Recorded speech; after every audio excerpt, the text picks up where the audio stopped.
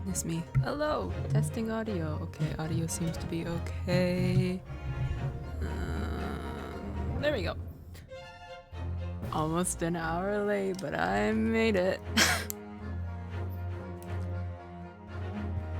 It took a lot longer than I thought it would to chase my dog down to put medication in his ears. But I do believe we are in the last part of the trial, I think. I don't quite remember where No, we were investigating and then we were gonna go back to the trial. That's right, that's right. I think we were asking Gerda about the other person who used to live here. I think anyway. Because we finished talking to him and now I don't remember what we were supposed to do. Maybe if we go look at the road.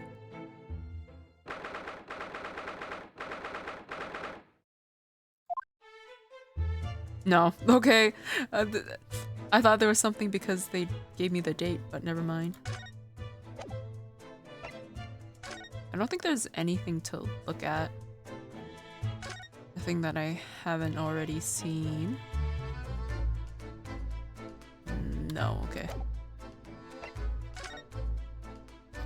I go back to Miss Green. Okay, she's not here anymore.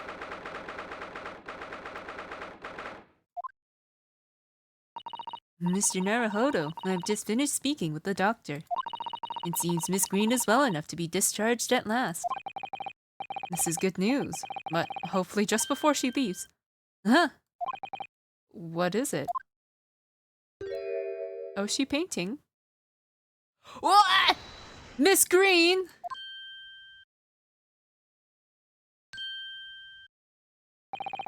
What was that? She clearly just hit something behind her back. One moment. I'll be with you in a jiffy.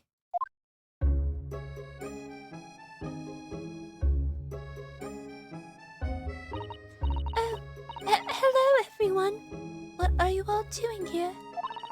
The doctor has said I can be discharged, so I'm just getting my things together. Miss Green, what were you just doing? Oh, nothing, really. I was just about to take some medicine the doctor prescribed for me, that's all. Well, we were hoping to have another quick chat with you if that's alright. I don't really have anything else to tell you. Alright. She's definitely behaving strangely. Let's see if we can't coax something out of her. First of all, what the heck was this? This is the bottle that Miss Green was just about to drink from when we arrived. Yes, she looked rather preoccupied, didn't she? Perhaps it's very bitter. I can't stand bitter medicine. I suppose that could be it. In fact, whenever a doctor prescribes me medicine for a number of days, I always take it all at once. That's not how it works! Oh no! Well, if you have to take something you don't like, it's best to get it all out of the way in one go, isn't it? Oh dear, and I thought it was Miss Green I should be worrying about at the moment. What the heck? This is the card that Miss Green was looking at so intently before, isn't it? Mr. Naruhodo, we shouldn't be peeking at a young woman's private effects. Right. I should say peeking for gentlemen's effects only. You mustn't do that either. And maybe you, Miss Susayo, shouldn't be peeking to a young man's mind either, I think that's everything I can look at, because that's the only things that are new.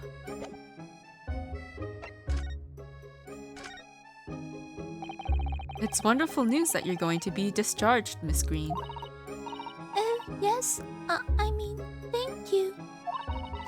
Once people are better, hospital staff don't want them lingering and wasting space. Not people like me, anyway. So I don't think I should keep anyone waiting. I probably shouldn't stand around and chat. She certainly doesn't seem to be in the mood to talk, that's for sure. Maybe if I show her something? Oh, what if I show her this photograph? Miss Green, we were hoping to ask you about someone. Mr. Duncan Ross. You knew him, didn't you? Oops! What the heck? It's pink. Oh no, I'm so sorry. The bottle of medicine fell down when she did. Oh, Miss Green, are you all right?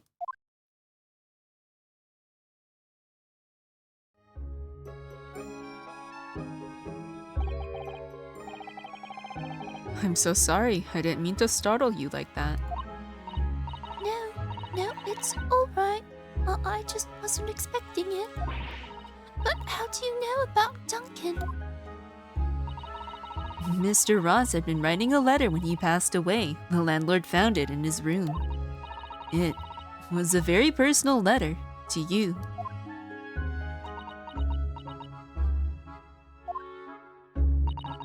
It was at the art school. That's where I met Duncan a year ago now. He was working to fund his studies. He dreamt of becoming a professional artist one day. And the two of you became romantically involved. Yes, that's right. We were very much in love. We were engaged to be married, actually. That's why he decided to move into a cheaper room to save money for the wedding. And that's what led him to Mr. Garridib's. Yes, he told me he'd found the worst but cheapest room in the entire East End. And then, 1 month ago, that's when it happened. We're so terribly sorry, Miss Green. Well, it's all in the past now, I suppose. Poor Miss Green. She looks desperately sad. I was starting to think that's just her look. But now I see that she has every reason to feel the universe is against her. Damn, her fiance died. She got randomly stabbed with a knife in her back. I do hope you won't think I'm being rude, but... would you mind leaving me in peace now? I have to leave the hospital soon. Oh, I'm so sorry. We didn't mean to hold you up. Of course, we'll be on our way. Mr. Naruhodo. I don't know who that is. Oh no, that's Sham's. I thought it was like, Sham spear. Surely you were not about to leave. That's quite out of the question. But, Mr. Shams, I didn't realize you were here. But of course I was, my dear fellow, watching intently from the shadows as always. Oh shit! The rat's dead, I just noticed in the corner here. Well, make your presence known next time. Mr. Sholmes, what's this about? Something which occurs to me with some regularity, Miss Usato, is this. Why do detectives insist on such an ex post facto modus operandi? Why solve a case after it's happened, instead of preventing a case before it happens? That is what sets a great detective apart. What do you mean? There is a case waiting to happen under our very noses, Mr. Naruhodo. So let us avert disaster. Let us prevent this case from ever happening, with nothing but careful observation. All right. All the clues you need are set before you. You need only look, you cannot fail to see. You can do it, Mr. Naruhodo. I know you can. Okay, well, first of all, the fucking dead rat in the room. That mouse seems to be dead. Look, I didn't notice it there before. Did you? I think perhaps it drank the medicine that spilled out of the bottle. But that's the bottle that Miss Green was about to drink from when we arrived. You don't think... Ah, I see you've come to appreciate the true nature of this scene. That of a tragedy about to take place. Yes, I think it's falling into place. Miss Green, the contents of the bottle you had before has spilt out on the floor. And the poor mouse that drank it has sadly died. I think it's clear that the bottle must have contained a powerful poison.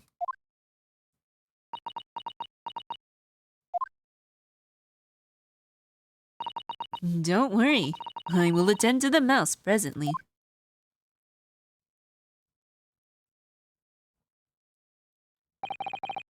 Miss Green, were you intending to go the same way as that rodent? To take your own life? Once we left, you would have put it to your lips again, wouldn't you? And taken the poison. No! Miss Green, please talk to us.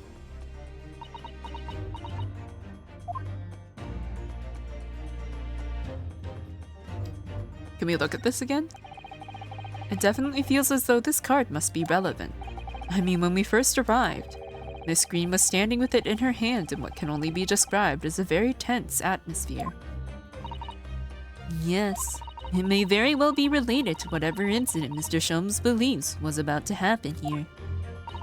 Perhaps we should ask Miss Green about it. Okay, I think that's... Oh, we can look at a picture of Duncan again. Mr. Duncan Ross. Who would have ever thought he was engaged to be married to Miss Green? To lose one's beloved fiancé must be painful enough. But then Miss Green suffered that awful injury and outside her fiancé's former lodgings too. It can be very cruel sometimes. I think that's it. Yeah, okay, time to go and ask her. I guess we're gonna ask her about her suicide first. 10 seconds later, and we would have arrived at a very different scene here. In all probability, we would not have enjoyed this most delightful conversation. Of course, perhaps it hasn't been quite so delightful from your perspective, Miss Green.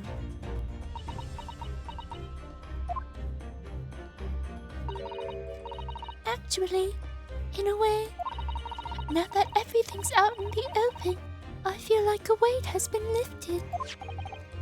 Tell me, how did you acquire that medicine? Well, with this being a hospital and all, when the doctor comes to examine me in the mornings, he always leaves the medicine cabinet open for a while, so I snuck this out when he wasn't looking. It conspicuously lacks a label. I wonder what it contains. I'm afraid I don't really know. But I thought if I drank it, it might just stop the pain somehow. Oh, please, Miss Green, don't talk of such things. Well, it seems clear now that it contains poison. Yes, that poor little mouse is proof of that. Oh, no. Oh, it's all my fault. What have I done? I shall remove this to my office, Miss Green. I take it you have no objection. No, none. I guess he's gonna analyze what specific poison it is. It's weird that it's not labeled. Neither the sender's name or address appear to be written on the envelope of the card. It arrived by post at my home the day before the incident that put me in hospital here. I have information regarding the death of Duncan Ross. Come to the Slug and Salad on Briar Road at 5 p.m. on 17th. Don't tell anyone else about this letter or the meeting. It is a matter of utmost importance.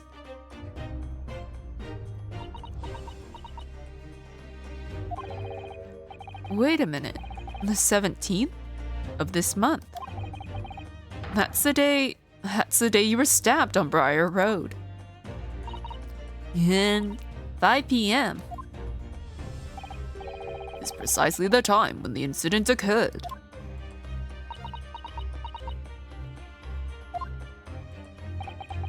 The Slug and Salad, yes. Pub on the northern corner of Briar Road. Briar Road. being the street that Mr. Garrett's house is on. Does this mean that? Yes, I'm sure you've guessed. That day, when I was struck in the back by the knife, I was actually on my way to the slug and salad. Goodness. So that's what you were doing on Briar Road that day. I'm sorry I didn't say anything before.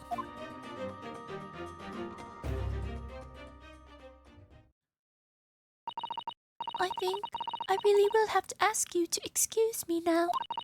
I've told you everything. Yes, I'm very sorry to have had to drag up such painful memories for you. No, it's fine. Miss Green. Please, promises you won't try to do anything like that again. Yes, don't worry. Your detective friend has the bottle now anyway. And besides, I've been stabbed in the back and had a close shave with a bottle of poison, and I'm still here. I think I'm destined to see things through to the end. It might sound a little conceited, but, well, that's how all this has made me feel.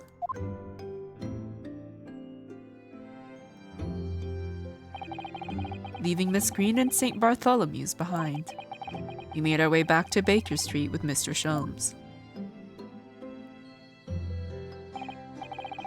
Well, it would appear we've reached the end of the investigative trail for today. Yes, it's late. And, Mr. Naruhodo, did you discover anything that may be of use to you in court tomorrow? Do you think? Details about Mr. Shamspeare, Mr. Garrett's lodgings, the convict Selden.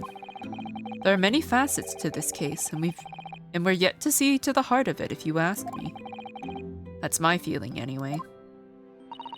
I can't help wondering about the results of the analysis. Into Mr. Natsume's tea, you mean? Yes. Will they have found strychnine in it or not? Well, I fear that either way, it will be hard to escape the grip of our friend, Mr. Reaper. Thank you for the smooch. Oh dear. Yes, Baron Van Seeks. But I wish you every success, of course. And though I was late to rise this morning, tomorrow will be a new dawn. I intend to spring from my bed at a crisp hour and attend the trial. Mr. Shams, you're going to come. Indeed. Whatever happens, I shall be there. Assuming my eyelids cooperate in the morning. Here's me. Well, I think we've done all we can. All that's left is to remain focused and keep fighting for Mr. Natsume's case. For Mr. Natsume's cause until the very end. London, the world's most prosperous city, home to 6 million people. But away from the razzle-dazzle, down back alleys and behind bricked-up windows, the lonely lurk. Sosuke-san had battled long and hard with loneliness during his many months here, and so I felt honor-bound to battle equally hard for my compatriot, to lift the curse that gripped him. As Mr. Shom said, tomorrow would be a new dawn, for all of us.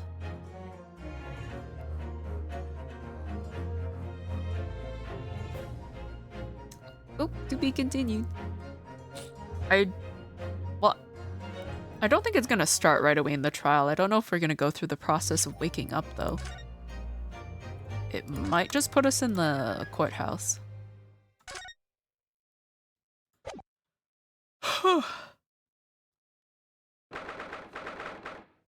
Okay, we start at the Old Bailey. That's fine. Ah! Sasuke-san!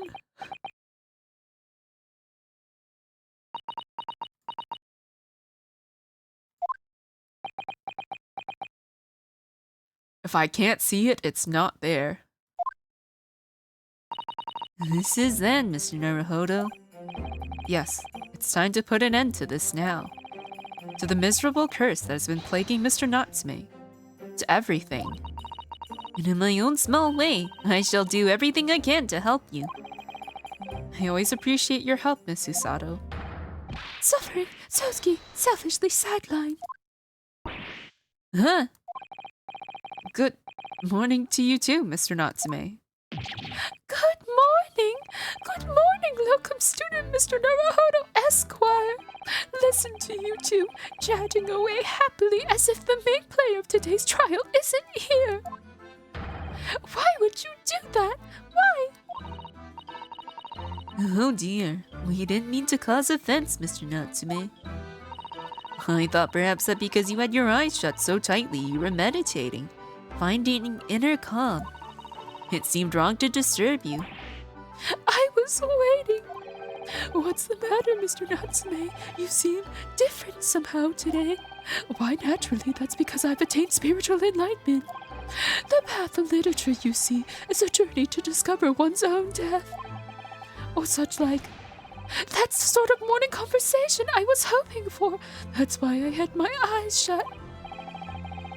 I missed the signs, I'm afraid. Somehow. You'll have to forgive me. And you mustn't talk of your path leading you to death, Mr. Natsume. That was just an example. Oh, yes. There it is. Inner calm. You barely came to see me at all yesterday. I was sure you'd abandon me and return to our beautiful, long-lost homeland. We've not even been in Great Britain a week yet. Yes, well, anyway, I intend to set everything straight in court today. I'm determined to uncover the truth. I've actually reached an important decision myself. Oh? What sort of decision? I shall fill you in after the trial. All right. It would seem Mr. Shams isn't coming today after all. It's a very clever message, I think. My dear fellows, you must win this battle on your own merits. It's a very clear message, I think, that he's overslept again. That the great detective, my arch nemesis. Long may he stay away, if you ask me. Defendant and your legal representative. The trial is about to begin. Make your way to the courtroom immediately.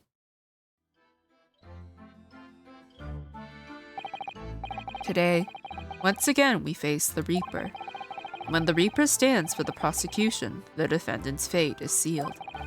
But I don't believe in that legend any more than I believe in Sosuke-san's curse. The truth is hidden here somewhere, and I won't let it escape me. I have to keep believing in my client and keep fighting to the very end. That's all.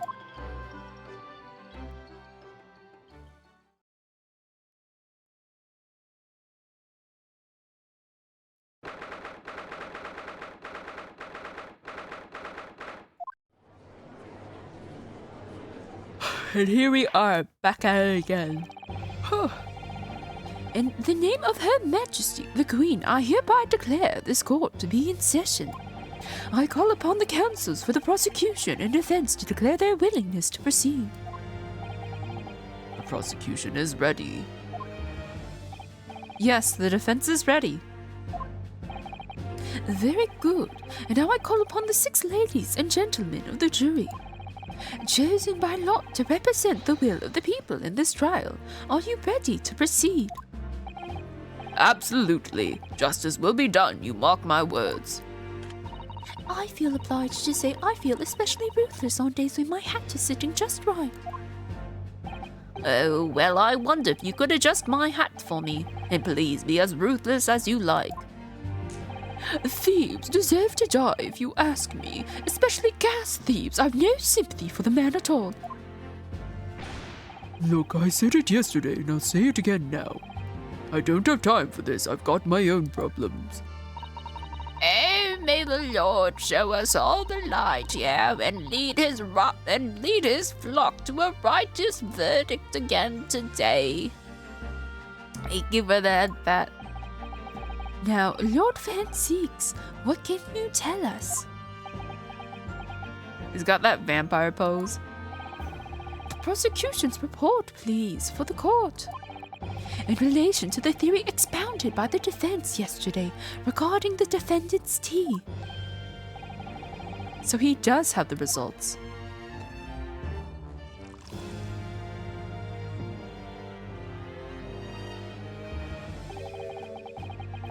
Before the prosecution delivers the black news about the black tea belonging to the blackguard in the dock. Pray, allow me a moment to savor a liquid of a more sanguine hue. In fact, I'll defer to the good detective for the report. Here's to you, Inspector. Yes, sir. Thank you, sir. As indicated by the defense, we found a bar of soap just outside the victim's window in the snow. There was indeed a frozen reddish liquid in a little depression on the top of it. Yes, that's the tea. That's what Mr. Natsume brought with him that night. Well, the brains at the yard analyzed it, and yes, you're right, it was tea. And there wasn't a trace of strychnine or any other toxic substance in it. No poison at all. In other words, the tea that the defendant brought with him to the victim's room is innocent. It's in the clear. What a revelation! As I suspected. This makes it quite clear. The defendant, Mr. Sosuke Natsume, is blameless. My learned friend is jumping to conclusions again. A typical Nipponese reaction. Damn, what woman hurt you? What? Yes, it's true, no poison was found in the few drops of liquid recovered from the soap on the window ledge. But, what logic is that? Would you take a drop from Thames and conclude that the water in the ocean isn't salty? My word, the water in the ocean is extremely salty, Counsel. Exactly. Unfit for drinking, just as the victim's tea was on the night in question, as the court has already heard. Bitter was the precise word from the lips of Mr. William Shamspeare, whom the prosecution now calls back to the stand.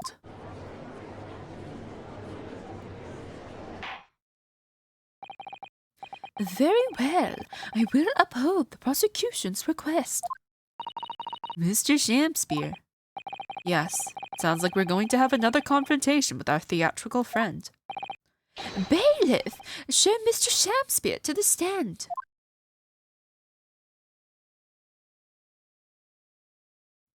Got this man. Mr. William Shamspeare, the victim of this despicable crime. Oh heaven, oh hell, do you command me to remember? Forsooth, 'twas I, Shamspeare, did have a belly full of foul fluid given in mine innocence. Yes, but as was revealed in yesterday's proceedings, the witness is not as innocent as we had perhaps first been led to believe. By using bars of soap such as this, he has been stealing gas from the supply company, yes. One may smile and be a villain. Forsooth, 'twas I, Shamspeare, did have a roomful of the sweet fuel given. That's right. Fellow jurors, don't forget, this man is a rotten thief. I haven't forgotten. Kept all that about the ice coins a tidy secret, didn't you? You should have owned up sooner. Arrest him, I say. Arrest him at once and let him feel the sting in my tail. Oh, indeed, by dying to vile and cowardly means have I plotted to further my own ends, I confess. Thou wouldst not pardon my sins, of that I am sure. If you acknowledge your wrongdoing, what exactly are you doing here? Cowards die many times before their deaths. And for a coward such as I, death be well deserved. But would it that a still greater crime passeth unpunished? For lo, the hairy-faced gentleman of farther east than Verona did contrive to poison me. But there was no poison in the tea found in your room. The police have attested to that. What the defense would assert as an inconsistency will quickly be cleared up by the witness's testimony. Is that not so, Mr. Shamspeare? Verily, my liege, I would most gladly speak. Does he not get tired? Very well, let the witness testify to explain this inconsistency. Tell the court why is it that poison apparently entered your body though none was found in the tea.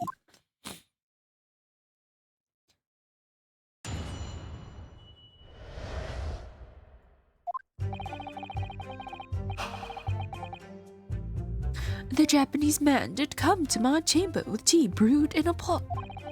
'Twas in my cup alone that the wicked miscreant secretly poured his wicked poison.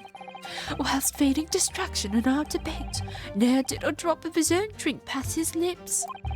When he departed by and by, I did use the tea that remained in his cup to make my coins of ice.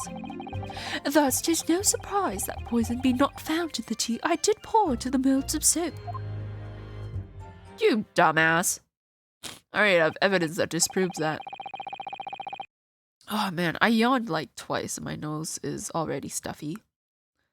The poison was slipped into the cup after the tea had been poured. The normal way for poison to be administered, in my experience. Quite. Otherwise, it would be disastrous if the poisoner were to mix up the cups, for instance. But no poison bottle was found at the scene. Because, quite simply, the Nipponese took the bottle back to his own room. The absence of a vessel containing the poison only becomes problematic when considering suicide. I knew that. By now, it should be perfectly clear. A bar or two of cheap soap is wholly insufficient to wash the deep stains of guilt from the accused's hands. Sirs, madams, 'tis true that I, Shamspeare, be a common thief of gas. But, listen here, ladies and gentlemen.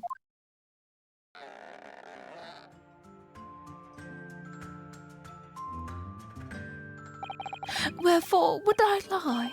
Verily, I have no cause. I have naught to lose. Here say ya. Well, I do declare. Thank you for your testimony, witness. Counsel, proceed with the cross-examination. Yes, my lord.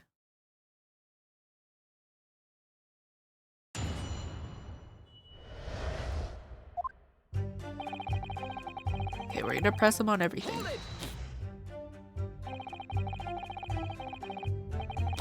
Oh god, my nose is so stuffed. I understand that you're already acquainted with Mr. Natsume. Is that correct? I know thee not, old man. Fall to thy prayers. Do I know thee, or know thee not? Methinks 'tis all I can know, that thy destiny mingles with mine. You lost me at the first of the... Sound, sir, thou must learn the English tongue afore thou turns thy hand to lawyering. I did, but I must have missed the archaic Elizabethan lecture. Verily, and in truth, 'twas a fine flavoured brew. Though a drop of poison did barb its sweetness, as the thorn doth barb the sweet rose. That, dear friends, be the simple truth. Listen to Mr. Shamspeare. He seems in even better form than he was yesterday. Either that or I'm in worse form. That fated evening, after I did dine at Grubb's Grubbery, a local alehouse of good report, naught did pass my lips but the tainted black tea.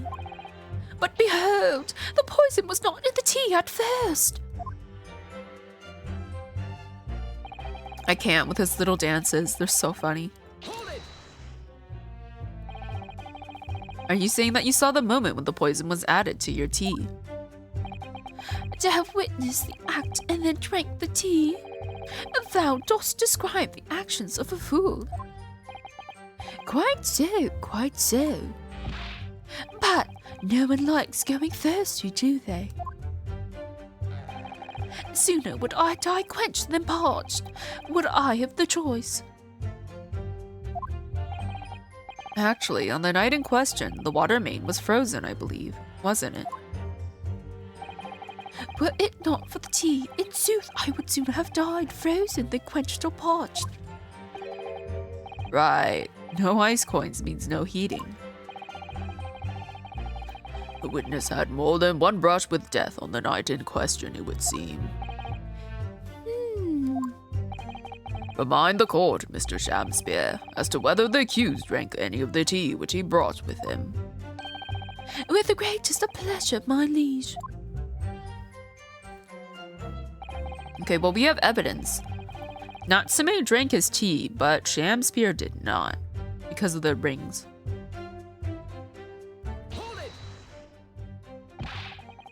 But the teacup Mr. Natsume drank from was found completely empty at the scene.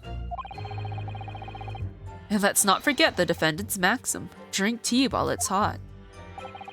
I did gulp from the poisoned cup that night, and in my agony did I writhe uncontrolled. In fits of pain I did knock the fellow's cup, and its contents spilt as blood from a gaping wound, methinks. Though certainly 'twas after I had made the coins of ice from his tea. An upset cup was found on the table that the victim was slumped over. There is no contradiction here. It's true, there was no tea left in either cup that we found at the scene. But still, something about this statement is troubling me. Yes, of course. I know it is. It's Mr. Natsume's wise drink tea while it's hot maxim, isn't it? No, I'm not sure that's it. Thank you, witness. Now reiterate for the court what it is that you occupied. What is it that occupied you after your guest had left and before you drank your tea?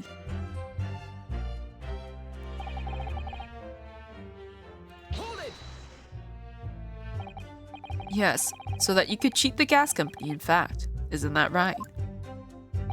To cheat, or not, or to die. 'Tis life's only choice. Yes. Faith, to cheat be the wise choice, and mine occupation be not an ugly one. Prithee, dost thou not see beauty in the simplicity of the ruse? No, I don't, and to be very sure, sir.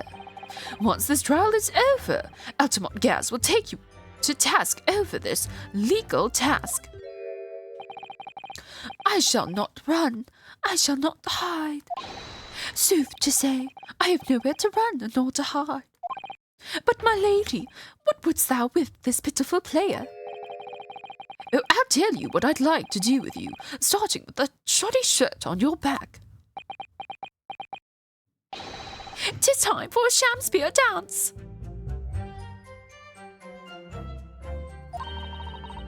What a harsh world we live in. The thieving of the gas was addressed in yesterday's proceedings. The prosecution calls on the defense not to muddy the waters with irrelevancy. Consider that a warning, counsel. Yes, my lord. Why am I the one in trouble here? Mr. Shamspear, after the accused returned to his own lodgings, used his tea to make your coins. Is that correct? To cheat or to die. I did make my choice many moons ago.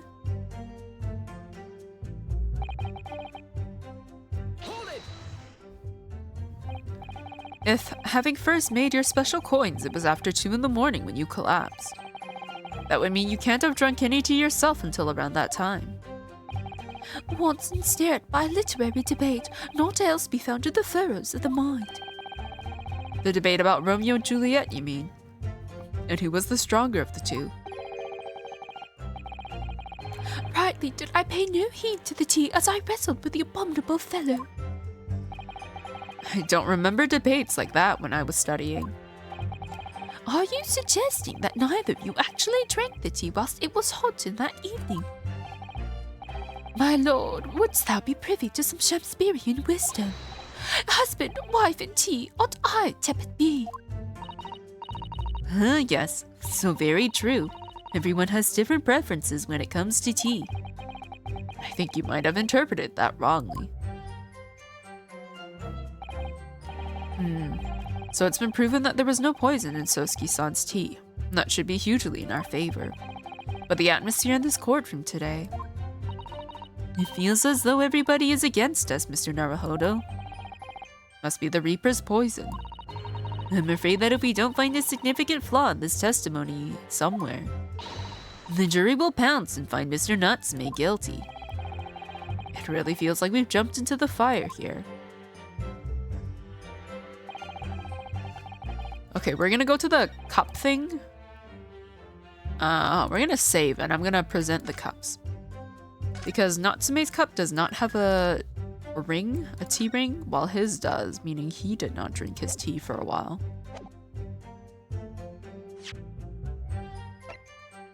Objection. You claim that Mr. Natsume didn't drink a drop of tea on the night in question. But that's impossible. How? Chop logic. What is this, ye dark-clad fiend? The two teacups from the scene, one used by the victim and the other by the defendant, have a clear difference between them, one that represents incontrovertible proof. Incontrovertible? What difference? Look at the inside of the cups. Just here, there's a clearly visible ring. Yes, a tea ring. Commonplace enough. Indeed, such stains occur all too readily when one leaves tea in the cup for a while. And yet, Mr. Natsume's cup has no such ring. Good lord, you're right. It's completely clean. And prithee, sir, what makest thou of it? Exactly what Mr. Natsume told the court yesterday. The Japanese saying he quoted. Drink Tea. while it's hot. That's right, yes. The jittery Mr. Natsume was true to his usual self that night and drank his tea in no time. Oh, If, as you claim in your testimony, he didn't touch a drop of his tea, a ring would have developed on the inside of his cup as well after the several hours the tea was left standing. but... I've never seen this bamboozled expression on his face.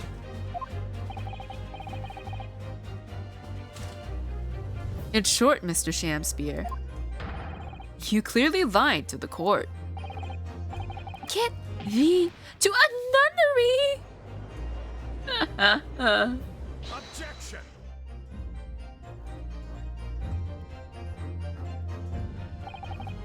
As a rule, I fill my hallowed chalice up to 7 times during any one trial. Oh, it's like the coffee thing all over again. Does he actually, though? I've never counted. Because I feel like it's more than 7. You might want to keep that information to yourself. Yet on occasion, tedium distracts me and I pour more times than I intended until the bottle is dry. Your drinking habits are fascinating, but irrelevant. On the contrary, they illustrate the fickleness of human memory. To William Shamspear. Yes, my liege. Though you previously stated that you made the coins of ice from the leftover tea in the accused's cup, could it be that you were perhaps mistaken? Could it be that, yes, perhaps there was some tea remaining in the small teapot left at the scene? A fact that had vanished from your memory until now. Faith, my liege, thou art a magician. For verily, 'tis as though thou hast seen with thine own eyes that night. What? Forsooth, I was mistook. I did plan to use tea from the Japanese fellow's cup, but lo, when I looked, 'twas empty. And thus did I use the dregs that festered in the teapot, my liege did suggest. Objection. And you've just suddenly remembered now that you made a mistake before? Are we supposed to believe that? Objection. People's memories are imperfect, my learned friend, which is why we rely on evidence instead. But in any case, it makes no difference. The victim's most recent testimony tells us two things of note. Firstly, that the poison was put into the victim's teacup only. And secondly, that this spoilt cup was not the source of the insipid ice coins that have bewitched this court. The prosecution makes a fine summary of the facts. Furthermore, that testimony remains valid and in full support of the established facts. In other words,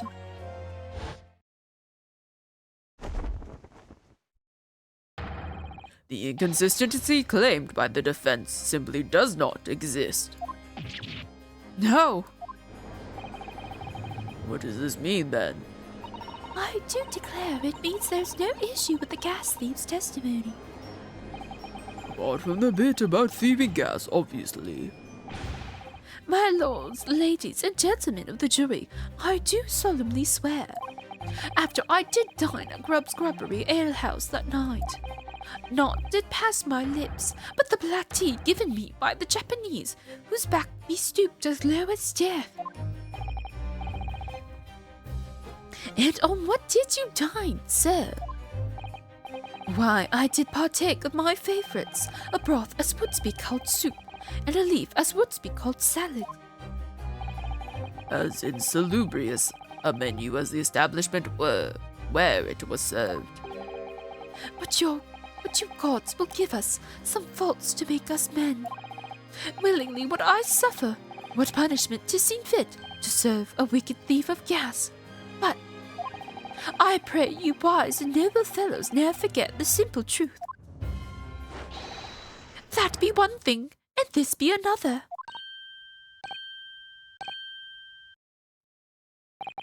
Jurors, all your humble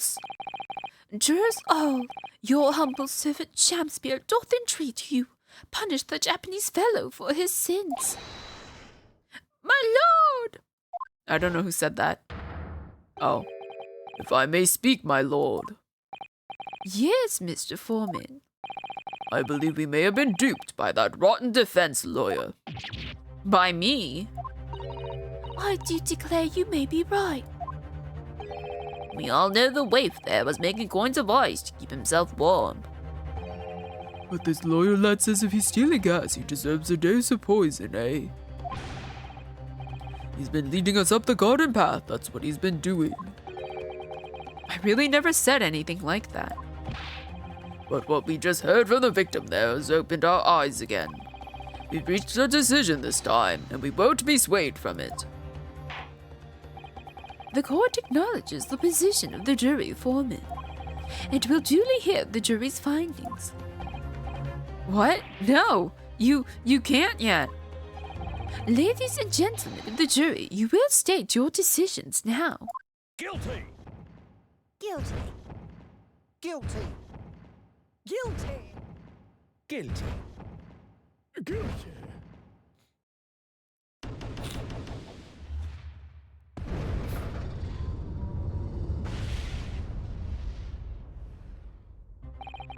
I hereby declare the jury to be in one accord. Oh, happy day!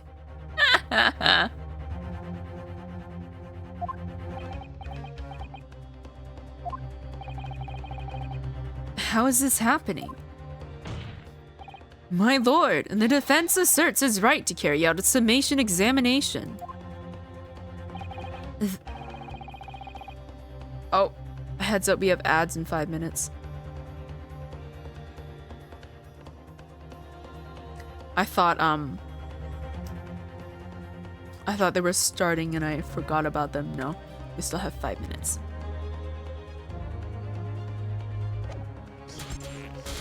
Jesus Christ! What the heck? Hello, Metal Ghost. Thank you. Why? Thank you for the 10 gifted. Tough. God. Why are you showering me with money? But thank you. You're playing Ghostbusters Spirits Unleashed. I don't remember. Was it? Did you also play that before? Because that sounds familiar. But yes, did you have a good stream? Catch any scary ghosts? I don't know. Is it scary at all? I can't imagine that it could be very scary.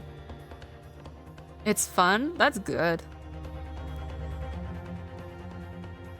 So is all you do catch ghosts in that game? I guess. Ghostbusters. Is that like the only thing you can do in that game?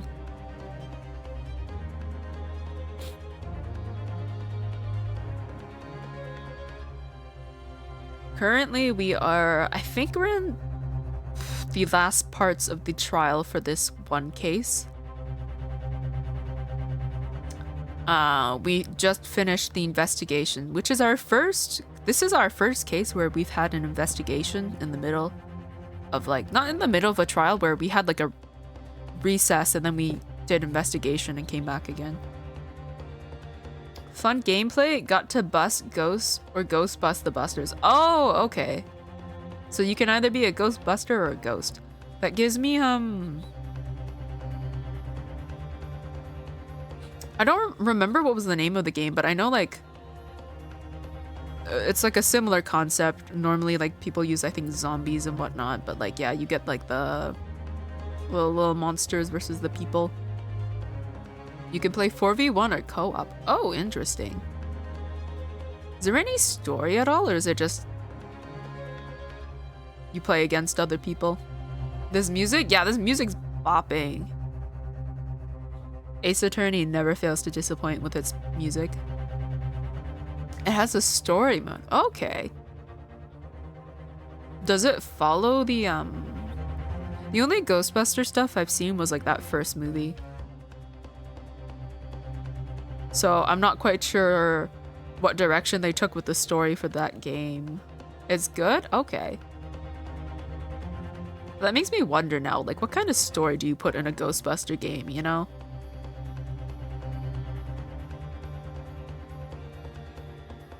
Did you play the 4v1 or did you play co-op? I'm assuming, I don't know about, I'm assuming co-op is probably like some sort of campaign? I'm not sure. Both? Oh, okay. Takes place after the first, second, and the newest movie. Have you ever watched Ghostbusters? So I've only seen number 1, and like I don't really remember what happens. So I basically, at this point, I technically haven't seen number 1. Like I've seen it, but I've forgotten everything. I didn't know there was a number 2. I know there was, isn't the newest movie the one where it's like all women or something? Or was that the movie? Right? Like I remember hearing something about like Ghostbusters, but it's all women. Something like that. That was a reboot. Oh, was it? Yeah, I'm not very familiar with the Ghostbusters franchise. The only reason I saw the first movie, I think, was probably because it was like playing on TV when I was a kid every Halloween. But I don't know. It never interested me.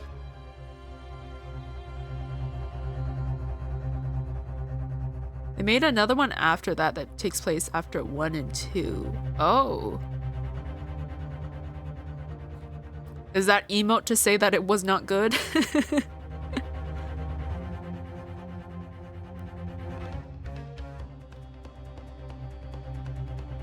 Why do I feel like they would have... Did they ever make a TV show out of it? It sounds like a concept that like somebody would try turning into a TV show. Because that's what Because it makes sense to me, trying to turn it into a TV show.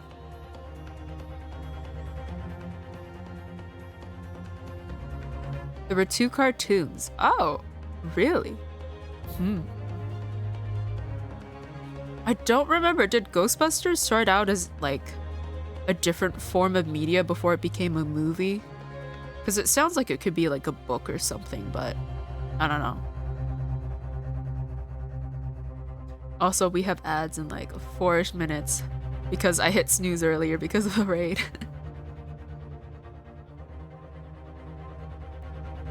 Are the cartoons good though? Like, are they worth watching, or should I kind of just stick to the movies? One's of the OG cast and another of a different cast taking place in the 90s. See, I was more of a Scooby-Doo kid. That was my jam. I was gonna say maybe Spider-Man, but not really. Yeah, I was mostly a Scooby-Doo kid. I think that's what I mainly watched. So no Ghostbusters, but a lot of Scooby-Doo for me.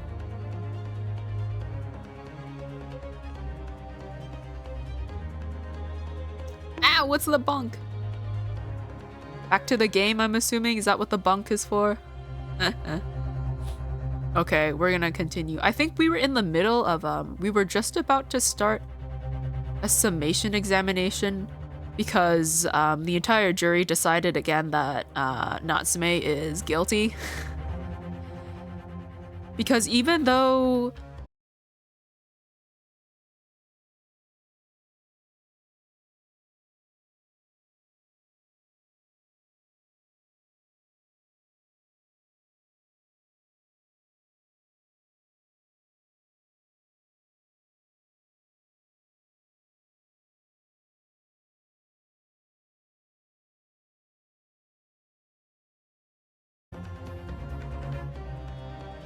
okay, am I back?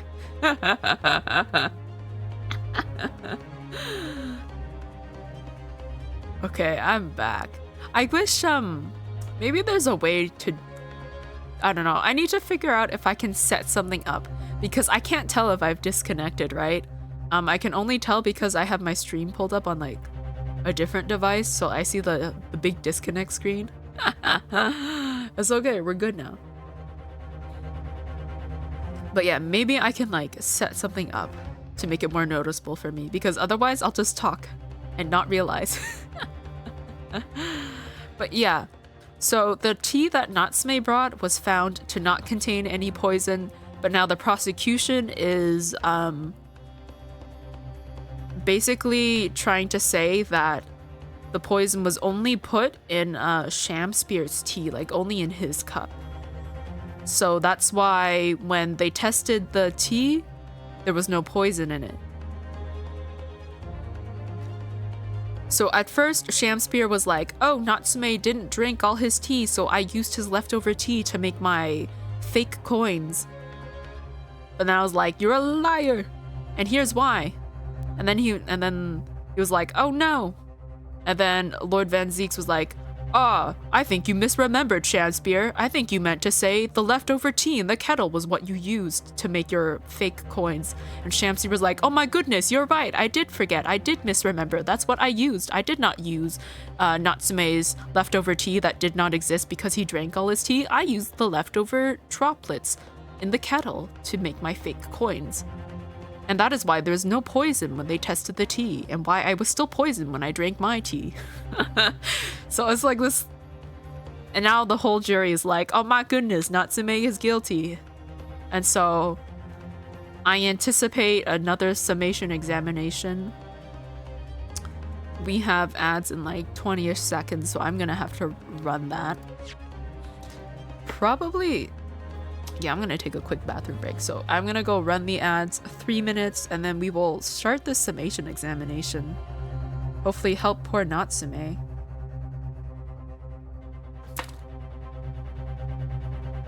Okay, let me stuff my bag on my head and I will be right back.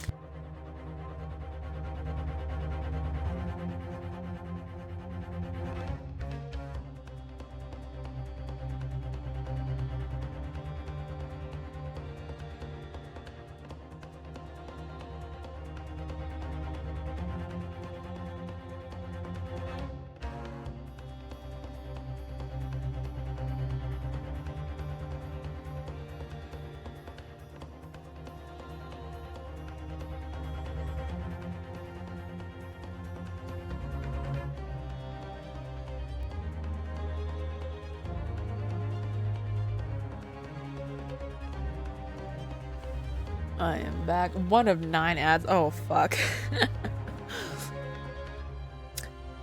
Well, to be honest, the amount of ads doesn't matter. It's just however many normally adds up to 3 minutes or less, depending on how Twitch feels. We still have 2 minutes. I'm gonna see how much I can crochet in 2 minutes. Oh, Jesus Christ, what the heck?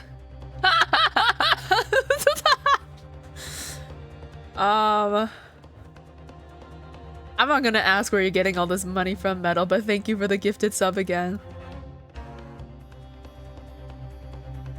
I feel like I don't know what meme format, but I feel like that could be turned into a meme.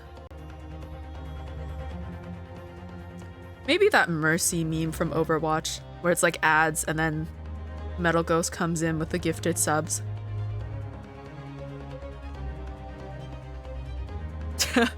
I work hard for my money. I'm sure you do, and I'm very grateful that you, for some reason, decide to throw it my way.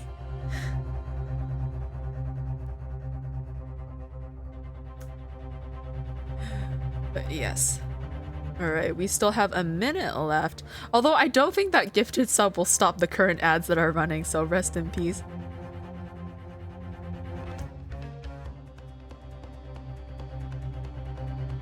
So right now, in this 1 minute, I am gonna try— I'm not gonna finish, obviously, but I am gonna work on crocheting a star. Which, you know what? This isn't a good idea because technically I have to keep count. So I'm gonna lose count, but I'm gonna try to keep count as I'm talking. We'll see how much I can multitask, which is not much at all. 1, 2, 3, 4, 5. But yes, I do want to, because I know people do their like little hobby streams. I do want to one day stream myself crocheting. Because I think it would be fun. Not sure how many people would watch me do it though, but you know, it's more for me, not for anybody else really. Let me just put in a stitch marker. And then we will continue with the game because the ads are now done. What I miss? You didn't really miss anything. I started crocheting a star. That's about it. Try to refresh your screen. That's true. Probably could have done that to get rid of the ads, huh? Well, it's too late now. Oops. Alright, let me set this aside. I have no idea what they're selling me. It's all in French. Oh yeah, that was really funny. When I was visiting you, all the ads on my Instagram became French. And like a couple of like weeks after I came back home, they were all still in French. It's funny. Had no clue what they were trying to sell me either.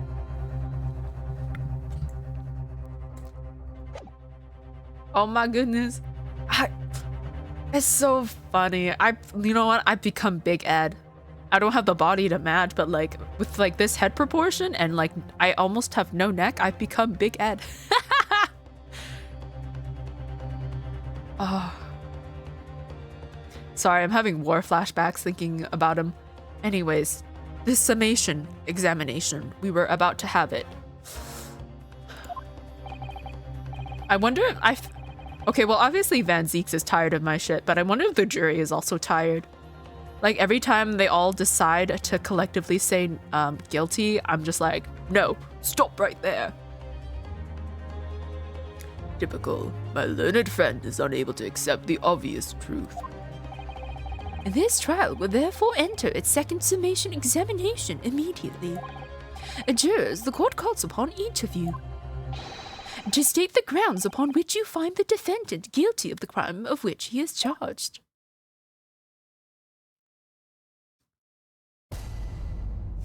Judicial findings. I'm a man of logic, me, and having considered all the evidence, the defendant must logically be guilty. Okay, well that doesn't help. Like, you just saying because of logic and not— I'm gonna have to press him on that. I do agree, the gas is far too expensive. I can quite understand why the man would want to avoid paying. Y'all weren't like this before. Y'all were like, he's a thief. Oh my goodness, he's a liar. And now they're like, you know what? I can see why he would want to steal. The stuff explodes and it can poison you. It's absolutely lethal, gas is.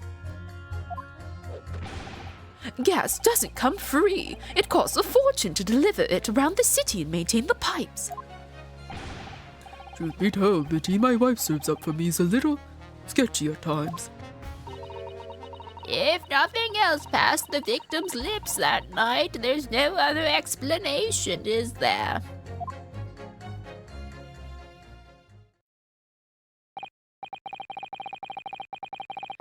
You know what Oh!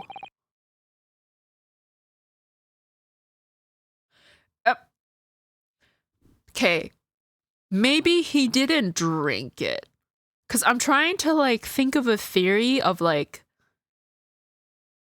Okay, well, maybe he did drink it, but he said it was bitter, so it doesn't make sense for him to drink it.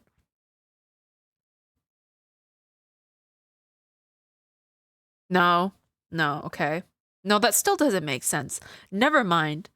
Because I was wondering if, like, maybe the coins melting had, like, put some sort of, like, chemical in the air, but then I was like, no, that doesn't work because the tea didn't have poison. I don't know. I feel like something with the gas.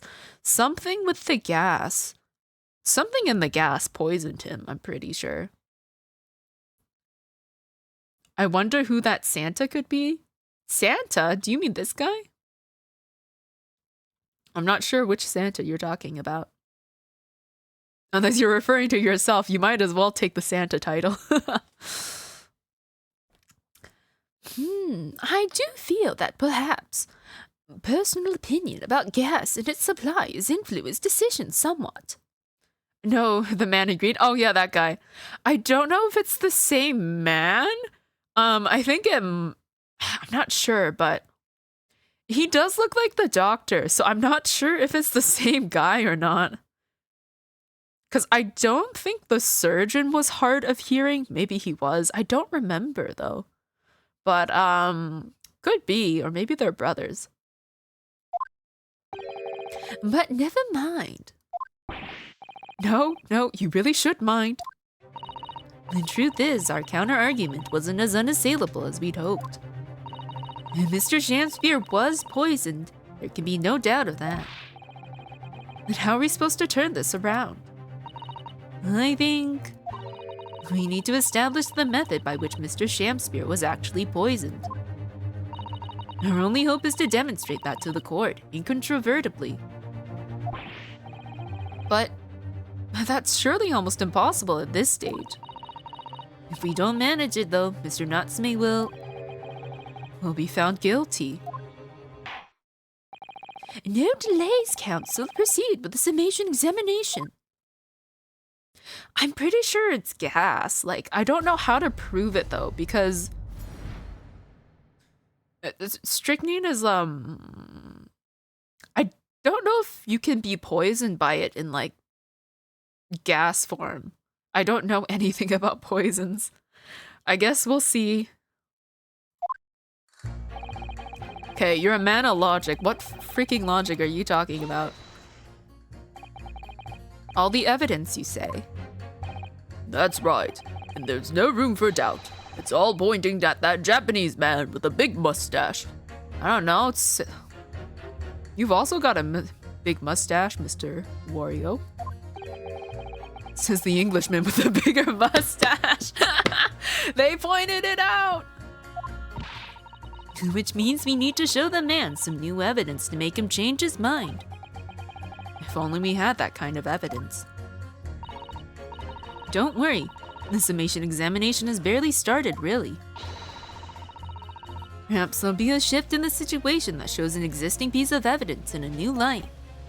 Let's hope so. To start with, though, I need to find some way out of this deadlock. Okay. This isn't the time or the place to be discussing the price of gas, madam. But really, think of the injustice. Air is a gas and air is free. Why should ultimate gas cost money? It makes my blood boil. I can feel myself becoming more ruthless than ever. Excuse me, I'd like to speak to your manager. This isn't the time or place to be ruthless either. If I might interject here. Yes, madam. It seems my fellow juror takes issue with the price of our company charges for gas. But it's precisely because of thieves like this man that the cost goes up. Oh, what a beastly man. That unkempt mustache, those hunched shoulders, poisoning tea and stealing gas, utterly unforgivable. Wrong man. No. Mr. Natsume isn't the one who's been stealing gas. I'll thank you not to go adding on more crimes. Mr. Natsume hasn't been poisoning tea either. Well, anyway, I've quite made up my mind. It's as made up as the price of gas. Oh, she would faint if she saw gas prices today. Anyways, the stuff explodes and it can poison you. Wasn't that, you can't do it now, but wasn't that one of the common ways people, like, killed themselves? They would, like, I swear, I heard about it somewhere. Like, they stick their heads into their oven and then, like, suffocate themselves or something like that. Wasn't that a thing? I don't know. I swear that was a thing. I heard about it. I could be misremembering the little details, but, like, something like that. It had to do something with the composition of, like, how stoves and, like, ovens worked back then. Where, like, people could, like, literally use it to end their lives. I'll have to Google that later. Anyways, I'm gonna press him about this lethal gas thing. Could we please talk about the poison rather than the gas, do you think, sir? Well, if you like. I mean, to be honest, I take poison over gas every time. You'd take poison? What I mean is, poison can only poison you. It doesn't explode, does it? Goodness me, what are you talking about? Set him straight, please, lawyer man. Well, it's certainly true that poison isn't prone to exploding. But I think you'll find poison also can't light or heat up a room. Ah! You're right! I hadn't considered that at all. Young lawyer man, Yes? you have a good head on your shoulders. We could use someone like you as our company's legal representative. Poison is such a generic term? Yes. And if you say it wrong in French, you could say poison instead of fish. I still think about that. Well, I wasn't expecting to pick up more business in the middle of a trial, that's for sure.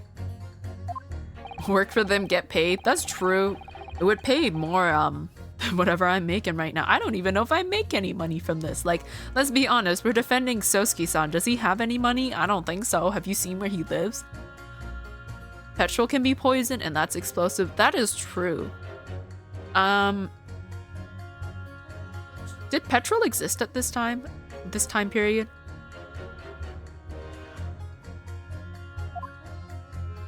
Oh, did I read something and not say it? Alcohol poisoning. That's true. Alcohol is a poison. People do gladly consume it. Oh yeah, I didn't read this line. Anyway, the point is, I haven't had the best experience with gas companies in the past. You would have to drink quite a bit of alcohol, though, to poison yourself, wouldn't you? Hold it! Can we please refrain from all this talk of gas? There's an all-out attack underway here, in case you hadn't noticed, against my company's gas. And I'm supposed to sit here and take it, am I? I don't think so. She's really buzzing now. All I've heard about our wonderful fuel is explosions and poisonings. What about electricity? What about getting electrocuted? What about that? A little explosion here and there is nothing in comparison. Any explosions could hardly be described as nothing, madam. Nevertheless, the theft of your gas is deplorable. My point exactly. But the gas thieves aren't even the worst of our enemies. We are far more devious reprobates to contend with on a daily basis, you know. More devious? Who, madam? Other gas companies, of course. Other gas companies? Not quite what I was expecting. We generate gas and we deliver it to our customers fair and square. Indeed, nobody is questioning that, madam. Altamount is an exemplary gas company. But there are other unscrupulous gas companies here in London that don't even have any gas at all. What? But if they don't have any gas, how do they go about selling it to people? You wouldn't think it possible, would you? But they steal our gas, you see, and sell that. Oh, shit. You can do that? Well, I guess you could do that. Depends on the person, I think. Yeah, couldn't be me. I wouldn't be able to stomach the taste enough to, like, poison myself with alcohol. But yes, that is a very long list of poisons. Are all poisons gas? No, not all of them. I know there's some like herbs and stuff that are also poisons. The easiest one to think of is like wolfsbane, I think. Right? Yeah. What isn't there like also like belladonna is what comes to mind. Other than that, I can't think of any other herbal poisons off the top of my head.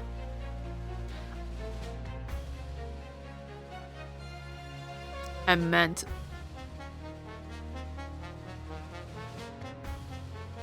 that was a typo. Oopsies. Meant to say those are all poison gases. That's still quite a lit. You're sleep drunk. Go get some more sleep. You're drunk. Go sleep.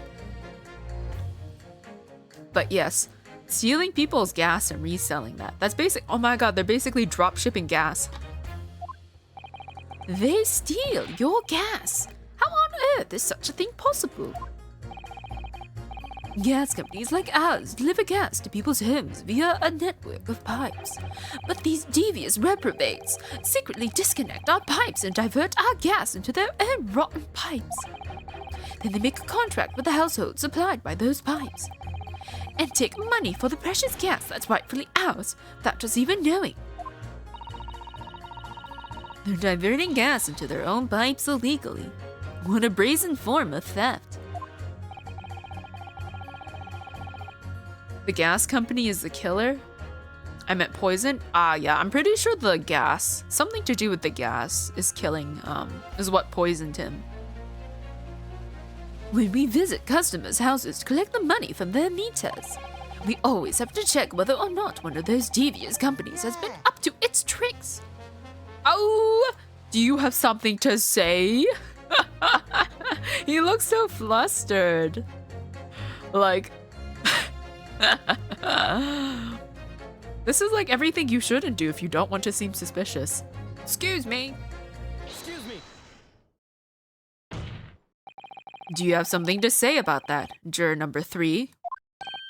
Oh, golly, you mean me? I'm terribly sorry. I was just thinking to myself.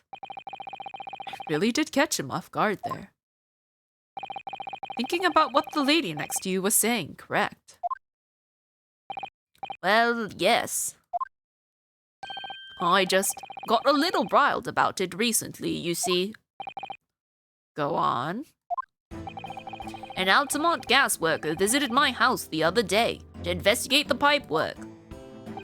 We need to ask for your cooperation while we carry out a secret check of your property, sir, the fellow said. So I let him in. And do you know what he did? I'm, afraid I have no idea. Please tell us. He proceeded to take one of my lights off the wall. Then he grabbed the exposed mouth of the pipe and started blowing into it. What do you think you're doing, young man? You're giving away company secrets here. Oh, please, everyone knows. But it was very nearly the death of me, I can tell you. What do you mean? I'll explain if you don't mind. As I said before, These unscrupulous other gas companies connect their customers to our pipe network. Yes, but how does blowing into the pipes come into it? Obviously, there's gas in the pipes, and that's at a fairly low pressure. By blowing air through the pipe, you can make the pressure drop temporarily. And if you do that, any lights connected to the same pipe will flicker for a moment. Ah, I see. In other words, if upon blowing into the pipe, the lights of an adjacent property that has no contract with your company flicker, you can know that these devious scoundrels have been meddling with the pipes. Exactly, my lord. That's it in a nutshell. It's the reason why we have teams of workers going around neighborhoods to investigate which lights flicker. Imagine you're being paid to blow.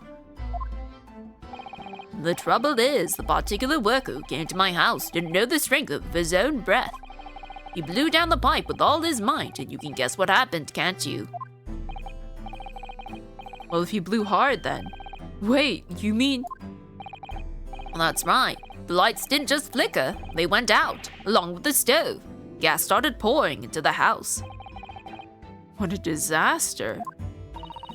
The gas supply must have been interrupted briefly because the man blew too hard, so the flames went out. I'm afraid I yelled at the fellow. Are you trying to kill us all, I said? So by disconnecting a lamp and blowing into the exposed gas pipe, it's possible to extinguish lamps and stoves connected to the same network of pipes. Then when the gas starts flowing again, it just silently seeps into the room. Mr. Naruhodo, I think perhaps...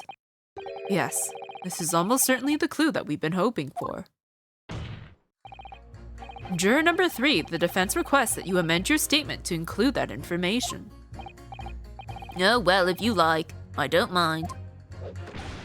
Well, I do. That's our company's secret method of identifying the rogues that try to diddle us. Like I said, madam, it's widely known already. Very well. Juror number 3, you will amend your statement accordingly. Yes, my lord. Although I'm not really sure what the point of all this is. Okay, blow too hard into a gas pipe and you extinguish everything in the house, and then you're in real trouble. Okay, who have I asked?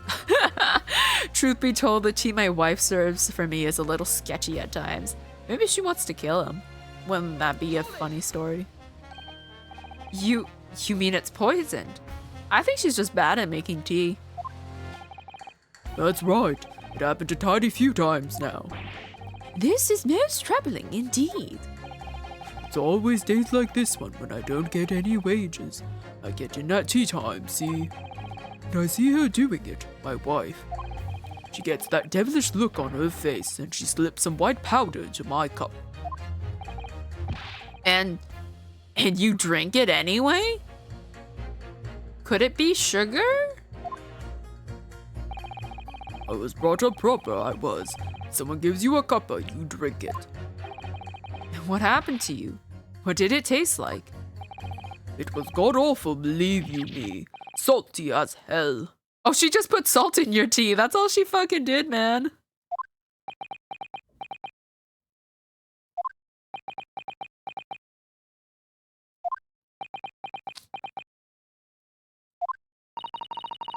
Then I think perhaps that your wife put in your tea. Oh, And I think perhaps what your wife put in your tea was salt. No. So, she doesn't even care enough to poison me properly, eh? Unbelievable. Let's move on, please. I can't believe he's upset about that. Hold it! Does that mean that if the victim could be shown to have ingested something else, you change your leaning? Sorry, what's that now? Oh, I was just saying, if the victim did actually eat or drink something else on the night. What's the matter with you? Sorry? I said if nothing else passed the victim's lips that night, there's no other explanation, is there? Haven't you been listening to me at all? I feel there's an English expression about a pot and a kettle that's appropriate here. Compared to the other jurors who don't even appear to have anything to say about the case at all. It would seem that this elderly gentleman has been listening to the proceedings far more intently. I suppose. The trouble is, he has selective hearing. Exactly. But still, this juror may well be the key to the breakthrough that we so desperately need. Ugh, this is hopeless. There's no way for me to appeal to these people. I do think that the only way we shall overcome this difficult situation is by exposing the way in which Mr. Shamsphere was really poisoned. We have to prove that it happened some other way, not via Mr. Natsume's tea. Yes, I know. The trouble is, I have absolutely no idea how it did happen.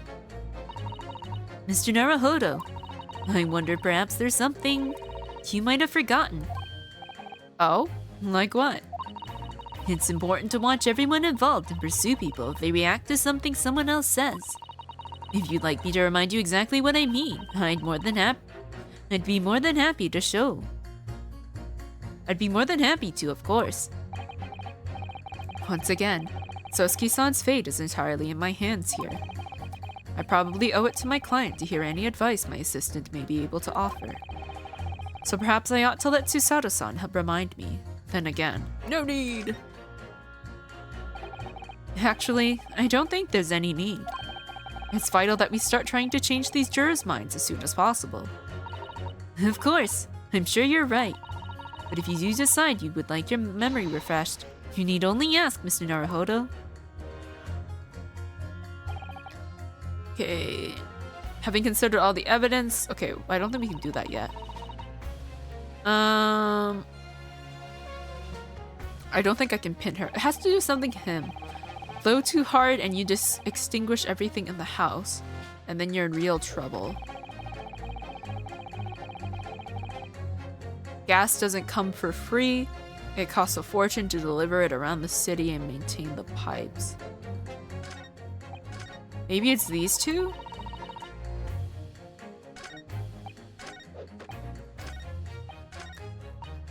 Because I don't think there's anything to do with the tea. Not that guy anyway. If nothing else past the victim's lips that night, there's... do I have anything in my items that I have to examine? That's the photograph, no. Capital offender article. Handprints on the wall. Oops. I want to look at this if I can. Yes.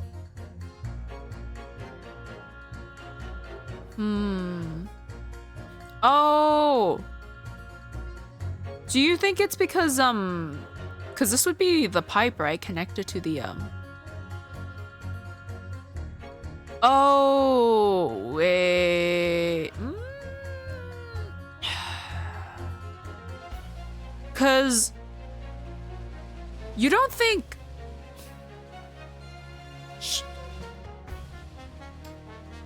Cause my guess is like Shamsphere is trying to kill somebody.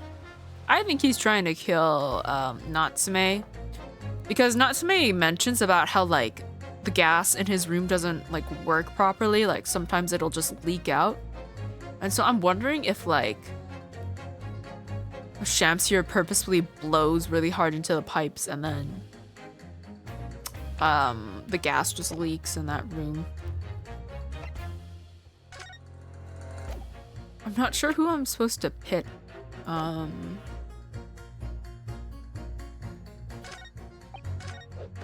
Has to do something with number 3.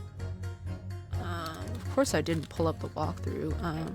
Great Ace Attorney Resolve.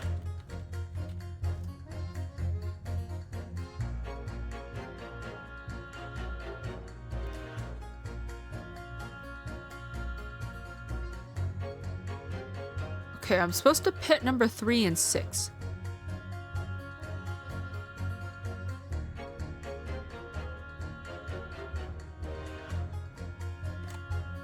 So pit this guy. Oopsies, I didn't mean to do that.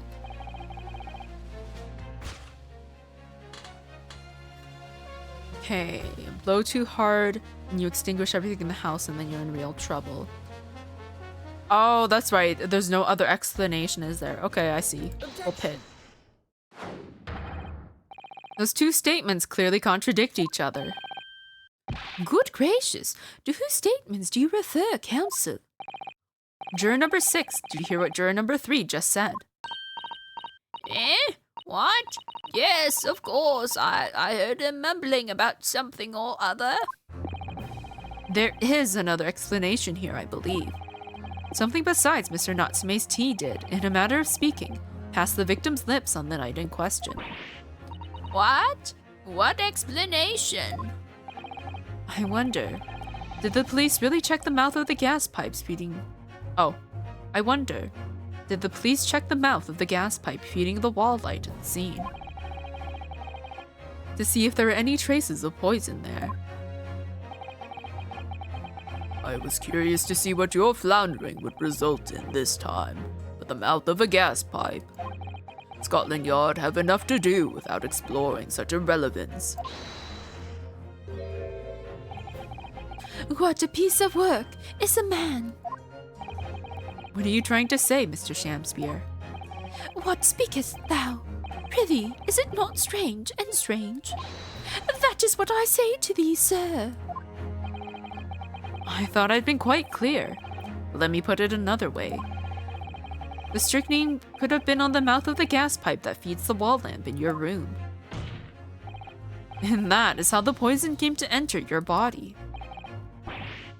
Good lord! Are they tasty then? Gas pipes? Is that what he's saying? Or is the gentleman suggesting that the poor man was so desperately hungry he tried to fill his belly with gas? Perhaps no actress would perform a kiss scene with him, He couldn't find an actress to kiss, so he kissed the wall pipe? That's funny. For shame, madam, speaking thy fancy. I assure you, I'm not such a buffoon that I have to kiss pipes. He's offended. Objection! This is no summation examination. This is a farce. The prosecution will not stand for any more of my learned Nipponese friend's conjecture.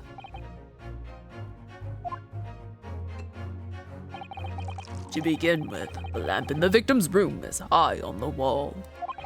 In order to have placed his lips to the pipe that feeds it, he would have to be a contortionist. These are empty assertions. There is no possible proof that the man did as you say. Objection! It's true. I have no proof that Mr. Shamspeare put his lips to the pipe. However, I can say with some certainty that on multiple occasions, Mr. Shamspeare has been doing something in front of that lamp on his wall. And I have evidence to prove it.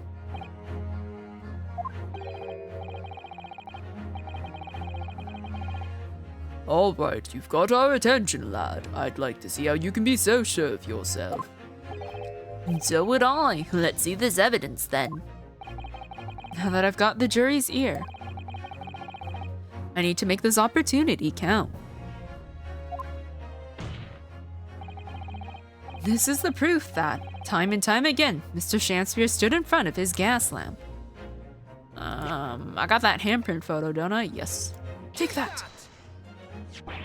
What the? These are... Wait, what are they called? Yes, skin prints that were found at the scene.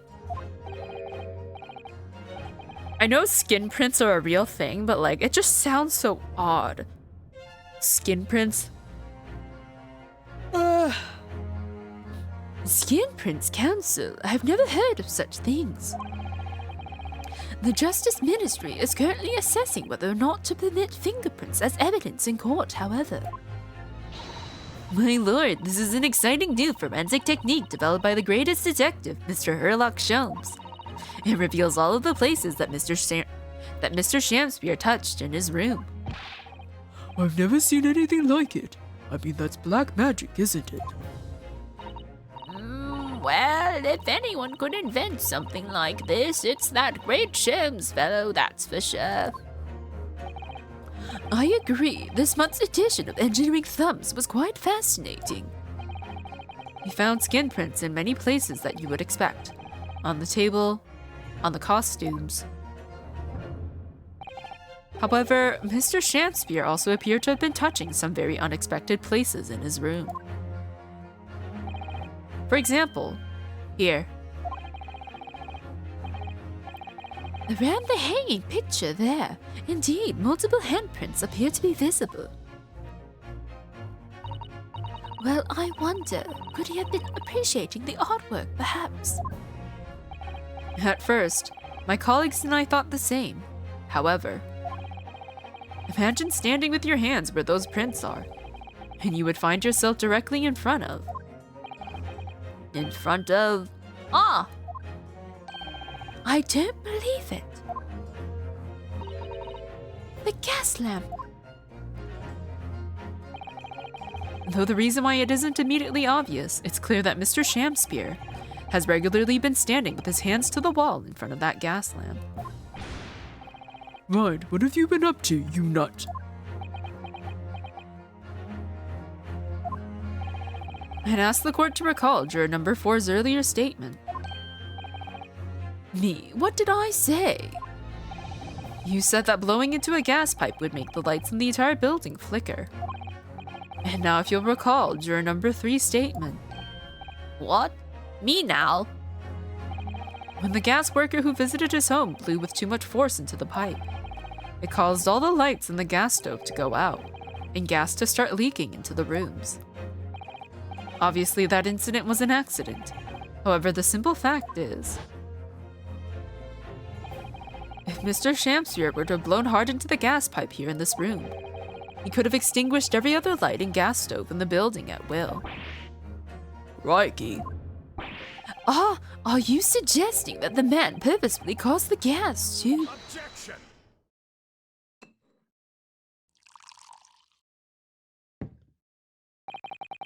Whilst I acknowledge that the prosecution is required to remain silent during a summation examination, I must toast my learned friends out of disregard for the letter of the law. What is the meaning of this, Lord Van Zeeks?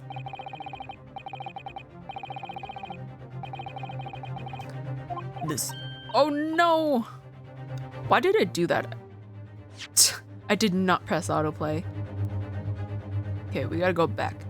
This curious photograph, or whatever it is, presented by the defense, the so-called skin prints, clearly that cannot be accepted as any form of usable evidence in this case. But it's an exciting new forensic technique developed by a great detective. Oh, Piavo, hello, thank you for the alert. It's nice to see you. I hope you've been doing well. It's nothing. A mere toy developed by an amateur sleuth with too much time on his hands. Nah, how dare you talk about my Shams that way? Certainly, even research of this nature by the esteemed Mr. Shams cannot be recognized by the court as formal evidence. Please, my lord, if I may. Miss Susato. It was not the defense's intention to submit the skin prints as formal evidence. We merely wished to present the results of the great detective's investigation of the scene, as a tool by which to explain a possibility to the ladies and gentlemen of the jury. Doing okay, I'll come chat for a few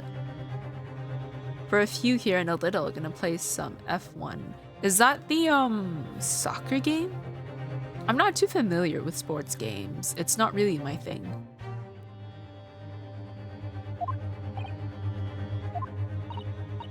And if the trial were to come to an end now, we should never learn the truth behind these mysterious handprints that everyone has now seen. It's Formula 1, it's auto racing. Oh, okay. I don't think I've played that many racing games either, like Mario Kart being the only racing game I've played, but yeah. Exciting. I do appreciate you taking the few minutes here though, thank you. I don't believe we can allow that to happen, and I'm sure the jurors would agree.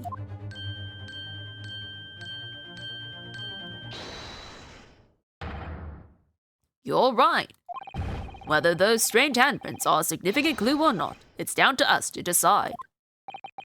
Juror number 3. Oh yes, I do declare the Great Detective's investigation results sound absolutely fascinating. And I want to hear what that shady actor fellow has to say about those shady handprints. Okay, I need 2 more. What's the matter with you two? That was foolhardy. Well, I did say it, didn't I? I don't like to break a promise. No, wait, you heard his lordship. It's not fair dinkum evidence. Okay, I just need 1 more guy now. Oh, well done, Mr. Naruhodo. If just one more juror changes his or her mind, Mr. Natsume's trial will have to continue. Thank you, Mrs. Sato. But I couldn't have done it without you. Oh no, it was you who identified the clue after all. This is very much your success. Oh, he's sweating. I can't wait for his wig to fall off because I'm pretty sure that's a wig. Why, Mr. Shanspeare, you seem to be losing your composure.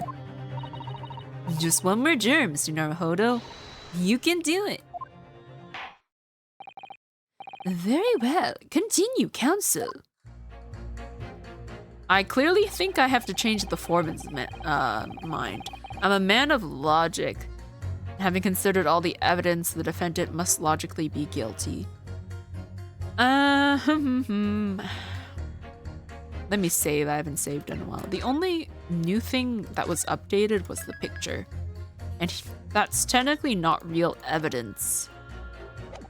He doesn't see it as evidence anyway.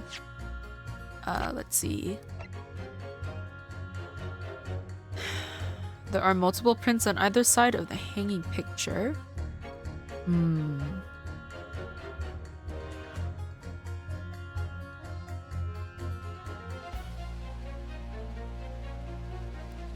Okay, well, apparently I'm supposed to just press him again. Oh, I didn't mean to do that. Hold it! All the evidence, you say? That's right, and there's no room for doubt. It's all pointing at that Japanese man with the big mustache. Says the Englishman with the bigger mustache. But the defense just demonstrated another possible explanation for the events on the night in question. What do you make of that? What, your so-called skin prints? It's an exciting new forensic investigation technique developed by the great detective himself. The numerous handprints on the wall are clearly out of the ordinary. And if Mr. Shamspeare had indeed put his mouth to the gas pipe on the night in question, it can't be denied that there's a possibility that's where the poison was. Well, yes, I won't deny that it's playing on my mind. But as the prosecution rightly says, we should pay no heed to unacceptable forms of evidence. And besides, Yes? even if the fellow had been up to some mischief with the gas pipe dozens of times before, it doesn't mean he got up to the same shenanigans on the night in question, doesn't it? Oh.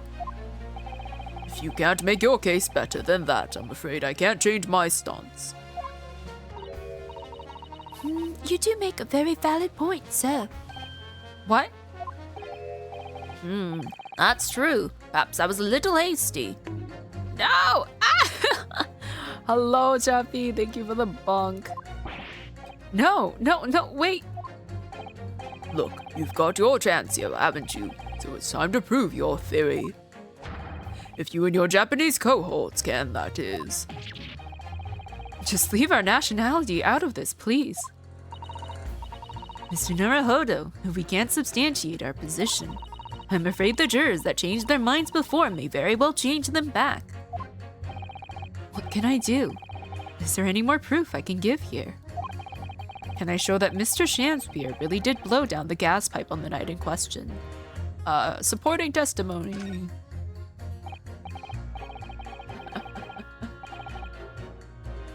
That is a cute emote. Cute little bee. No, in truth, I don't have any evidence. Oh my goodness! No! Why? That seems to be your go-to command. You see that? I don't know. I don't know what it is about that combination.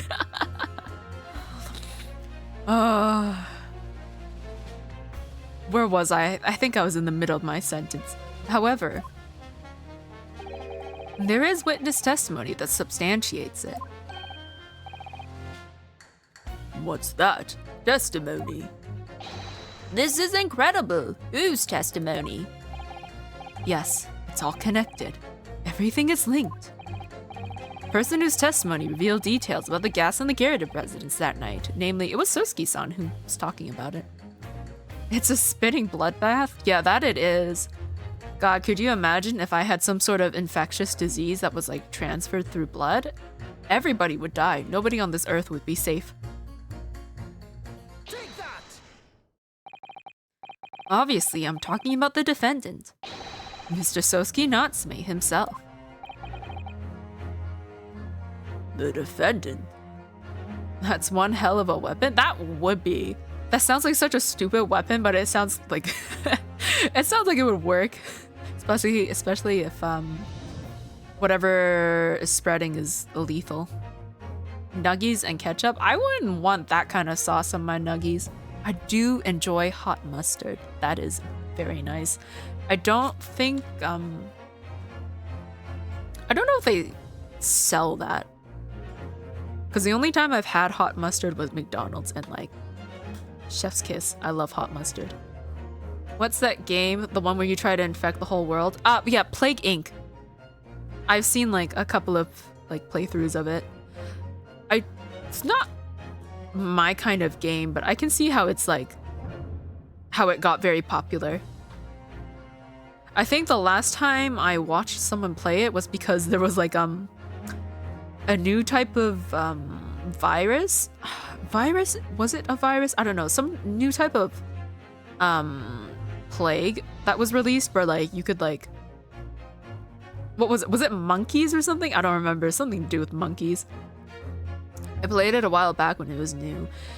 How old is that game? A few years, I would think now. Man, I feel so old when I think about how long ago that game was released. But yeah, it was very popular. It was like every time I went on the App Store, it was like #1 for like very long time. A plague of monkeys? Yeah, I think you could have like some sort of I don't know if virus is the right word, but like something that would like infect monkeys and have them take over the world, I think is what it was. I can't remember.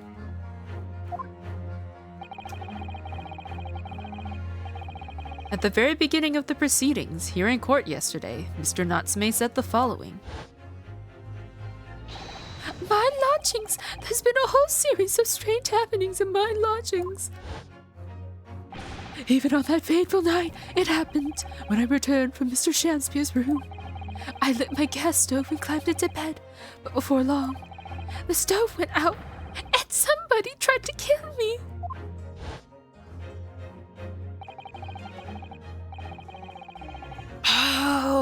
Oh, sorry. It's like the dots are connecting in my brain and like everything is like slowly starting to make sense. I will not say anything though. I will leave it for the good people at home to figure it out. It was released in 2012 as per the Goots. Really? God, it's been 11 years. Doesn't feel like it's been 11 years. No, it does not.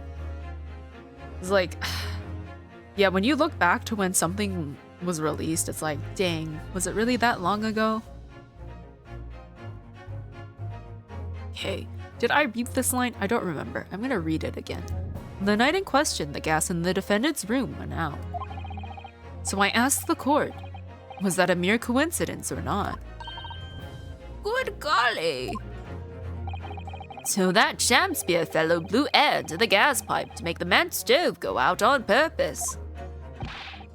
Now hold your horses there. What would he do that for? The only reason you would do that is to want to kill somebody.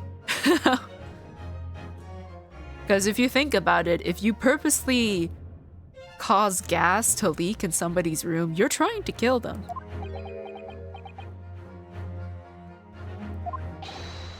Mr. Foreman.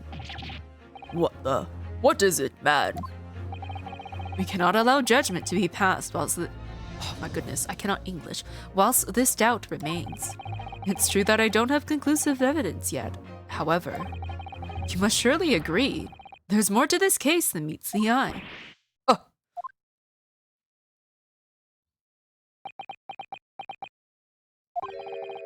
Fair enough.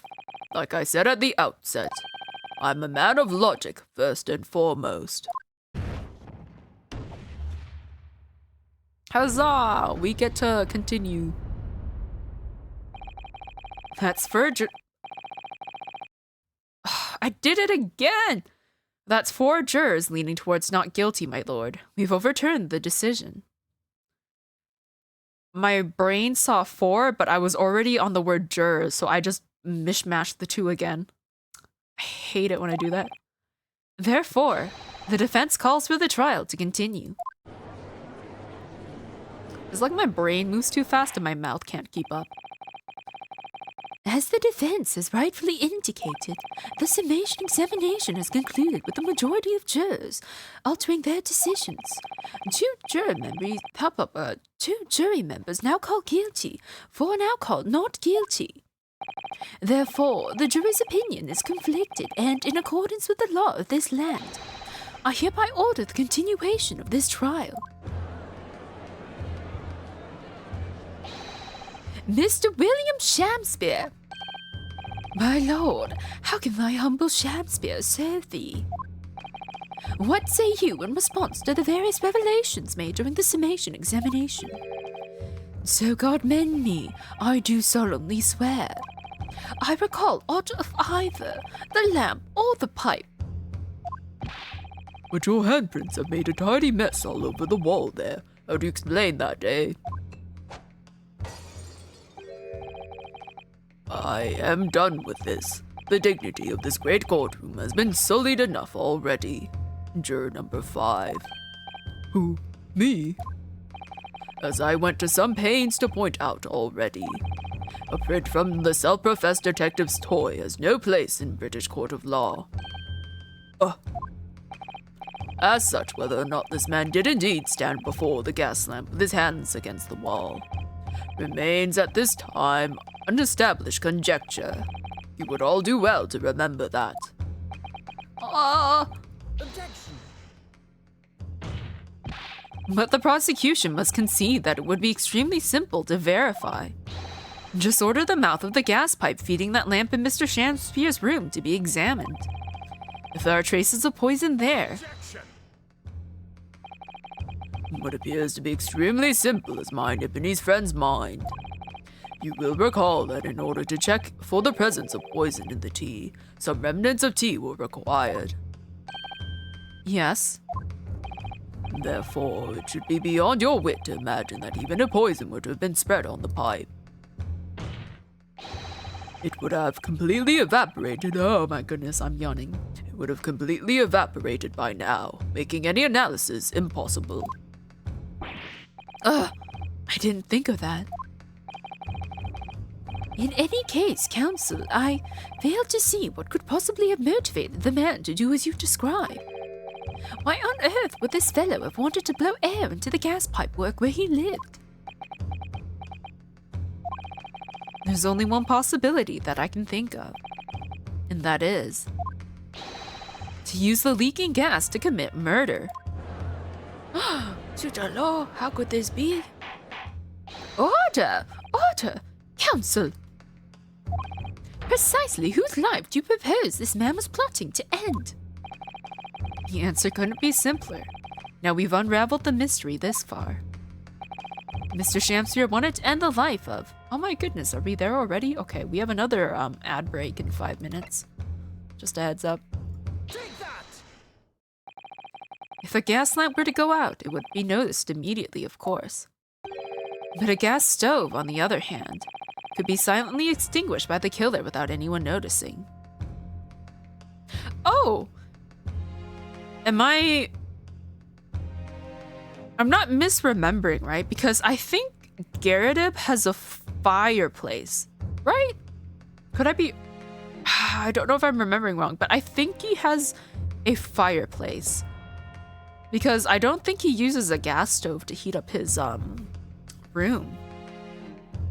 Because otherwise he also would have been like potentially poisoned by the gas. I live around these parts myself, so I know what it's like. I can tell you, trying to sleep without the stove lit is pretty much suicide. You'd freeze to death in no time. Mr. Garrett, the landlord, has a large fireplace in his part of the residence on the top floor. Hey, I'm not so forgetful. In other words, it wasn't the landlord, but a fellow lodger whose life Mr. Shamsphere was trying to end. Outrageous! I'm talking, of course, about the defendant.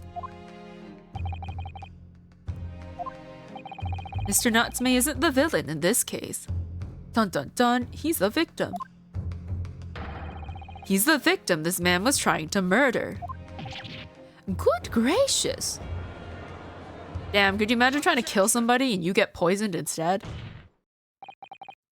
The accused is actually the aggrieved. Interesting. However, the fundamental facts of the case remain unchanged. Namely, that the accused is the aggressor here. What? How can you still claim that? Let us indulge your fancies for a moment and assume that there was indeed poison on the mouth of the gas pipe. The question that then arises is who put it there? Who did put it there? The only logical conclusion is that the person responsible was aware of this man's trickery with the gas supply and his intent to kill. Yes, that would indeed seem logical. If the assailants were unaware, how would he or she have known to lace the end of the gas pipe with poison? So, now we must ask, how could anyone have known of Mr. Shamspeare's murderous designs? You mean to suggest? Naturally, the sole possible answer to that question couldn't be more obvious. Only the man whose life was being threatened could possibly have known. What? In other words, the person who put the poison on the gas pipe in what was a clear retaliatory attack can only have been the accused, Mr. Sersky Natsume.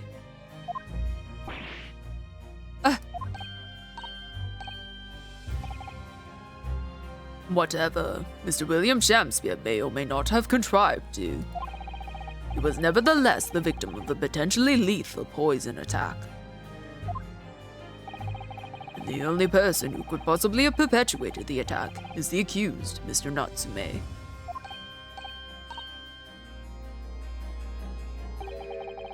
The defense counsel's theorizing has failed to avert suspicion from the accused. Far from it. In fact, now that a clear motive for the poisoning has been successfully established, that suspicion is greater than ever. Would you not agree, my Nipponese friend?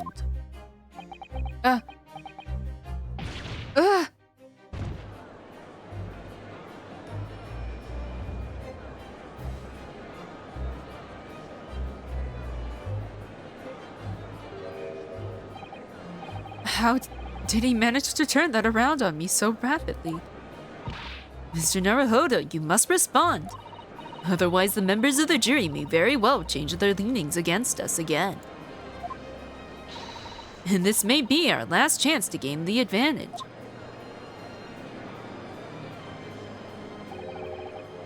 What advantage? Well, it would seem that somebody put poison on the gas pipe in Mr. Shamsphere's room. So we must name that person now and absolve Mr. Natsume of guilt. You mean, name the true culprit? But the only person I can think of is like Shamsphere himself, like that he poisoned himself. Before we do that, I'm gonna go run the ad break now. So 3 minutes of ads, and we will continue. Which means I get to continue my little crochet project. So I'm trying to crochet a star. I made it once before, but I kind of fucked up on the stitching. Because what it is you make 2 of them and then you sew them together. But I kind of, I mean, I'm not upset at how it turned out. I just want to see what it would look like if I did a different way of stitching the 2 pieces together. No, thank you for the head pat. Yes, where is my needle? Here it is. All right. 2. Oh man, what time is it? I'm starting to feel hungry.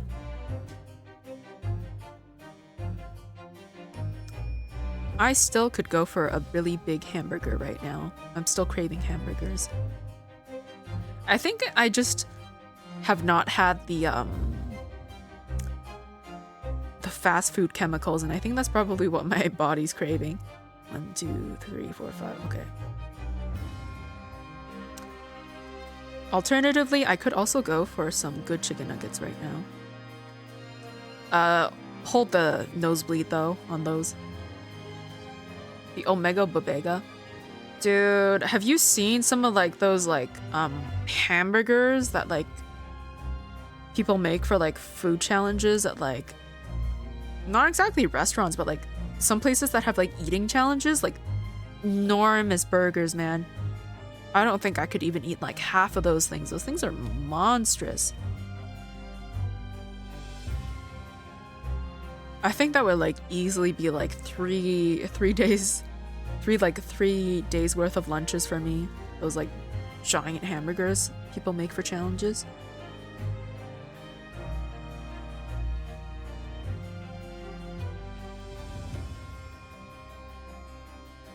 I think at least once in my life try a eating challenge. I don't know if there's any places around here that do that, but I feel like that would be a fun thing to try. I don't expect myself to finish at all whatsoever. Like, I really don't think I would be able to finish any kind of eating challenge because they're all just massive. I had something like that one time, never again. It was very good. So it was good, but it was just a lot of food and your stomach was kind of upset.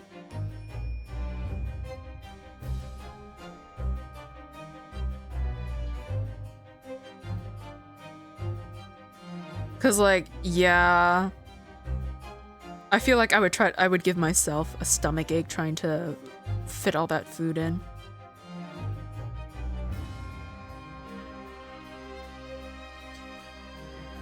I think if I had to pick some sort of eating challenge, it would have to be something I enjoy eating.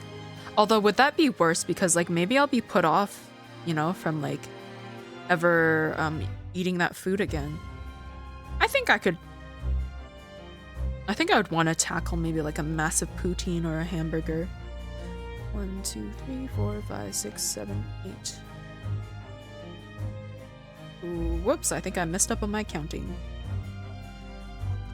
What about 3 giant burgers? I don't know about 3 giant burgers. Like, you gotta define giant. Because what counts as giant? Because depending on where you live in the world, giant has very different meanings.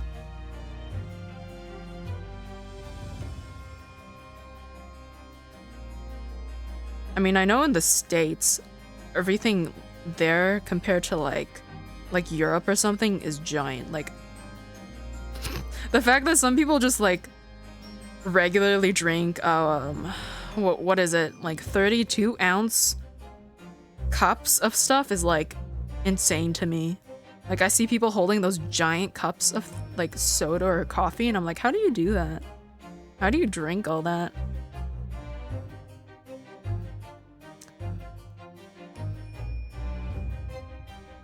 I should have gone with more hunger. Yeah, I know one other thing that people do before attempting an eating challenge is like the day before they'll like stretch their stomach, so like they'll eat a bunch of stuff.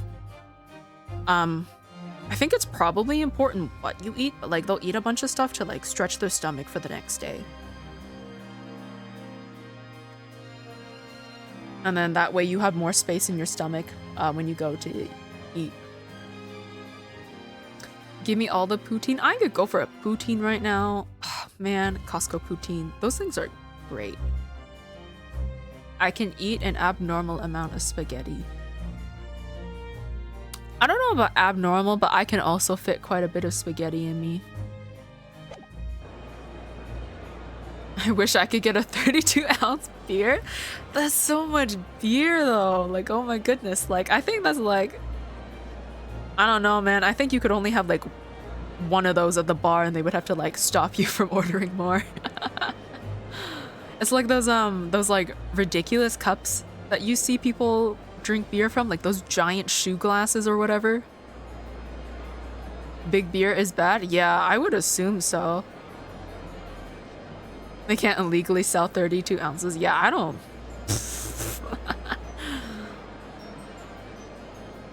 By the time you're halfway, it's as warm as piss. Oh, that's true. I guess people often prefer beer cold, right?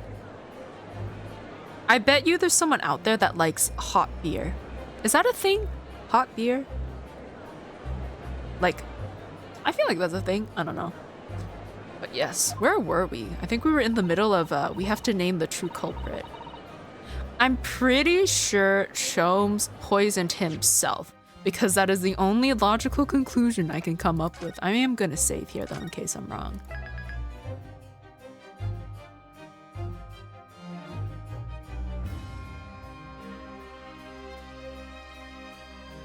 The English drink it cask style, which is room temperature. Ooh. I know spicy beer is a thing. Really? I do want to try spiced wine, but spicy beer, I don't know about that. Hot beer is a thing. I think that could be good. I feel like hot beer could be good. Because, I don't know, there's hot cider, right? Hot beer? I don't know, depending on the taste, might be good. Oh, thank you for the follow, Money Money. Okay, I said that right. I had to like pause for half a second. Hot beer is a thing. It's called piss. No, I'm pretty sure somebody out in the world like heats up their beer. Like that has to be a thing. Like somebody out there does that. I don't know if it's good, but like somebody out there must like microwave their beer or something, you know? I feel like that has to exist. Mulled wine is interesting. It's a hot spiced wine drink. I want to try it. It like looks very interesting when I watch people make it. Microwave beer? Just stop. You're welcome for that imagery. Okay, where were we? Okay, so we have to name who the true culprit is. Only person I can genuinely think of is like, because for some reason, Shamspear wants Sosuke out of the way. That much is evident because he's trying to kill him. So, you know, if like, he's probably been blowing out his gas many nights, you know? And he's like, man, this bitch ain't dead yet. So he goes and he fakes his own death to try to get him charged for attempted murder at the very least. I think, right? Because, like, nobody else on this list makes sense. Gas Man has no reason to do that. So, I think he's trying to poison himself. I know it might sound impossible, but if we fail to do that, I have no doubt that Mr. Natsume's fate will be sealed once and for all. As it happens, one possible culprit does come to mind. The evidence, poison. It's all pointing to a particular person now. Prosecution calls for the jury to consider their leanings again. I trust you'll make the correct choice this time, Mr. Foreman. What? Oh, don't you worry. We know exactly...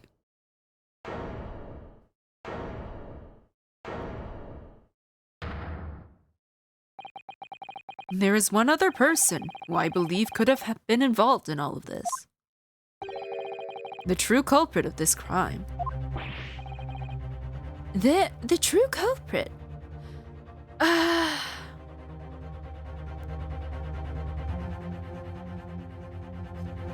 Yeah, because I mean, the only other person I can who it could remotely be is like the gas inspector, but like, what reason does that guy have to like kill the man, you know? Like how would he know? Term found only in second-rate novels featuring third-rate great detectives, my Nipponese friend. But why not? This farce has gone on for so long already, I see no reason to cut it short before its disappointing climax. Thank you. Tell us, my learned Nipponese friend, what is your latest theory? Who is the so-called true culprit of this crime? Literally only person I can think of is Sham that he would poison himself because nothing else makes sense. We'll try it. We'll go with my gut instinct, and like maybe my gut instincts stink. Take that! You claim this person is the true culprit. Highly suspicious, I would say, yes. Perhaps, my learned Nipponese friend, you should turn those white eyes of suspicion on yourself. What? For it seems to me that your reckless reasoning makes you far more than anyone else you could name. A very dangerous man indeed. Ah, fuck. Ah! Mr. Naruhodo, please, you must concentrate. I was trying to. Then you must concentrate harder. Ugh, gosh. Okay, who is the true culprit? Oh! No.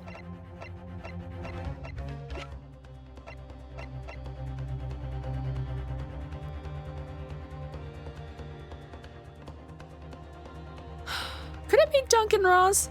Can I just like casually drop his name?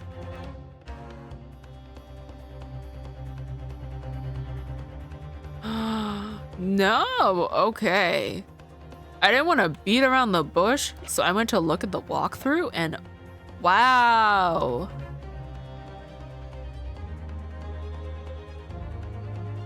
It's her. Take that! Which would make sense. Kind of. The name of the person responsible for the poison that afflicted Mr. Shakespeare is, I believe, Miss Olive Green. Miss Olive Green. Miss Olive Green. I do feel as though I've heard that name in the recent past, Council, but I don't recall where. Miss Olive Green, the woman from 6 days ago. The victim in the recent case of stabbing on Briar Road. An incident for which Mr. Natsume was arrested, I hasten to add. Oh, of course. Yes, Miss Green. She was left comatose for some 3 days, I believe, but I hear she regained consciousness 2 days ago. I hardly need remind the court that Mr. Shakespeare's poisoning took place 3 days ago. Given that the woman was lying comatose in a hospital bed at the time, she appears to have a rather fine alibi. True, on the night that the incident occurred, Miss Green was in the hospital, unconscious. So on the face of it, it would seem that she couldn't possibly be responsible. But still. My colleagues and I visited Miss Green in hospital yesterday, and we found her to be in possession of a bottle of poison. Good gracious, she had poison. Well, okay, well maybe she lied then about where she got the poison from.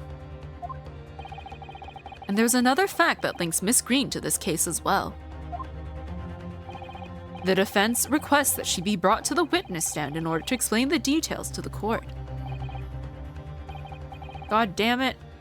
Olive, how could you do this? Tell me, Mr. Shakespeare.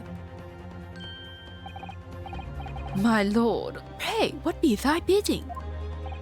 Are you acquainted with Miss Green? No, never heard of her. Judging by the look on Mr. Shakespeare's face, I think perhaps he genuinely doesn't know her. At least, not by name. As the voice of Her Majesty's prosecution here, I adhere to my word.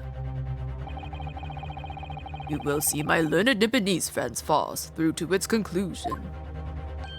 I appreciate that. The prosecution requests a short recess, my lord, in order to subpoena the witness and bring her here. Yes, Miss Olive Green. Indeed, my lord. 1 hour short. 1 hour should be sufficient. Very well. I grant the request. Excellent. I hope. Mead? You guys are talking about alcohol? I want to try mead. It's made with, isn't it made with honey?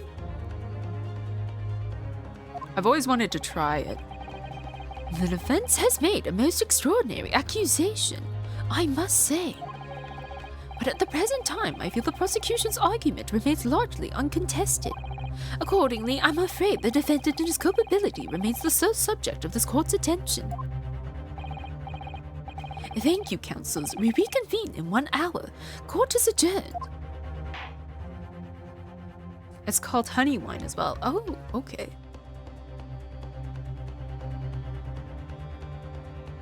Can you make it? Or is that something I would probably have to buy? I think you could probably make it, right? Sounds doable.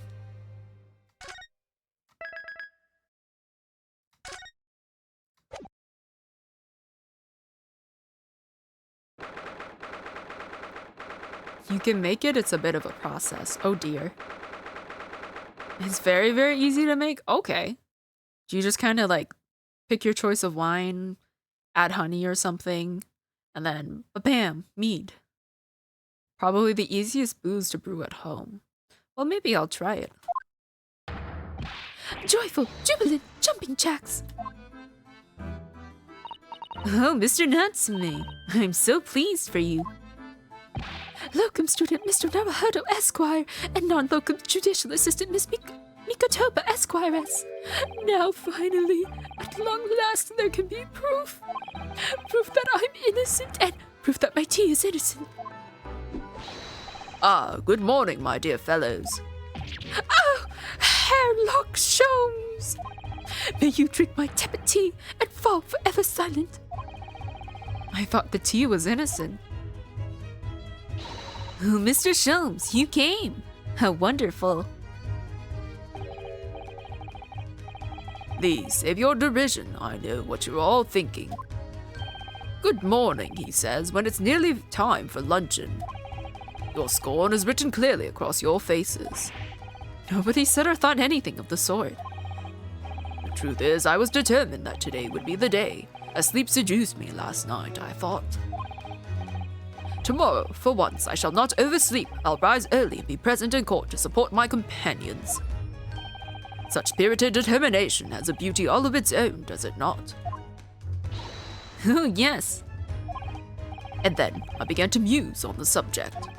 Why do people oversleep? I queried. Why, time after time, do they make the same foolish blunder? And the answer came to me at once. It's so delightfully simple. People oversleep because they sleep. Oh my god, don't tell me this man just did not sleep. Well, is that not an astute insight into the matter? Oh, yes. Upon which realization I attempted an experiment. I didn't sleep a wink at all last night. And the results? By first light, I was exhausted and began to be assailed by fits of drowsiness. Shocking. And so the conclusion of last night's experiment is this. A good night's sleep is quite simply essential. Yes, I think most of us probably knew that already. What others presuppose I prove by experimentation. That, my dear fellow, is the scientific method. Is that the excuse next time? I'm not staying up, I am doing science. You need some gear? Oh my god. Watch me reenact Breaking Bad, but with wine. Start my own moonshinery. I want to get a 6-gallon carboy. I don't know what that is. I'm assuming that's equipment to make alcohol. Is that part of what they use to like distill, maybe? I don't know what a carboy is.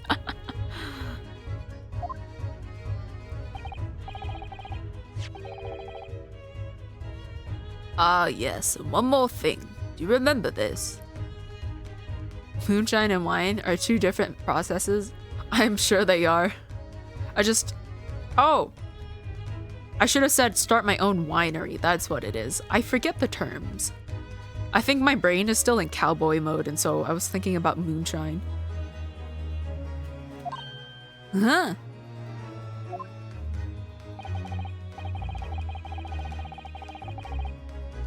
Don't your family make miju outside your window? I don't know what they're making, but whatever it is, it doesn't smell pleasant.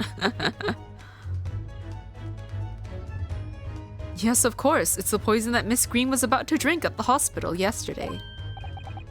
Oh, you didn't manage to... It was a laborious task as the bottle was near empty, but such inconveniences do not hinder Shams. I managed to confirm that it contained strychnine. So I was right. Perhaps, though of course such circumstantial evidence doesn't prove Miss Green's guilt. I shall leave the bottle in your care now, but licking the inside of the neck is not recommended. Did he do that? That seems like a thing he would do. He's like thirsty and so he like licks the bottle of poison. I mean, the man's like eaten alkaloids and like stuff that could potentially make him combust and he's still here. Wine is brewed and then fermented. Hard liquor is distilled and can go catastrophically wrong. Oh, okay. They're either making miju or dissolving bodies. Well, I hope it's not the latter. I'm pretty sure I would notice though if they were distilling bodies. Like, I don't know. Wouldn't you like be able to smell that? Man, I don't want to think about it. People dissolving bodies in the backyard in front of my window. Okay, who is speaking? Could I have a word? I don't know who's... Oh, it's this guy. Gregson, how good of you to come. Forget it. Excuse me. Wait a minute, Inspector. Distilling bodies, that was a slip of the tongue.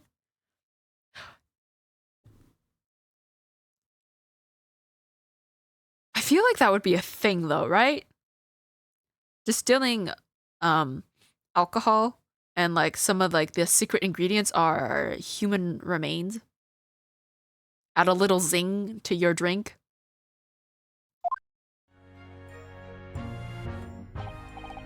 I don't wish to make a nuisance of myself. Look on your face, I'd say it's someone else who you think is making a nuisance of himself. My dear Inspector, please speak freely, pretend that I'm not here.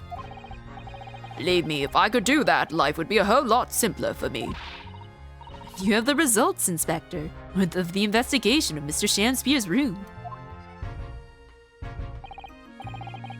The heat for distilling would boil the blood for one. I have to go puke.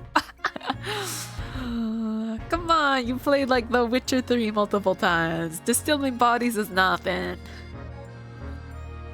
Not yet. Shouldn't be long now, though. No, I'm here about something else. That dead convict, actually. Oh, you mean the man from this newspaper article we discovered yesterday in Mr. Shamspeare's room? A man by the name of... yes, Selden. I went through the archives at the yard and dug out the fellow's file. There's something in there that, well, it caught my eye. Something caught your eye? What, Inspector, what? I've copied out the relevant parts for you so you can read it for yourselves. Thank you. Body soup. A hearty meal for a hearty person? Yeah. I mean, you know how some people like use the blood of younger people to make them to make themselves younger, if that makes sense. You know, you just got like, you know, same thing. You're just supplying your cells with nutrients from other cells to regenerate faster. I don't know. People eat placentas, okay? You know, distilled bodies is like not far-fetched, if I'm honest. I still think it's weird, but you know. The placenta thing, not the distilling bodies thing. Not that the distilling bodies thing isn't weird, but like, you know, the placenta thing is very much real, and I think it's weird. These documents include the details that were in the newspaper cutting we found in Mr. Shamspeare's room. I'll rearrange everything in the court record so we don't have duplicate information. Oh, she's off to work. Why are you giving us a copy of this important file, though? Well, you're the ones who turned up the clue in the first place, aren't you? I'm just making sure things get handled in the proper fashion. Scotland Yard's workings are so wonderful. Indeed, my dear fellows, and the inspector here is a shining diamond in its crown. Shining diamond? In the rough, maybe. I've never eaten a placenta and now I'm gonna have nightmares. That's a thing. It's something to do with like utilizing the nutrition that the placenta contains. I've never looked into it. I know one thing is that some women have their placentas turned into pills that they therefore then take afterwards for like, I don't know, to like, for the nutrition, you know? I think fried placentas were also a thing I heard about. Don't remember, but yes. Apologies for the nightmares you will now have. Dried and powdered placentas. Yeah, I don't know, man.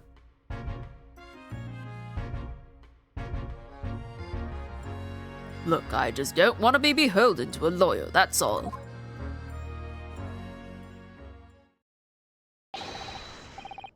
Counsel for the defense and the defendant. Court proceedings are about to resume. Make your way into the courtroom at once. Well, I shall leave you then. I'll be listening with interest from the public gallery. Not nodding off at all, certainly not. Thank you, Mr. Sholmes. I'm rather tired of seeing Mr. Moustache in floods of tears, personally. So, best of luck to you. Locum student Mr. Naruhodo Esquire. Yes, Mr. Natsume? It's time, isn't it? Yes, this is it. Miss Olive Green and Mr. William Shamspeare. This is going to be the final battle.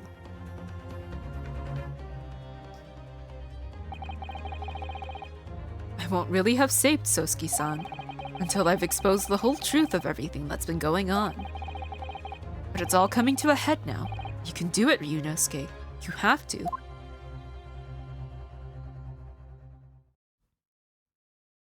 You know, soup is witchcraft when you think about it. Although I'm still learning.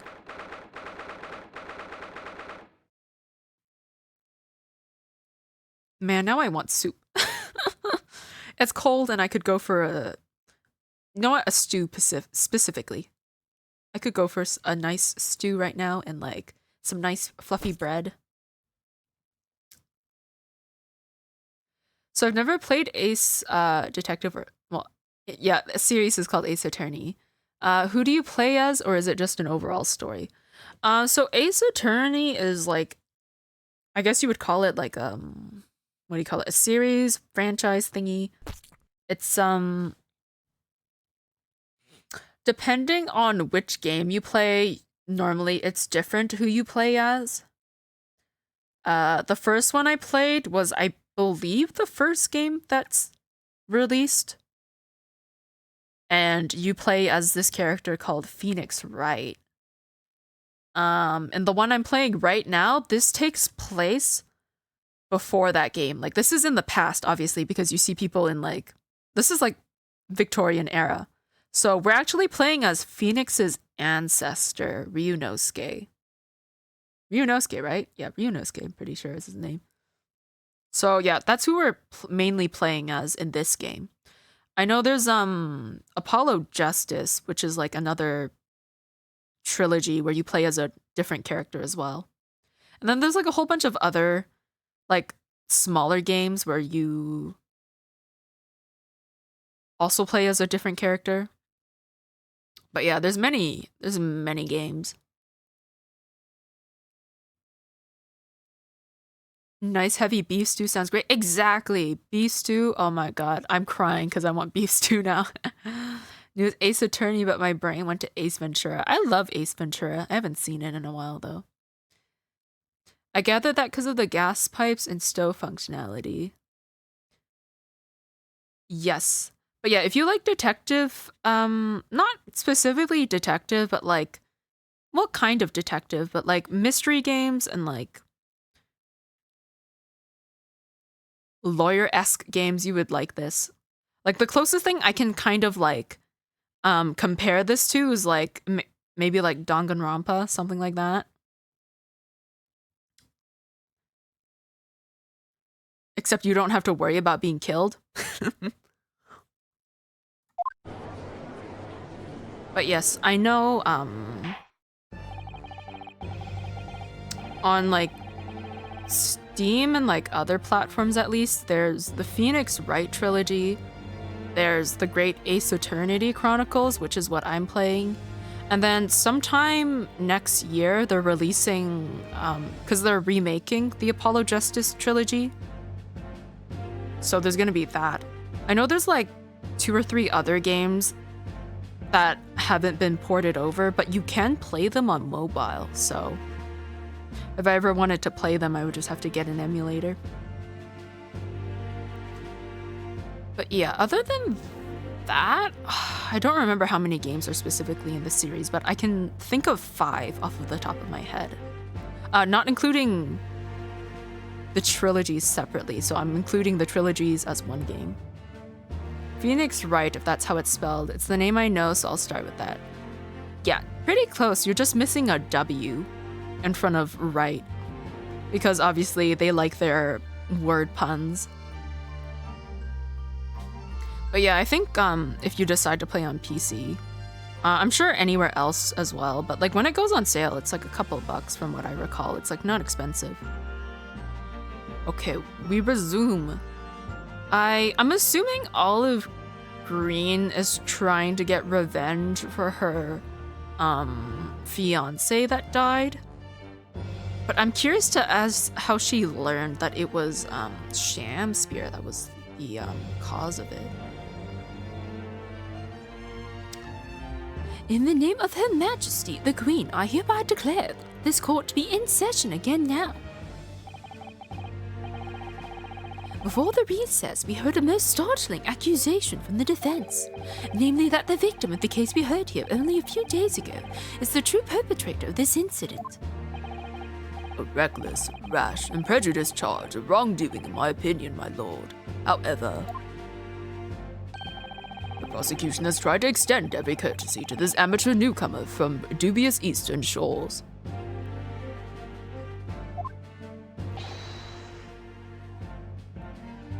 Thank you for that backhanded consideration. A rather cold assessment from the Honourable British Prosecutor, I must say. So, Lord Van Zeeks, is the new witness present and ready to take the stand? Ready and waiting in the witness's antechamber, my lord. Very well. Bailiff, bring the witness in. I debated putting a W there. My friend's last name is right. Really? You should ask them if they played the game. I'm done with F1 for now. Time for some Starfield. Do you like Starfield? I hear mixed things about it. Witnesses, state your names and occupations for the court, please. William Shamspeare, my liege. For mine occupation, I can say only that I be a tragic victim to be pitied. Currently unemployed, in other words. Oh, she's painting! So cute! I'm Olive Green. I'm a fledgling artist. Well, no. Not a fledgling, really. A hopeless failure who's too weak-spirited to admit she has no talent, I suppose. Also currently unemployed, in other words. He's calling them poor to their faces. Some people love it and others hate it, and that's okay. That's fair. I don't know if I would enjoy it. Yes, I like it, but I agree with a lot of the hate. It's been a relaxing game. I can build spaceships and outposts and just explore. I feel like that's a fun aspect. But yeah, I haven't really seen too much of the game, so I can't say anything about it. Olive green? More like watermelon green. I don't know what it looks like. Although I guess maybe olive would be a little bit more darker. I don't know. I haven't looked at an olive in a hot minute. I feel the story has lazy writing and the world feels empty. Yeah, that's too bad.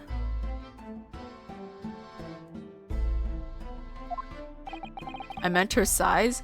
Oh, no, how dare you make fun of Olive? She's cute. What a coterie.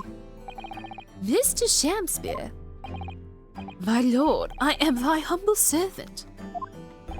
I'm afraid that you are no longer merely the victim in this affair. The possibility has been raised that you are in fact the assailant, intent on taking the life of your fellow lodger. The part you have played in this whole business will be thoroughly scrutinized, I assure you. We'll settle on honeydew green. Bigger than an olive, but not as big as a watermelon. I didn't say she wasn't cute. I know, but you know, I don't know. I thought her being called a watermelon was inherently to make fun of her. I apologize. I would for naught else, my lord. And Miss Green. Yes? You are aware of the reason you have been summoned to this courtroom today, I presume. Yes, the officer did explain.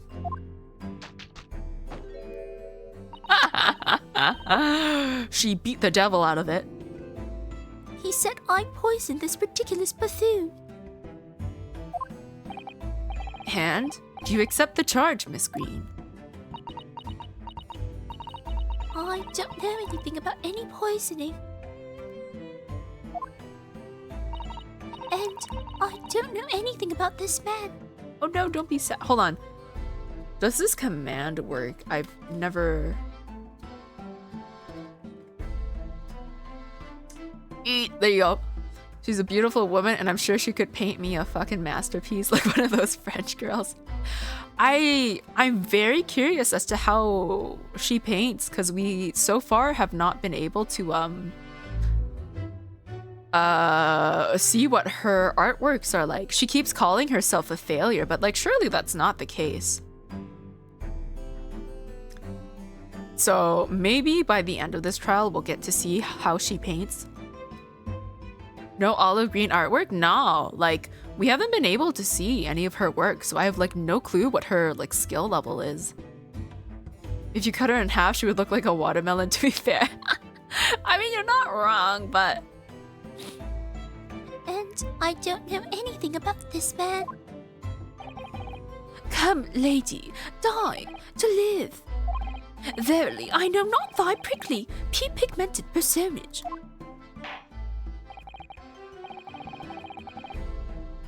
I know who the murderer is. It's Chibi. No, how could you? Well, technically there's no murderer, attempted murderer though. Very well, let us proceed with the matter at hand. That being to ascertain whether or not Miss Green has any involvement in this affair. It's all very strange indeed. Why would you suspect me? I barely ever go to the East End anyway. It so happens that I passed by that neighborhood 6 days ago, that's all. And on the night that this man was poisoned, I was still in hospital fighting for my life.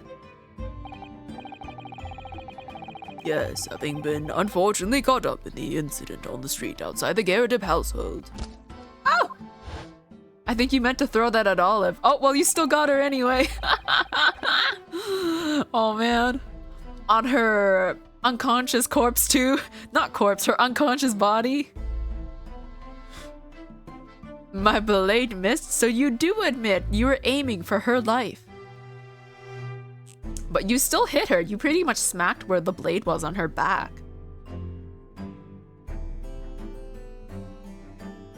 Did I read this line? I don't remember. I'm gonna read it again. An incident that rendered you unconscious for some 3 days. I was struck in the middle of my back by a knife. I was struck in the middle of my back by a tomato. Through no fault of my own, and now I'm under suspicion. What other irrelevant things might I be suspected of? It's all very disturbing. And it landed so perfectly. How? Yeah, I don't know. Oh, you were aiming for Van Zeek's. Yeah, I don't know, man. Like, it landed so perfectly on her back where the blade was. Your energies may be better spent worrying about random knife attacks, I feel, Miss Green. At this point in time, all that appears to connect you with Mr. Shakespeare's lodgings is the Briar Road incident of 6 days ago. That's why.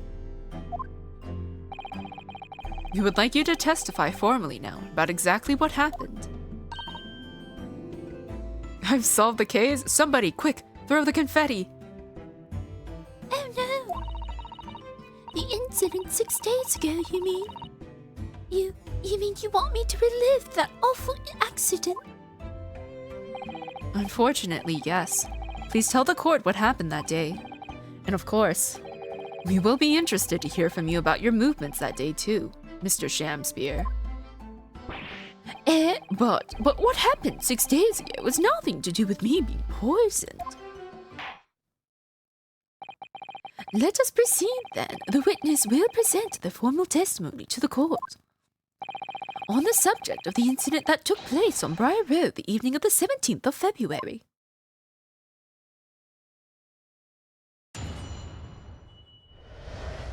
I wonder what other animations she has. I'm so curious to see.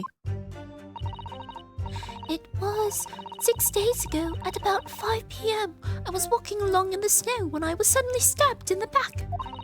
Coincidentally, it happened to be just outside the house where the men, in this case, have their lodgings.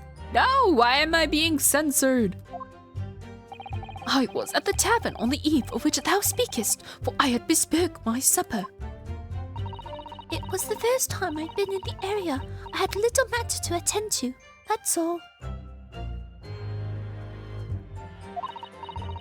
Anyway, I was admitted straight to hospital, so I knew nothing about all of this business. I didn't see. Did the nosebleed work? Yes, a second incident inside a week at what I believe to be aptly described as the haunted lodgings.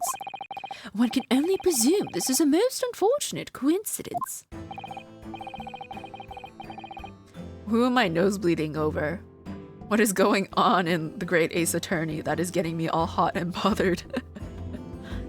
Meanwhile, you say you were not in your room, Mr. Shamspear.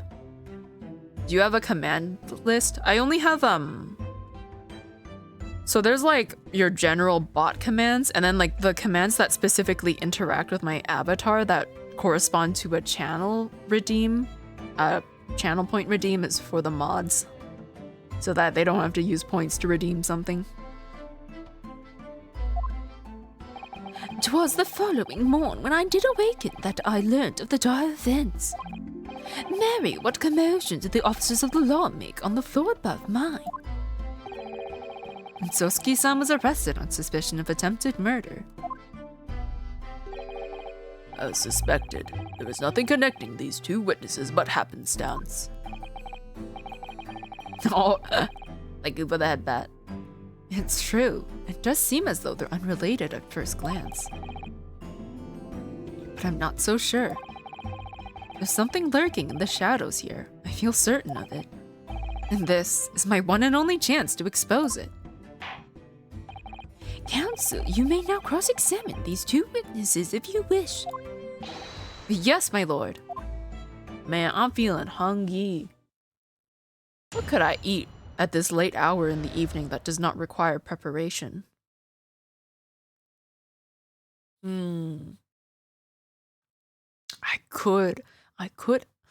I could eat cereal.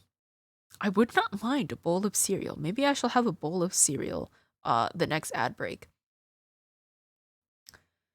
That's an interesting concept. I mod for a couple other channels and neither of them use that. Really? I mean, I guess it depends.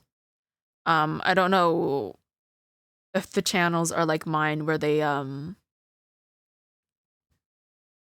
where they're like me and they use an avatar and they like use a program where you can do like interactions with it. But yeah, I only ever really have like technically one mod, so, and I don't really plan on getting more, not for a long while anyway. So like, I don't know, why not? They don't, so maybe that's why. Yeah, probably. I've made it a rule where I gotta wait 12 hours between dinner and breakfast. Yeah, I don't know. My tummy's rumbling. It's demanding food. Oh. Okay, we're gonna press on everything. I'm well acquainted with the case. I'm sorry you had to go through that. Don't you worry, I'm not wanting to be a mod. Oh, I didn't say that. In case you wanted to. But just in general. Because I thought only one person beside me is going to really be using the command, so. Hello, Gold! How are you doing? It's nice to see you. I hope is it still Wednesday? Hope your Wednesday's been going well. Or Thursday. Let's see. We asked her about the, I don't know, what were we asking her about? Oh, yeah. We said we were sorry she had to go through that. It's Thursday for me. Well, I hope your Thursday's been going well.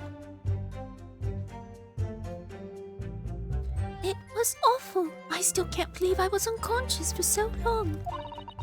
And I woke up to find that the case had been solved and the culprit arrested. Yes, the incident had been resolved already. Perhaps it would help you to consider it a bad dream for what ended with your awakening, which would now be forgotten. Yes, I suppose so. Thank you. All the commands except one can be redeemed. Yep, pretty much. I think I'm almost at like, what, 50 redeems at this point? And I think 50 is the max. So I think probably at some point I'm gonna have to cycle a few out because I don't know. People don't really use them anyway. It's only been Thursday for me for 38 minutes. Well, I hope those 38 minutes have been going well. Ah! Thank you for blasting me with cheese. Oh, I could go for some cheese right now. Oh, this is only making me more hungry. Alright. But before you put it completely behind you, Miss Green, I need you to remember the details one last time. You must tell the court exactly what happened that day.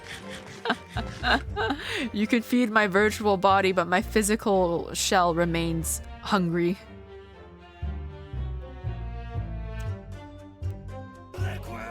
Oh my god.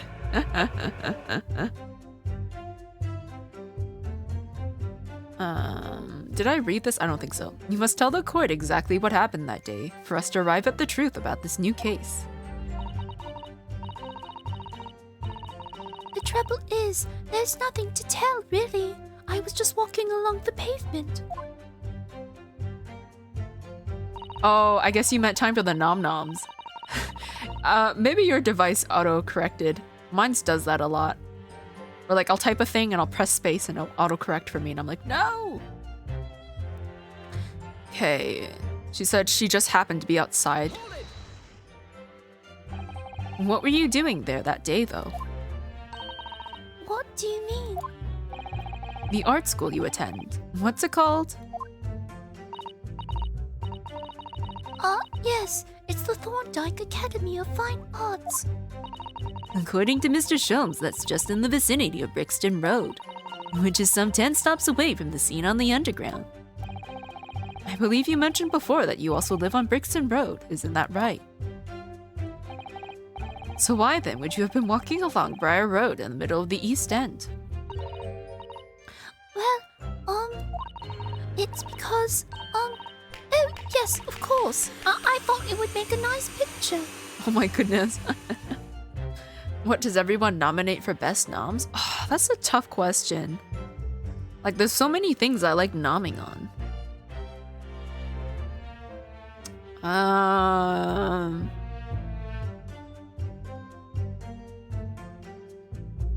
Let's go with fried chicken. It's subject to change, my nomination for noms, but you know what? We'll go with fried chicken for now. Kebabs. Oh, kebabs are also really good. The witness is a student of art. City-dwelling artists can't all paint grand urban visits. Oh. City-dwelling artists can't all paint grand urban vistas. That's right. I happen to like the crumbling look of that part of town. Perhaps quaint would have been a less grating term. The point is, she's definitely hiding something. I love me some fried chicken. Yeah, fried chicken is amazing.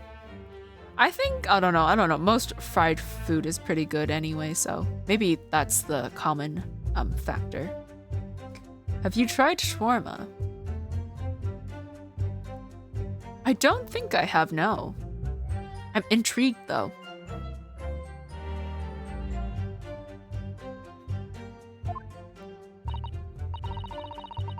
Man, I'm just getting hungrier and hungrier. Did I? Oh, is that what I had? Oh, it was the lamb. Yeah, that was good.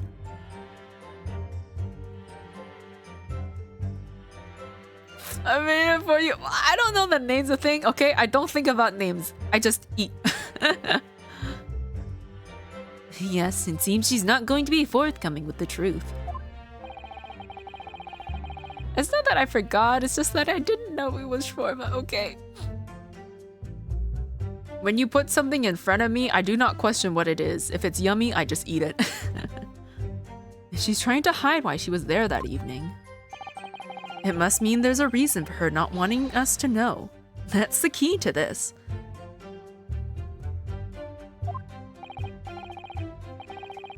And you, Mr. Shamspear, on the evening of the incident 6 days ago.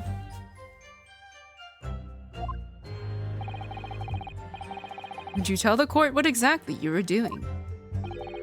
It would be my pleasure, sire. Okay, he was at the tavern. Hold it!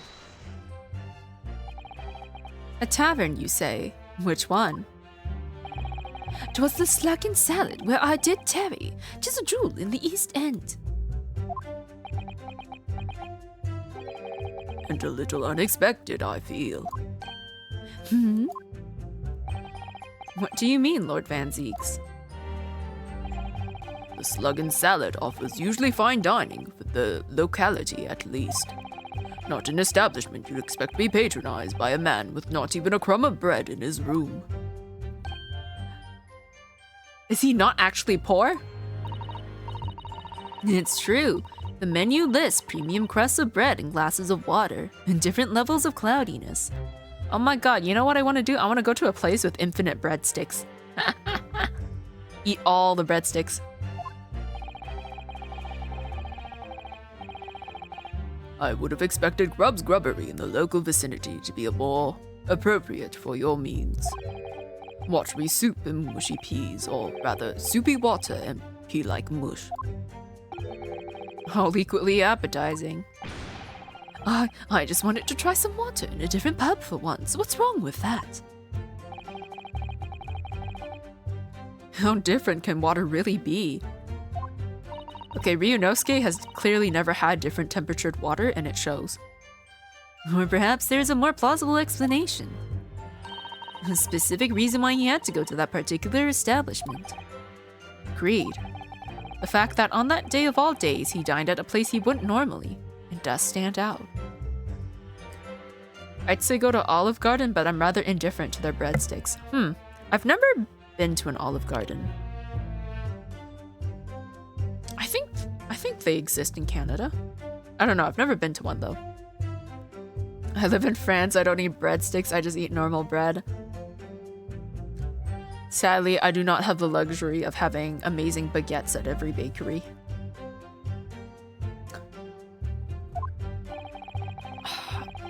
You aren't missing much at Olive Garden? Alrighty. I guess the closest place I could say I've been to compared to an Olive Garden would be like a spaghetti factory, maybe.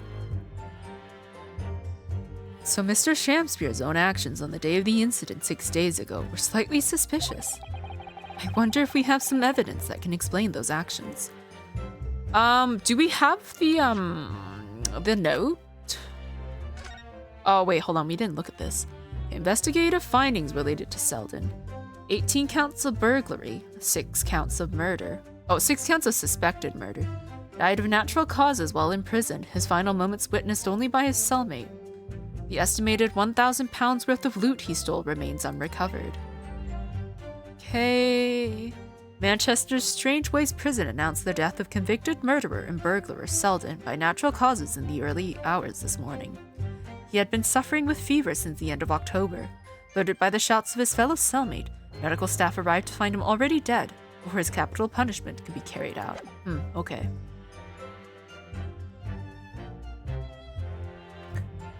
The whole "when you're here, your family" thing is a loose saying. Oh my god, I forgot that is an Olive Garden saying. This is so strange to me. When you're here, your family. It's like a shitty detached family that knows nothing about you. So pretty much still family? Yeah, pretty much, right? Go to Spaghetti Factory before Olive Garden. I haven't been to Spaghetti Factory in a while. Mostly because I've had no reason to. Like, I can make pretty good spaghetti at home. Spaghetti bolognese. Oh my goodness. I gotta stop thinking about food. But yes, do I have any evidence to explain? It's like that note, but like I don't think I have it in my pocket. Unless there's some other piece of evidence that I'm supposed to present. How much longer are you streaming? Oh dear. I don't know how close we are to the end.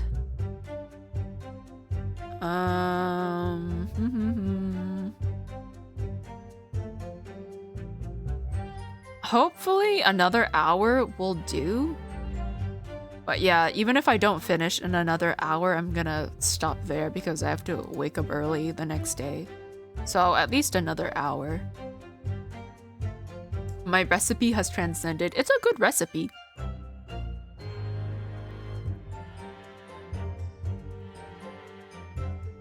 But apparently I do not have enough evidence. Not at the moment. I wish we did, but sadly I can't think of anything at the moment. The next ads should come before the hour. Yeah. Unfortunately, 6 minutes according to my ad manager. If we find a clue that could explain why Mr. Shamsphere went there, we must present it to the court. I'll stop talking about food. Well, I'll probably like go find something to eat during the next ad break. Yes, absolutely. If that is all on the matter, counsel, I would ask Miss Green to reiterate her next statement. Okay, it's supposed to be this where I press her and then I pursue a thingy. What little matter, Miss Green? Please elaborate. It was nothing really. It's not worth mentioning. If you remember, you mentioned it to us yesterday at the hospital.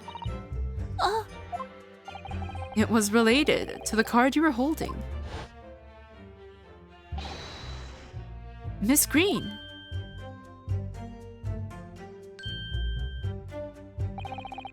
What was that? She clearly just hid something behind her back. Oh joy, I found stale Mentos in my drawer. I miss Mentos. I haven't had them in a while. I like the not the minty ones, but I like the fruity sweet ones. Bye bye, have a wonderful time. Oh, thank you, Metal Ghost. See you. I hope you have a good night. From memory, I believe the card contained a note that read, I have information regarding the death of Duncan Ross. What does that matter? This has nothing to do with Duncan. Oh. Excuse me. Excuse me. Mr. Shamsphere, do you have something to share with the court?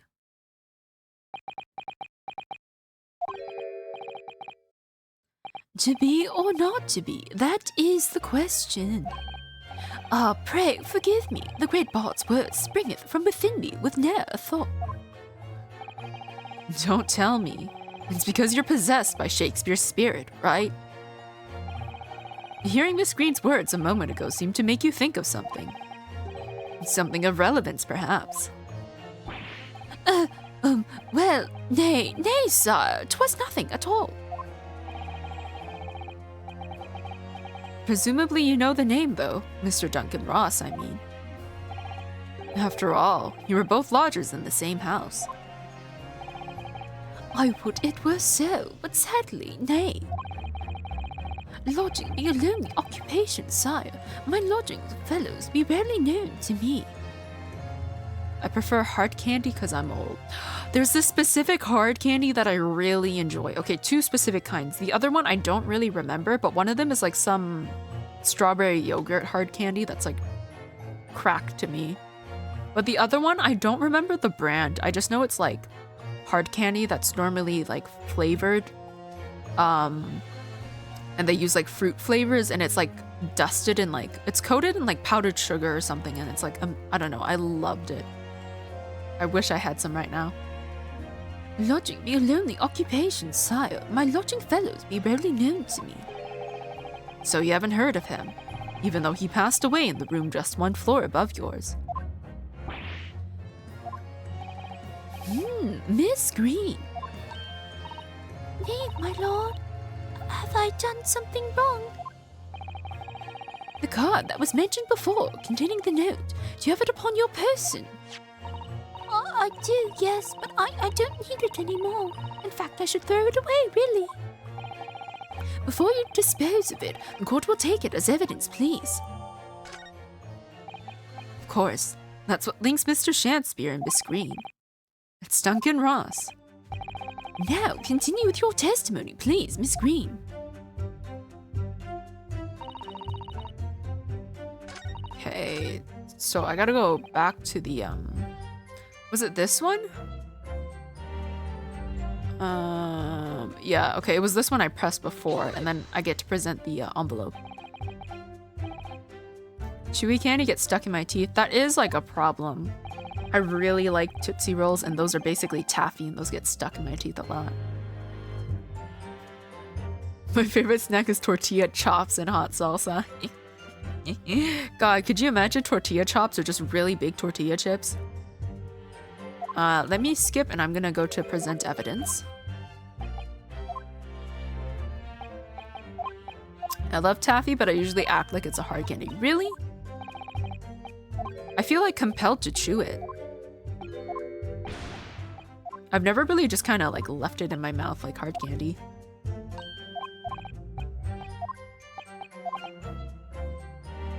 Okay, present evidence. I'm actually waiting to have a mouth surgery. Had a tooth break last week, and Thanksgiving is making it a nightmare to get it fixed. Oh no. I hope it goes well.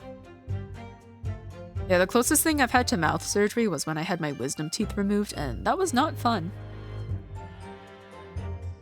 Mr. Shakespeare. Yes, sire. On the day in question, is it not the case that you visited the Slug and Salad, a place you don't normally patronize? For a very particular reason. I don't know what you're talking about. Pray, if thou hadst some purpose, speaks. Very well, I will present the court with evidence. Evidence that explains why you had to be at the Slug and Salad that day. Namely, this one.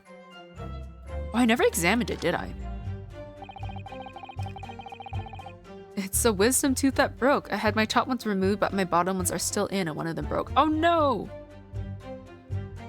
Did you not decide to just get them all removed? Because normally they just suggest removing it anyway, since it's at like the very back of your mouth, and like normally most people like miss brushing all the way back there.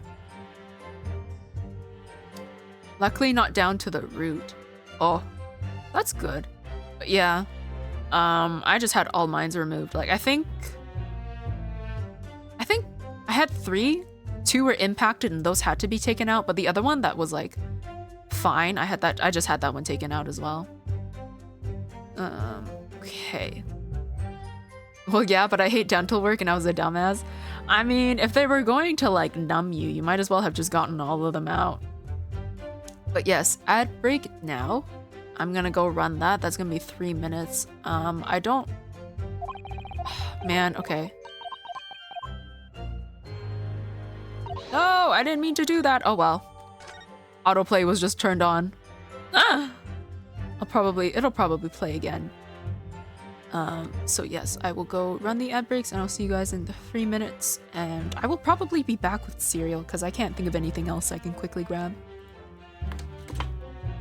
Let me just bag myself and I will be back.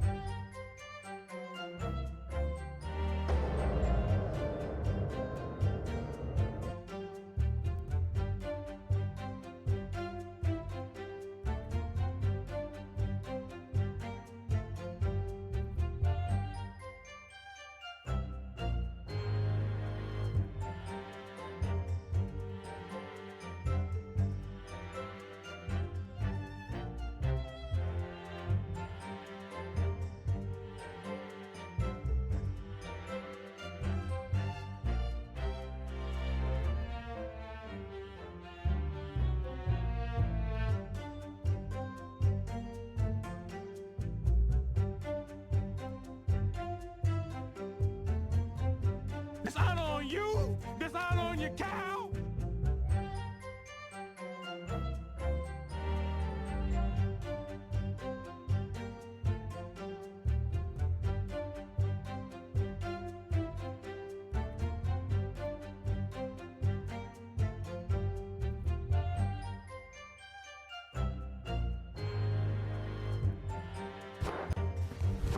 Emotional damage.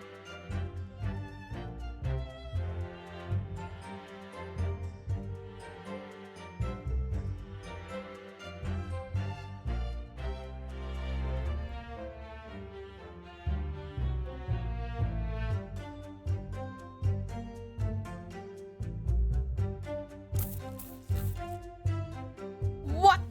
What? I just walked in on me being sprayed? What happened while I was gone? What were you guys doing to me? I leave to go get cereal and I come back to this. Nothing's happening. So, I have 2 types of cereal in my bowl because I'm a dumbass.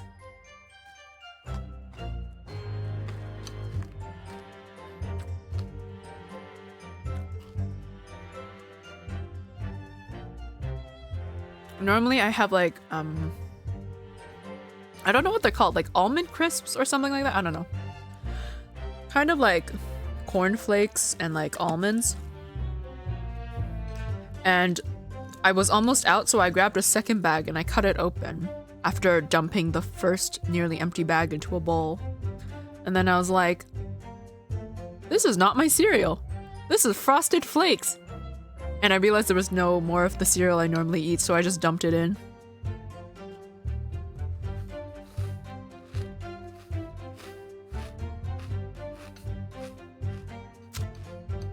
I don't really notice the difference.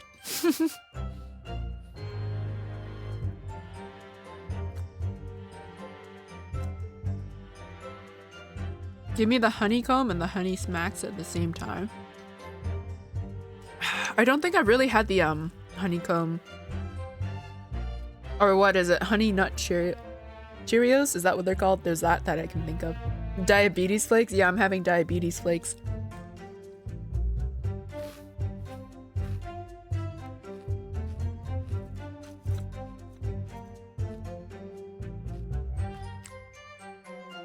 It could be worse. I could be having Lucky Charms.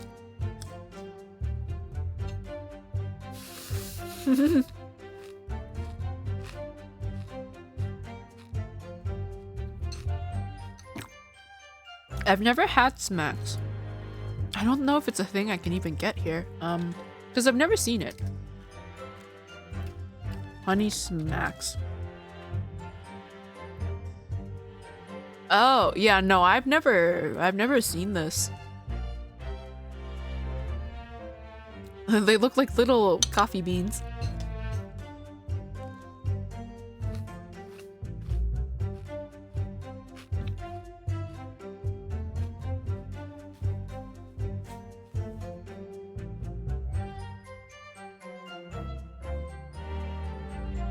Let's see. Is it a thing I can acquire here?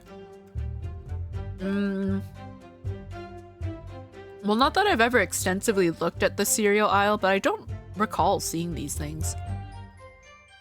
I don't think I can get that. I don't think I can get that here. That's interesting. It's puffed wheat like popcorn. Yeah, it looks interesting.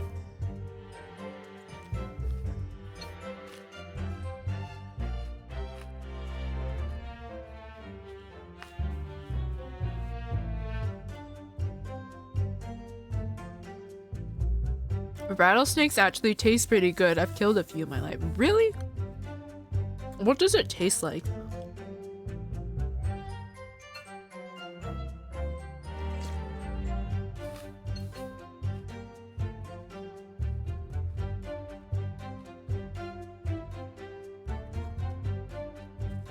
I feel like I wouldn't be opposed to trying snake.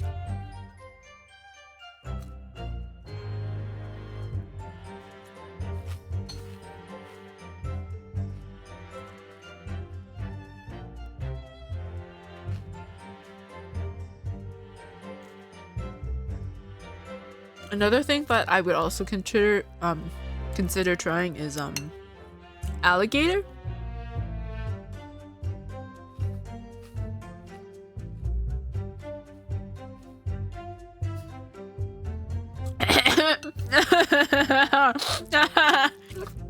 I almost spat out my cereal, holy shit.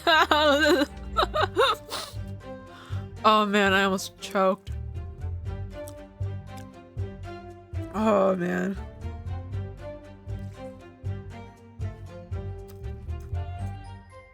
You need to get some sleep.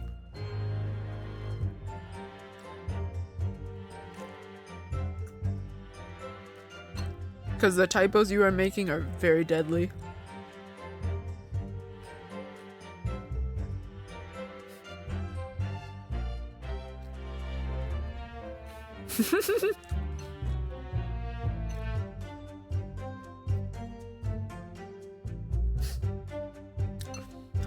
You do not want to hear the National Geographic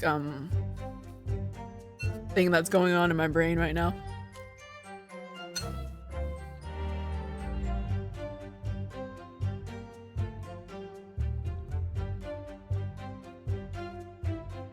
Crocodile tasted like greasy pork. And does that have anything to do with the meat itself? Like, do like crocodiles maybe just have like a bunch of like fat? Like what makes something taste greasy? Also, I need to scroll up about the chicken thing. You have a food truck that serves crocodile jambalaya. Yeah, I don't think it's very easy to get crocodile meat here. Oh, I know another thing that people eat is kangaroos.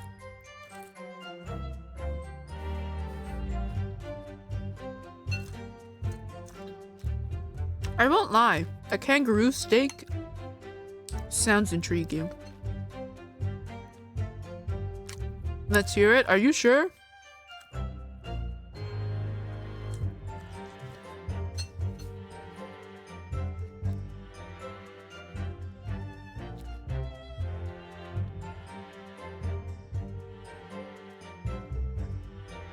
They're a very lean, muscular animal animal, but when you cook it, the juices are just very greasy. It's weird. Some people in France eat fox. Oh.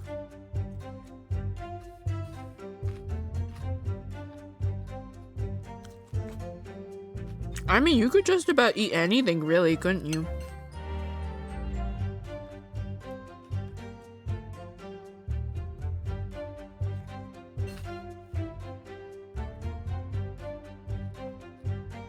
Because I know squirrels are a thing. Sorry for the loud ding. I don't think I'm brave enough to do snails. TBH, the French eat anything with legs? Oh my goodness.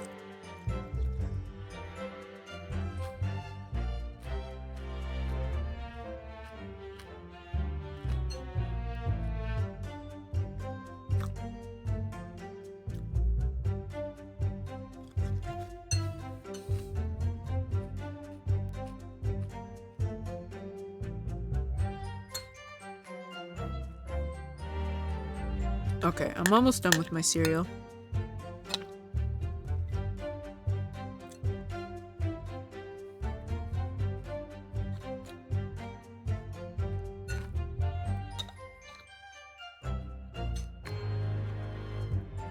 Snails taste like mushrooms. Well, next time you'll just have to give them to me and not tell me that they're snails.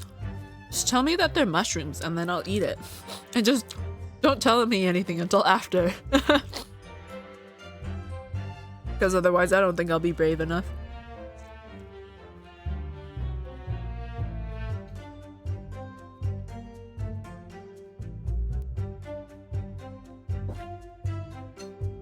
Alright, cereal devoured.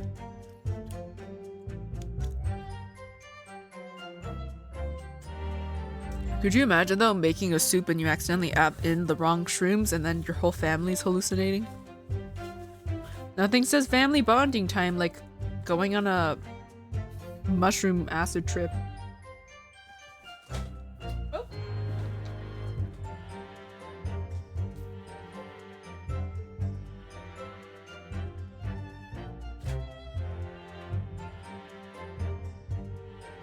All right. We were about to go look at this envelope. I don't know if it'll play the whole sequence again because I accidentally skipped through it all. But we'll see.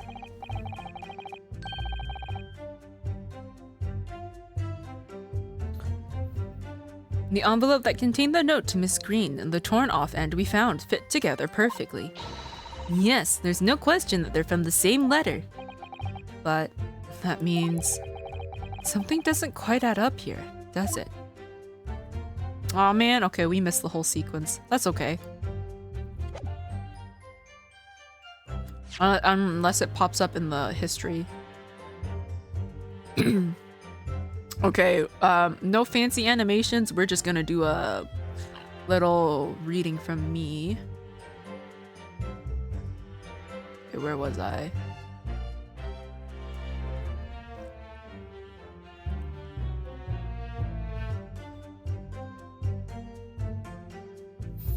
Oh no, never mind. I think that was it.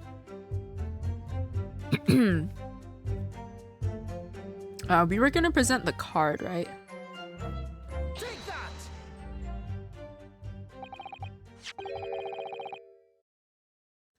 I believe this card reveals the answer. Good lord, Miss Green's card, you mean? That's right, my lord. It reads, I have information regarding the death of Duncan Ross. Come to the Slug and Salad on Briar Road at 5 p.m. on 17th. Don't tell anyone else about this letter or the meeting. It is a matter of utmost importance. Mr. Shakespeare, your actions on the afternoon of Miss Green's stabbing are exactly as described in this note. Personally, I find it hard. Oh, never mind. Personally, I find it hard to believe that's a coincidence. Don't you, Mr. Shakespeare? Well. Excuse me. Can I say something? Yes, Miss Green? that card was delivered to me.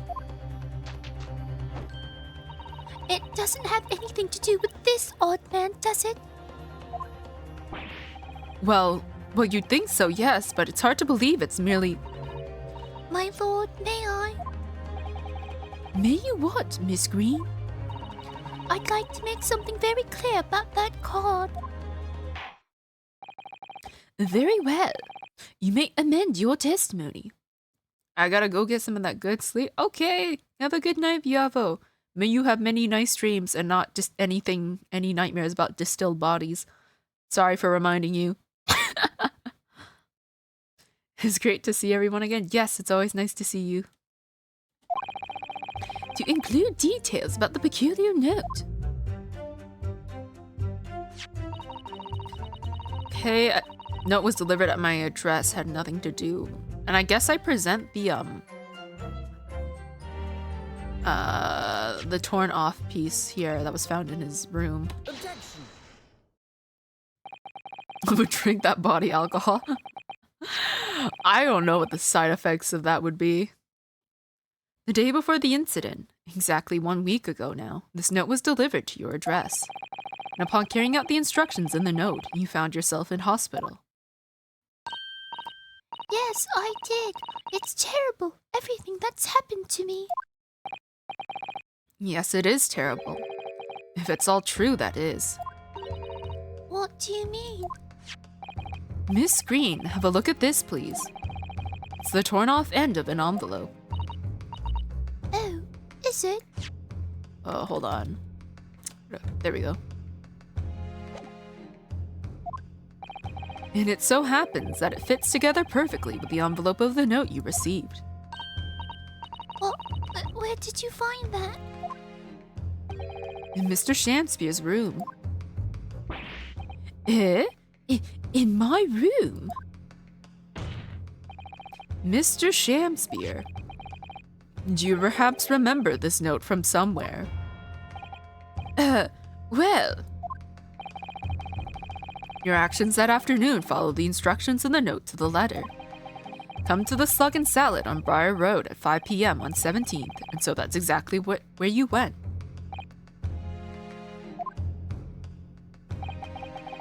Let me ask you again, Mr. Shakespeare. You already knew about this note, didn't you? Oh my goodness! Hello, Bippo. Thank you for the raid. Welcome, everybody. Oh, you're playing World of Warcraft. It's been probably a good year since I played World of Warcraft. And the only reason I haven't really gotten back to it is because the subscription model, and I am a poor bean. Bippo sends his regards. Oh, thank you. Hello, friend citizen, and hello, Finn. I hope you guys had a good stream. I don't recall if World of Warcraft had any new content added to it. Yeah, it's been super long since I last played. But yes, we are still... I think the last raid was still on this trial, but yeah, we are on the last bits of this trial here. Pretty sure. And, shit is going down. The cows send their regards. Doom guide to the imps after returning to hell from Earth. I haven't, played Doom or seen anything about it. Since you last played, they added a ton. Oh, oop. Yeah, it's been a long time. We can play it again when Season of Discovery. I mean, we could. I don't remember. How much is a subscription for a month? Like $10 or something? I don't remember. I'll look into it.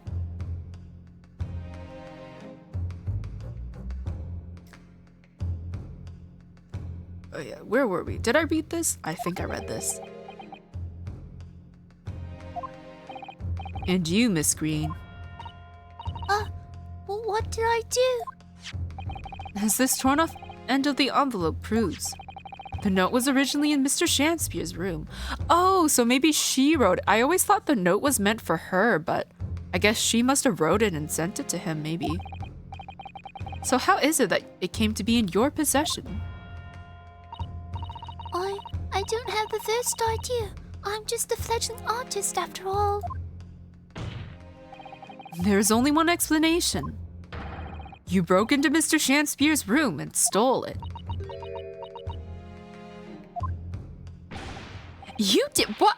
Sorry, thou hast what? You broke. I mean, thou were in my room.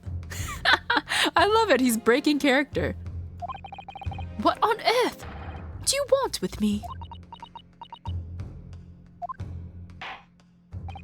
It would seem that both witnesses need to testify again.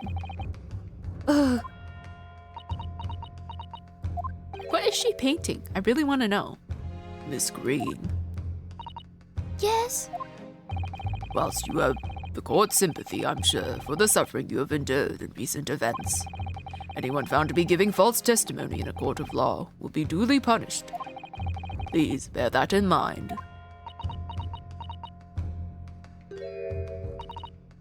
Yes, I know.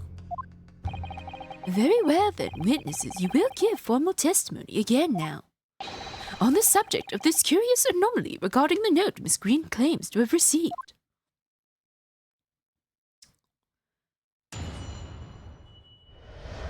But yes, the TLDR of this case so far is this guy was poisoned. William Shamspear. We are defending Sosuke Natsume, who is accused of poisoning him. And we were able to prove that the tea he brought over to share did not contain any poison, and that William Shamspear was instead poisoned by the gas. Not specifically the gas, but the gas pipe that had poison on it. And now we are suspecting Olive Green for putting the poison there on the gas pipe to kill this guy. And that's where we are at right now. I do remember now, 'twas a week ago, peradventure, the note was delivered unto me. On the day writ therein, I did tarry a long hour at the slug and salad, yet nobody came. Thereafter, on the evening, I shared the company of the Japanese fellow I did see the note had vanished. I don't know what you mean. You think I snuck into this man's room, do you? Why would I? Oh, maybe she wrote that note to get him out of the room so she could go in. Because she has this key around her neck and I can't for the life of me figure out what it's for, but I think I know what it is for. I can point out the villain here. And as for that torn off piece of the envelope, I don't know anything about it.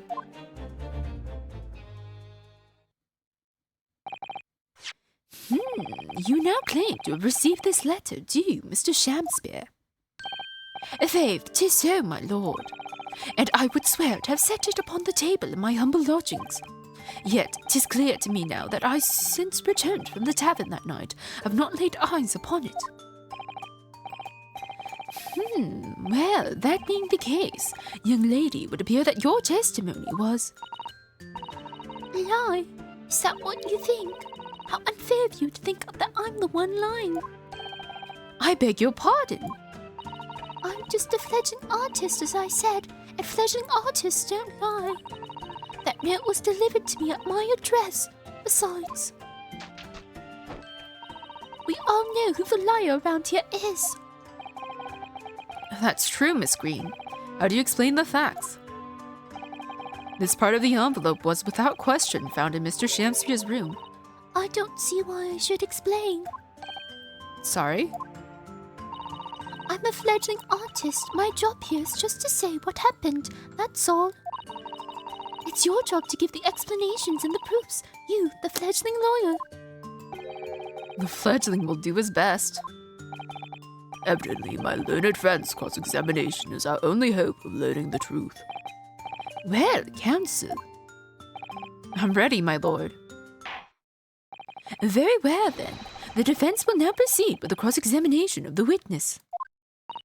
Miss Green clearly did break into Mr. Shamspear's room.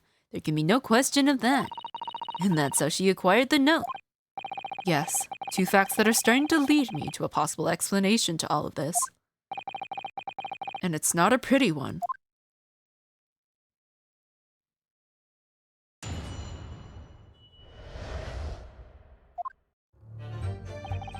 Okay, we're gonna press on everything. And can you shed any light on the contents of the note at all? Nay, sir, 'tis as strange to me as a foreign tongue. Even with a knowledge of literature as great as mine own, verily, 'tis impenetrable. But Mr. Duncan Ross had lodgings in the same household as you. In effect, he was your neighbor, so surely you knew him, didn't you? Alack, if the choice is betwixt I knew him and I knew him not, then 'tis with foreboding that I be forced to declare we were by some small measure acquainted. Despite your claims, though, you followed the note's instructions and went to the Slug and Salad. Presumably, that was nothing to do with your knowledge of literature. Marry, not with having the better of me, sire, save for the lure of curiosity. So 'tis true, I was compelled by my own eager heart to betake myself to the tavern. Yet in the end, my curiosity was not satiated. Hold it! So even after waiting for an hour, nobody appeared. Well, yes, sire. 'Tis as thou sayest. Really? You paused for a moment before you answered. In truth, when thou asked whether nobody appeared, I did suddenly recall. Really? Do you mean to tell the court that somebody did appear after all? I was not alone that night at the Slug and Salad, my lord. No, 'tis returning to me now. I did treat my lips to almost clear water, and my innards to a premium crust of bread. And all around me danced a great many companions. I can't with this man. What do you mean? A file, sire. Oh, flies, sire, flies. Good lord. In the name of Beelzebub, what were they? Fairies, perchance, from a midsummer night's dream, come to taunt me. I think they were just flies. I can't help thinking that the flies ought to choose something more wholesome to buzz around. Is that wrong of me? Haha, Susato. Hold it! When exactly did you notice it had gone missing? And such idle thoughts ne'er to occupy my mind. I am busied with greater ideas. In other words, you didn't notice. Several days passed between your outing to the tavern and Mr. Natsume's visit to your room. Yes, it would appear that the note disappeared sometime in that interval. Such idle thoughts never occupy my mind. I am busied with greater ideas. And yet during that time, Miss Green was comatose in hospital, was she not? Clearly then, she could not have been stealing things from Mr. Shakespeare's room. Yes, of course. It's all some sort of misunderstanding, isn't it, Mr. Prosecutor, sir?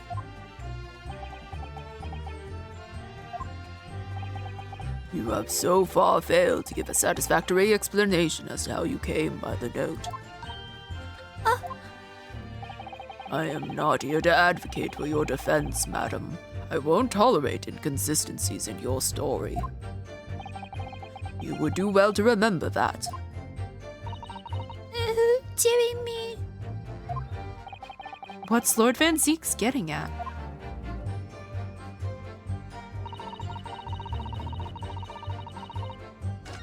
Oh, I didn't. I meant to go press on the one before this.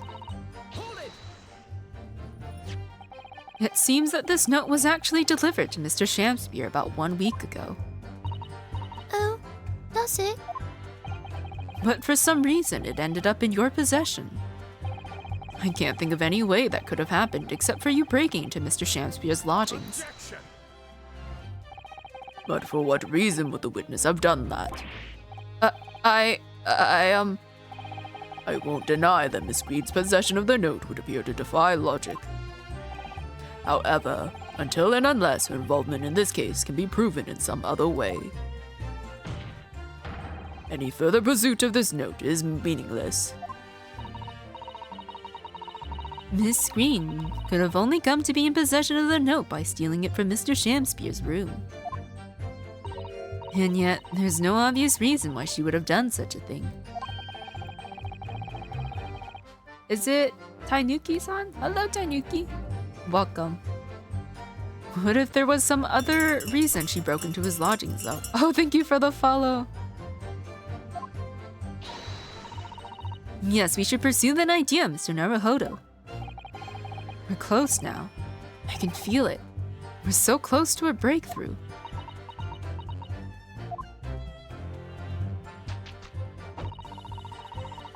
Hold it! So you don't want to tell the court the truth about the letter, is that it? I'm a fledgling artist, remember? Artists are nearly always introverted characters. Introverted? Fie! This flitting doth readily cast aspersions about my nature. Yet I am an angel, a seraph. Birds do harmonize with my song. The wind doth frolic on my wing. This guy's so full of himself. Oh pity, wherefore dost thou accuse one so pure of heart and poor woman? This dances.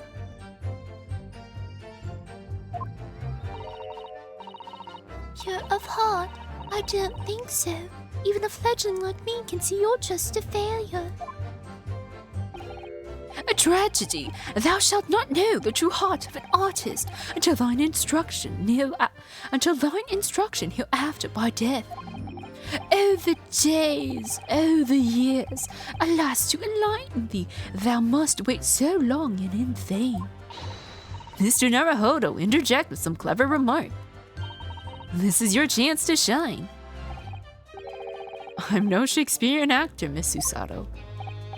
No, as far as I can tell, the only thing that's going to resolve this argument is evidence, yes.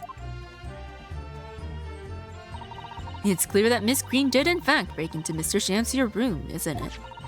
And that's where she found this letter. Yes, two more or less foregone conclusions that lead me to one terrifying conclusion. Terrifying?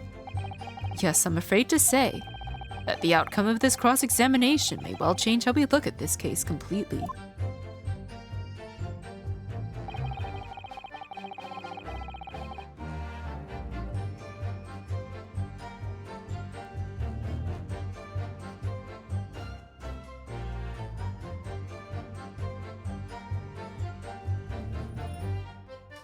Okay, what am I supposed to do?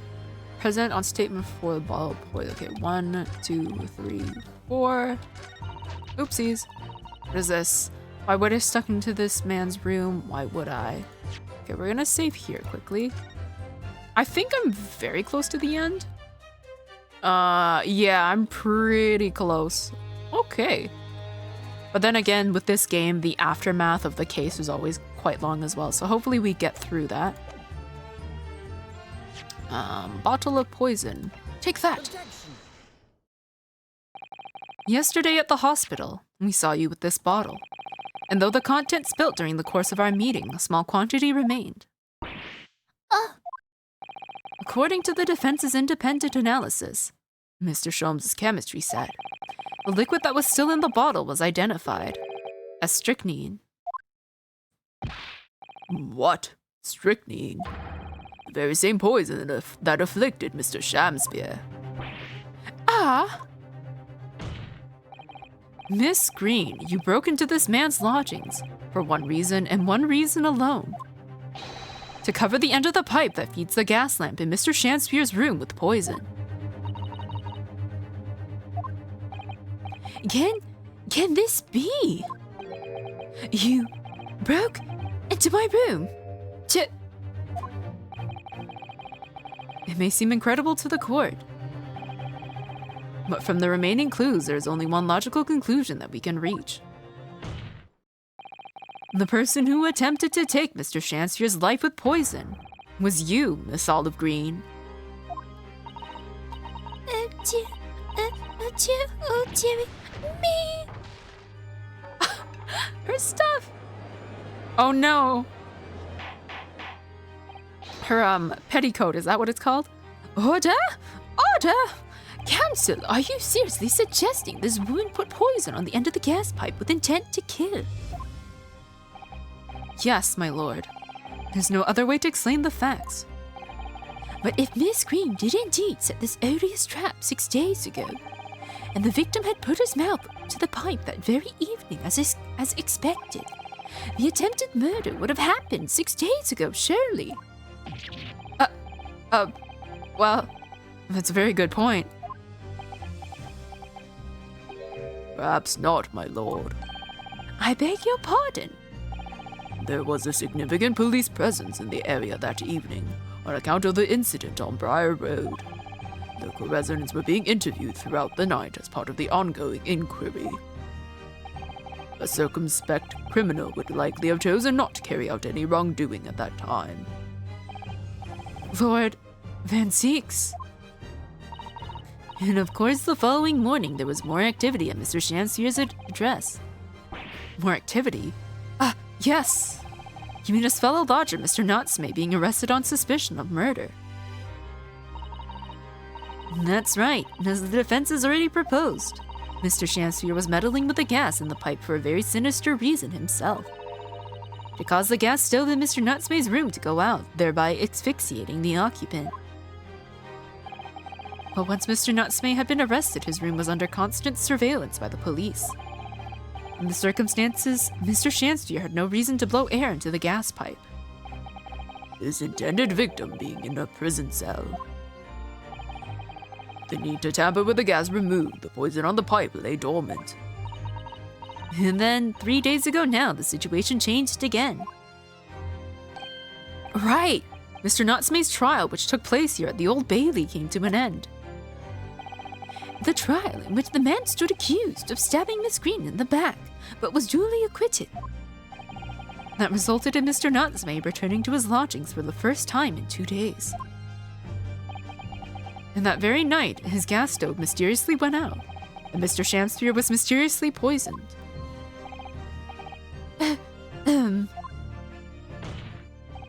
In conclusion, the poison that was present on the mouth of the gas pipe had been put there in the victim's room some 4 days earlier. Mary! Oh, her canvas is blank! With that new understanding, it becomes clear that this letter was all part of the plan. What plan? The court will recall that the note gave instructions to visit the Slug and Salad at 5 o'clock, that the recipient should tell no one else. The reason for those instructions are now clear. To ensure that the lodger would not be at home at the stated time. To make sure I wasn't home. Exactly.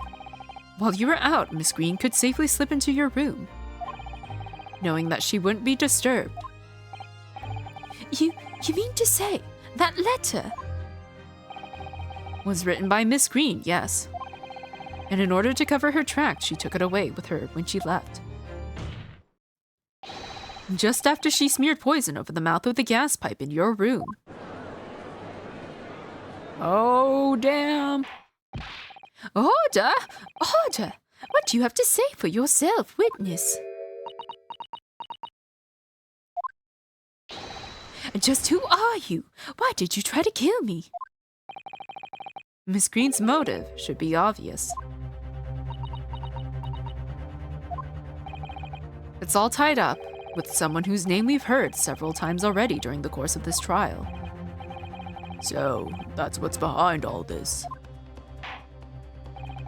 You will share your apparent understanding with the court, please, counsel. Which person is behind this woman's motive for the attack on the victim's life? We'll save. There's a part later on where I can get a achievement. I don't think it's this part. Yeah, okay. Mr. Duncan Ross. Take that! Duncan Ross. That's right. Before the defendant, Mr. Natsume, took up residence in the lodgings at Mr. Garrett's, somebody else was renting the room. Mr. Duncan Ross. I knew I'd heard the name somewhere else. It was all over the papers a month ago, when the man died in strange circumstances at the haunted lodgings. That does ring a vague... Ah, of course, yes, I remember now. The young man they claimed was strangled by the convict's curse or some such. Sadly, my lord, it wasn't a curse of any kind, nor was it an accident. The man died as a result of Mr. Shamsphere blowing into the gas pipe and causing gas to leak into the room. It was murder, plain and simple.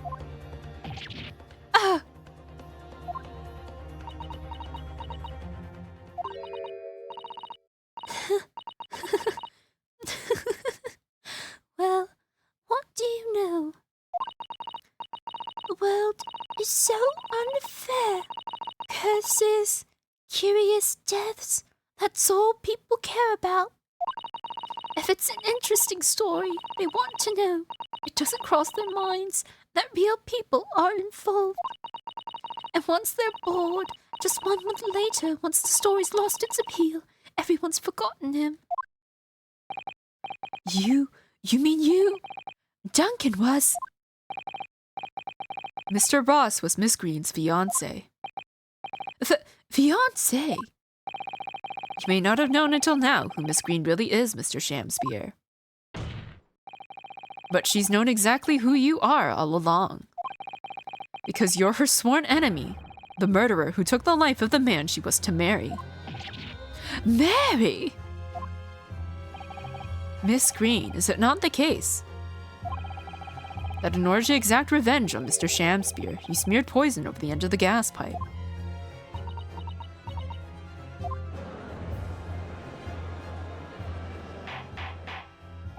This is all quite extraordinary. Am I correct in my understanding that you now accuse both parties' counsel, each on different counts of murder?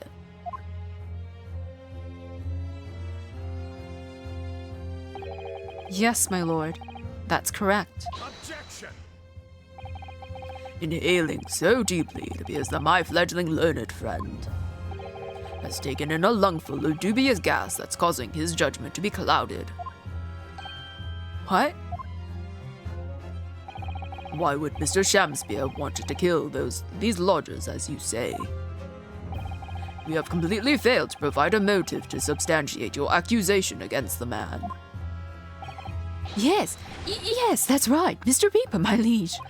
I have been sight. 'Tis lies, all lies. I deny every utterance. And you'll have to forgive me, Mr. Narahodo, sir. But I don't intend to admit to anything either. Miss Green. I'm sure you'll think I'm being very rude, but I'm not going to be sent to the gallows for the likes of this scoundrel. Objection! But you broke into the man's room. If you didn't do it to smear poison on the pipe, what was your reason?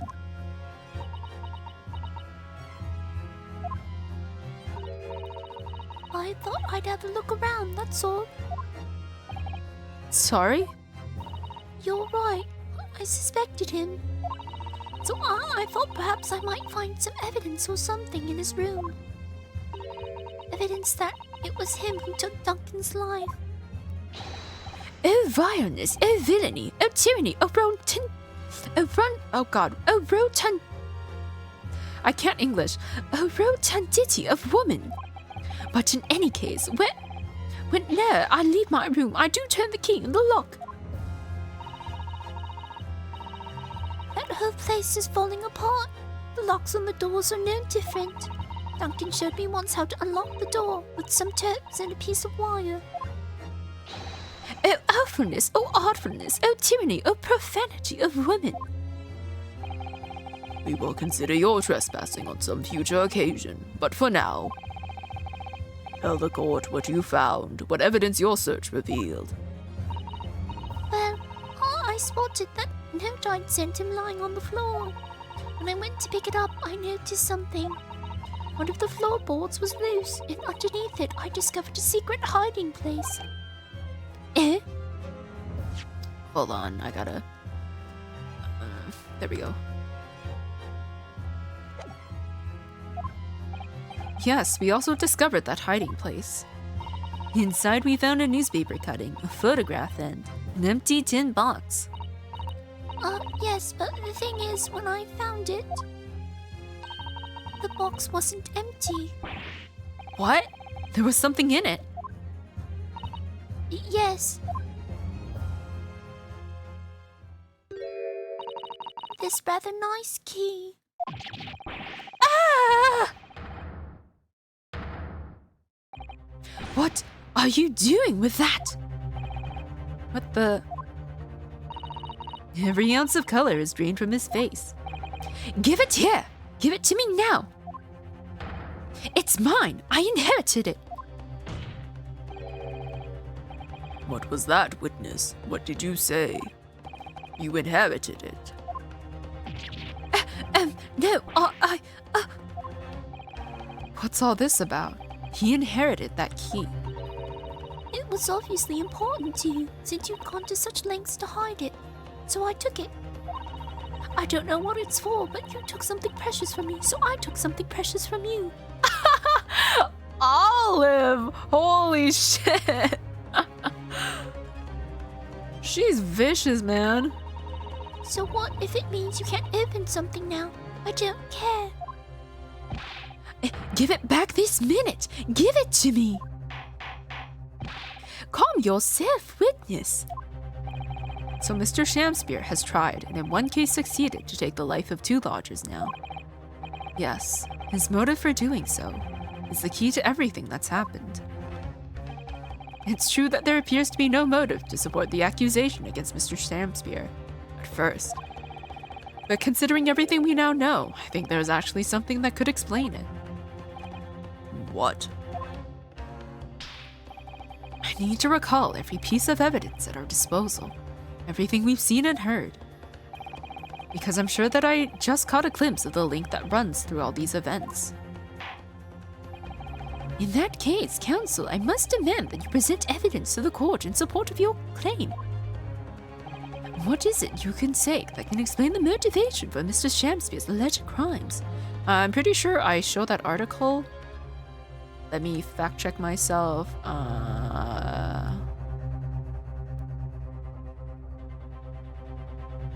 Yes, capital offenders file, okay. This one. Take that! That's an official police report, is it not? The Selden file? How did you get a hold of that? Selden. The now sadly deceased Mr. Ross and the defendant Mr. Natsumi have only one thing linking them. The fact that they had lodgings in the same room. Well, yes, we know this, certainly. Room that was formerly occupied by Selden. Until that is, he was arrested by Scotland Yard for his involvement in multiple burglaries. I see. And it so happens that the convict Selden left behind one very substantial mystery when he died. The some £1,000 worth of loot that he stole, which as yet remains to be found. Ah, yes, of course. It's coming back to me now. It's written here. It's written in this. Oh God, it's written in this file here. £1,000 lost en route to hell. That was how the papers summed it up. And it seems that one particular fellow inmate was with the convict in his final moments. Oh, no shit, he was the convict? It's not hard to imagine Selden entrusting that inmate with his most closely guarded secret. The location of the stolen loot, and perhaps a key, to unlock whatever container the valuables were in. You mean this key is... Mr. Shamspear, it was you, wasn't it? You were at the capital offender's side when he died, were you not? What are you talking about? 'Tis a false charge, I tell you. A false charge.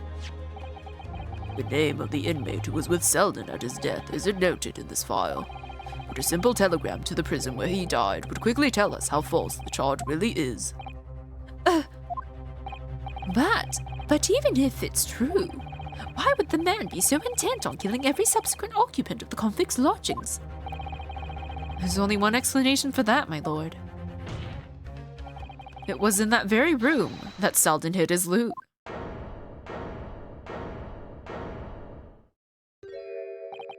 So, it all comes out. Yes, and having established that, all of Mr. Shamspear's subsequent actions start to make perfect sense. When he was let out of prison following Selden's death, he made immediately for Mr. Garrett's lodgings in the hope of renting Selden's old room. However, the retired army man was unable to offer him the accommodation of his choice. Because Selden's old room had already been let to somebody else, Mr. Duncan Ross. Which is why Mr. Shamspear subsequently devised his gas-based plot to kill the occupant of the room.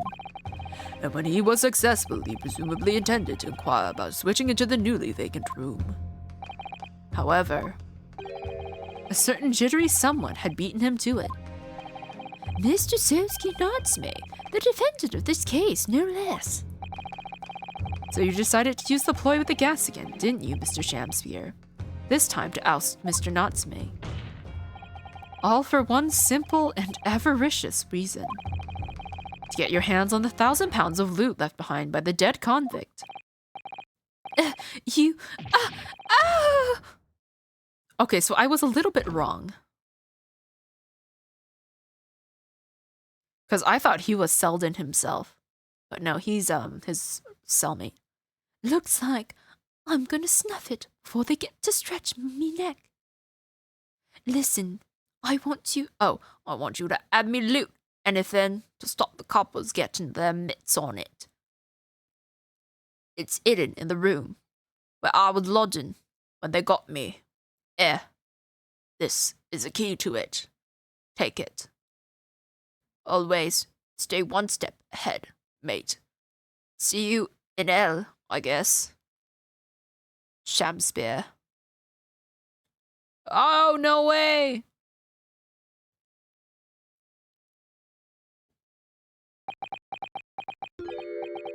It's mine. What did he just say? It's mine. That loot is mine.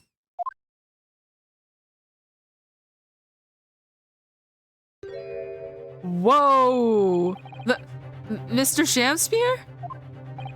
It's all lies. I don't accept any of it. Why should I? After all, you don't have a shred of evidence. You can't prove I killed that fellow. Forsooth, I'm the victim here, remember? Isn't that right, ladies and gentlemen? If I don't admit to it, there's nothing you can do. You can't arrest me, for the time being anyway. Verily, you can't arrest the victim, can you? Isn't that right, ladies and gentlemen? I'm so close, I just need a few more hours. I swore to myself that I'd get my hands on it, and I can almost taste it now. Do you really think I'd just give it up? There's no question in my mind now. This man is guilty through and through. But he seems so utterly intoxicated by the idea of that loot. I'm afraid that however hard you press him, he'll never admit to what he's done, Mr. Naruhodo. There is a way. Pardon? There's one way I can finish him. No! He's already committed the most heinous crimes to get his hands on that loot. Which means all we need to do is find it first. Fine plan. Were it not for the fact that the police thoroughly searched the room following the death of Mr. Ross. If it's there at all, it must be very well hidden indeed. Without conclusive evidence, I certainly cannot rule. If only there was some way we could find the convict's loot quickly. This is the final piece in this complex puzzle. But I think we might have it in our possession already. Or rather, I think we may well have something that can help us find where that loot is hidden. My lord. Yes, counsel. The defense would like to make a proposal about how to find the late convict's hidden loot. I believe we are already in possession of something that could give us a clue as to its whereabouts. It's our last chance, so it has to be worth the gamble. Besides, we've used the same technique once already, and it definitely paid off then. Very well then, counsel, let the court hear your idea. What do you propose we can use in order to locate the hiding place of the deceased convict's hull?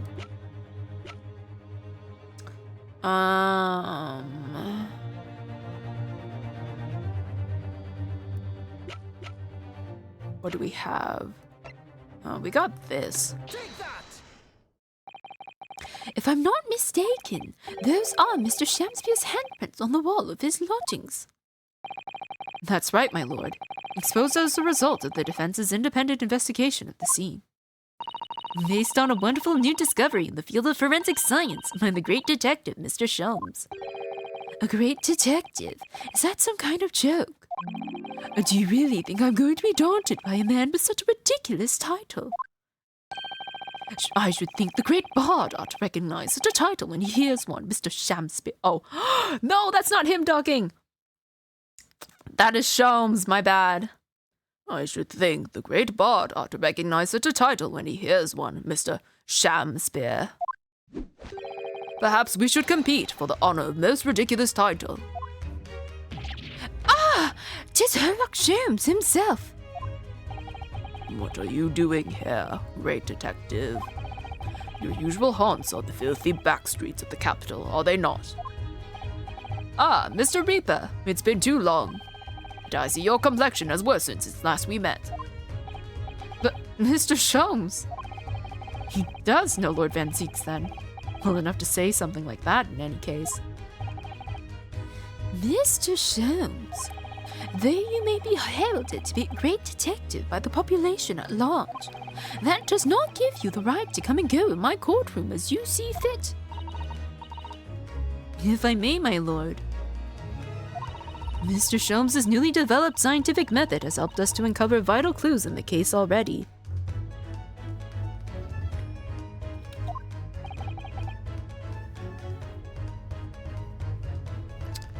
Clues, you say?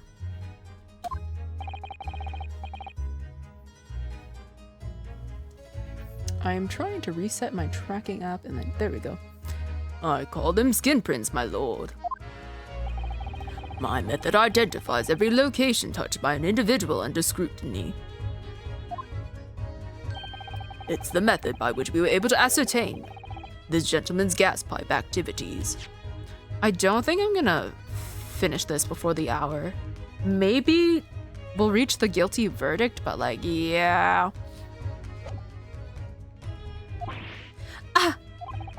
You need only a small sample of something the individual has previously touched to make it indicate a solution. In your case, sir, I used the teacup you had been holding. Elementary. So now, Mr. Naruhodo, Yes. what am I to use as a sample to make the indicator solution this time? Thank you for offering to help, Mr. Shams. When the convict was arrested, he was living in what is now Soski-san's room. We need a sample to help locate Selden's loot that's hidden in his room. What form will the sample take? I'm supposed to present a person, and if I want an achievement, there's a thing I gotta do. We will need to present something of Selden's in order to create the indicator solution to find his loot. Now let me save here real quick. Although I don't think they'll, like, penalize me too bad. And something the convict owned happens to be in the possession of somebody listed in the court record. Upon my word, Mr. Naruhodo, your powers of reasoning appear to be on the up. So, which particular person do you have in mind? From whom can we obtain a possession of the late convict Selden to create the indicator solution? Let's go with Shams. Take that! And what, pray, does said person possess that could be applicable to our purpose? Let's hear your new and improved powers of reasoning at work, my dear fellow. Dear me, your left eye just twitched. Are you currently concocting an elaborate excuse? Not some clever Japanese joke about a wet noodle, I hope. Ah, you got me. What's this wet noodle joke that I don't understand? I think we need to reconsider this from the start, Mr. Naruhodo. Why do I feel as though Susada-san is studying my left eye now? I'm ready and waiting, Mr. Naruhodo. The rest is in your hands. Okay, it's supposed to be Olive, because she has the key. Miss Green. Me? What do you want with me? The key around your neck, if you please. Sorry? And that key belonged to Selden. There will be remnants of secretions from the man's skin on its surface that we can use. Very true. That is the sample we need. Using it, we can create the indicator solution required for Mr. Shom's skin print seeker. And find out exactly what Selden touched in the room that he used to rent. Or maybe I'll just run the ad break and then we'll just... Because surely it can't be that much longer, right? And then we'll just keep going until this is finished. Ah! Mr. Shamspeare, as one great to another, I assure you. If the late convict's hall is hidden somewhere in his former lodgings, I shall uncover it in no more than 30 minutes. So, Mr. Shamspeare, the truth is well within our grasp now, and as such, you will never get your hands on Selden's stolen wealth. In that case, I'll gladly let Mr. Sholmes have this key. No! Give the key to me! The detective shan't have it! It's over, Mr. Shamspeare. No! No! You're out of options now. There's only one thing left for you to do. Admit your guilt. Whoa! Oh, Sham, for spare! Despair! Be thy name! What was that? Oh my god. I think that was one of the best animations ever. Oh, his hat's gone. I never intended to kill the man. I just wanted to drive him out of the room. That's all. So you'd have time to find the convict's haul of stolen goods. Yet after you'd killed the young man, you still didn't move into the room. I asked the landlord, of course. I pleaded with him, but he refused. Why? I was 3 months behind with the rent, for one thing. Mr. Garrett really has had a lot to put up with. And he had the gas repair work done immediately afterwards, putting the room out of action for a while. And then this Japanese man swooped in at just the right moment to sign the new lease. Poor Mr. Natsume. What unfortunate timing. Then 5 days ago, after the incident on Briar Row, the Japanese fellow got himself arrested. I thought I'd finally have my chance. But it wasn't to be. No, the scene was sealed off and guarded by the police night and day. And if I remember rightly, Mr. Shom spent the whole day in there reading books. I couldn't even enter the room, let alone search for the loot. Which is why, on the day Mr. Natsume was acquitted and returned to his room, you once again tried your trick of blowing air into the gas pipe that feeds the stove in his room. Unbeknownst to you, however, that action would lead you into a deadly trap.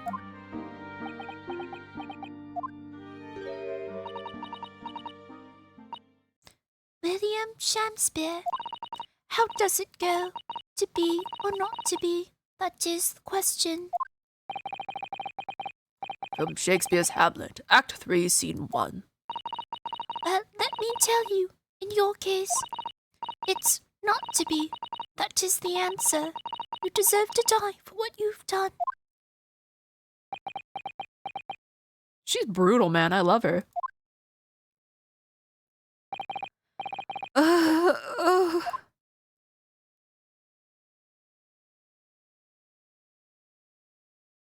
Okay. I think now?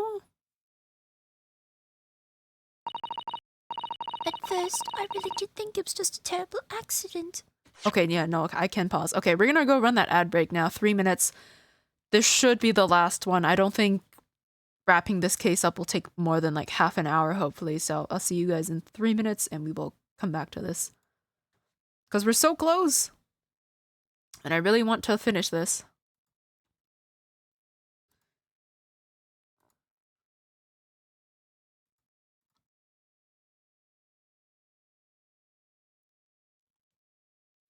But yes, who would have thought that Olive would be involved in this. I wasn't expecting it. I'm not gonna lie, I wasn't expecting her to be, not the murderer, but the attempted murderer, I suppose. But she did have motive, so. I'm assuming, though, that, like, once they find the loot, that it's just going to be returned to, the rightful owners. Rest in peace, Sham, who's probably gonna go to jail again.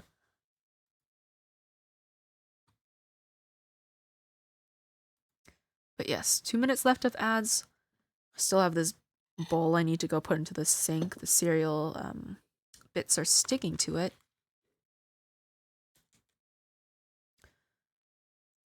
I am... 2 minutes is quite short. I don't think I'll be able to crochet. I mean, I could attempt. I just don't remember my stitches. Let's see. I literally made this thing yesterday, but yeah, I don't really remember how to make it.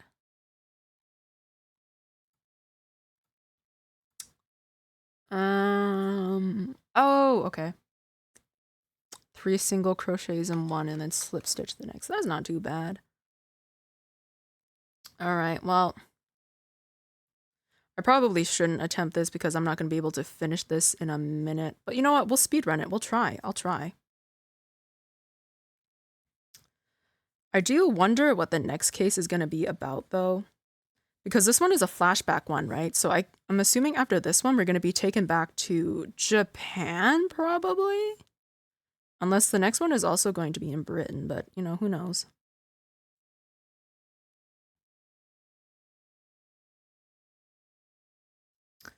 How are we doing? Another, still 40 seconds.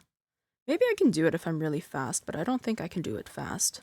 Especially if I have to keep count of how many stitches I'm doing.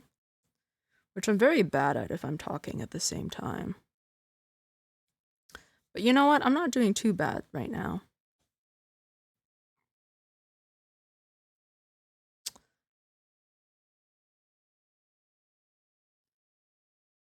Yes, it's getting quite late. Hope you guys are doing well. I don't know what everyone's up to. Maybe some of you are asleep.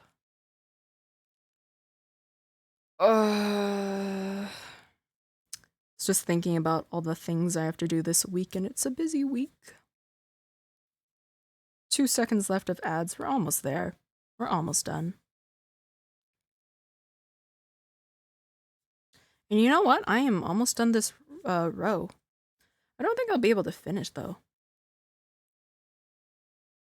There's also a possibility that I don't even do the right number of stitches because I miscounted and I might have to redo this again. So there's that possibility.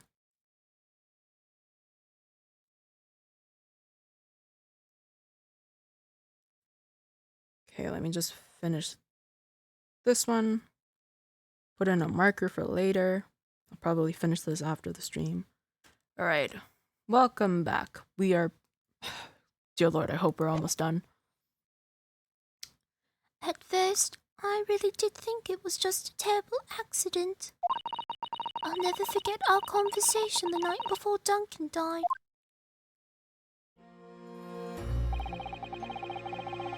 The gas supply in my new lodgings are a complete disaster, you know, Olive.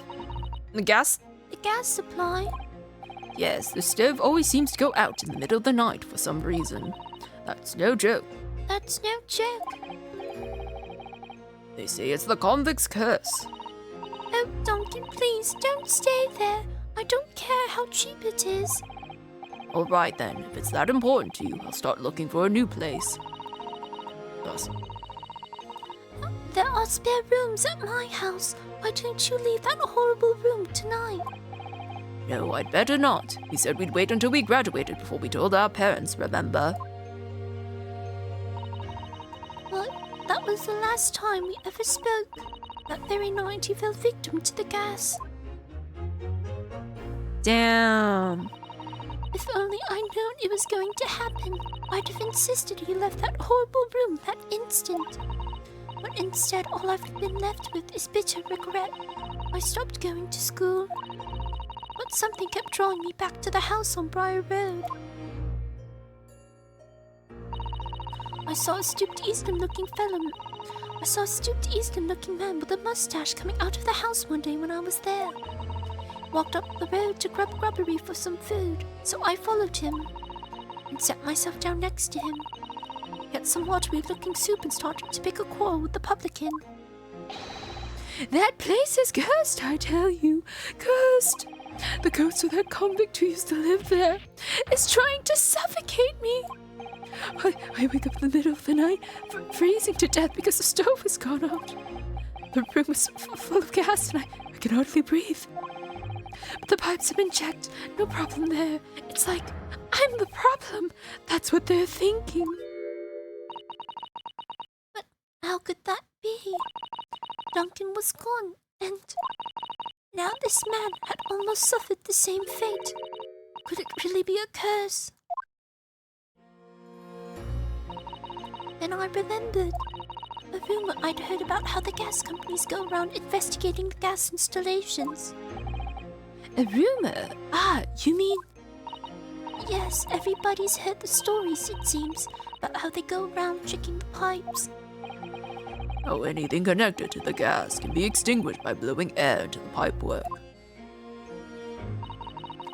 That's when it started. A little flicker of doubt in the back of my mind that just wouldn't go away. Was it really an accident, though? Once I had the idea, it wouldn't leave me alone. It plagued me day and night. So, I bought this at one of the black markets in the East End.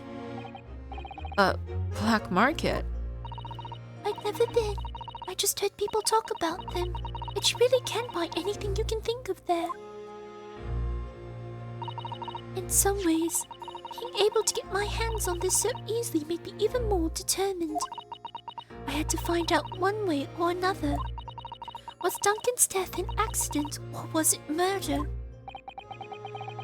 And your chosen method for establishing the truth was simple but highly effective. Smear poison on the gas pipe you suspected the man of tampering with and wait. If Mr. Shamsier was innocent, nothing would come of what you'd done. But if he was guilty, he would pay for his crimes dearly. Oh no, what's with that emote? I found out the name of the man I suspected, William Shamspeare. And then I wrote him this letter. I have information regarding the death of Duncan Ross. Come to the Slug and Salad on Briar Road at 5 p.m. on 17th. I made a fire. Are you nice and toasty? I'm not too cold right now. Don't tell anyone else about this letter or the meeting. It is a matter of utmost importance.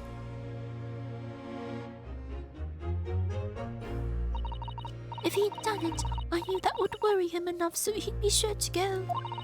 So I waited to see if it worked. And of course, Mr. Shamspeare followed the instructions to the letter. I worked out where the gas pipe was straight away. So I smeared a good amount of the poison I bought all around the mouth of the pipe. All the time praying that the devil's work wouldn't be done, that it was all just some wild fantasy.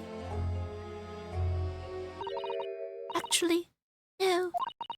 All the time praying that the devil's work would be done, and that the culprit would get his just desserts.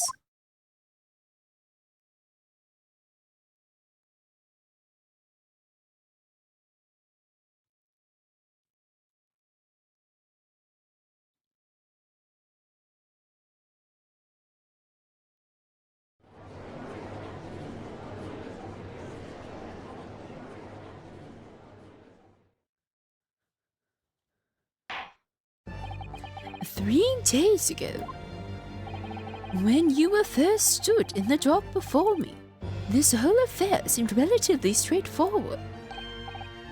"Yes, my lord. I certainly never imagined the depths of depravity that we should subsequently find lurking behind the scenes." It has been a long road, my Nipponese friend. Oh, yes. and one I certainly didn't envisage walking with you. Nevertheless, together we have reached the light at the end of the tunnel, as it were. Miss Green, Yes, my lord. you will henceforth be stripped of your freedom as punishment for the attempted murder of Mr. William Shamspeare. Yes, I know. And you, Mr. Shamspeare, you will be tried for the murder of Mr. Duncan Ross in cold blood, and the subsequent attempted murder of Mr. Sersky Nodsme here present.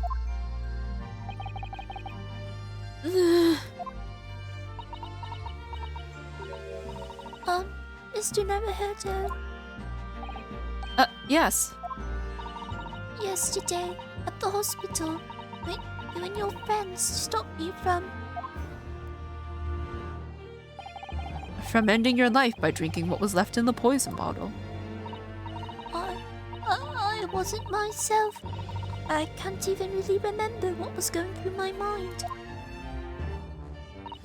To be or not to be, I suppose. That's a question that's so hard to answer, it seems. Well, personally, I'm glad of your being here, Miss Green. Oh, And I'd like to believe that it's a blessing Mr. Shamspeare didn't die when he ingested the poison. For your sake, at the very least.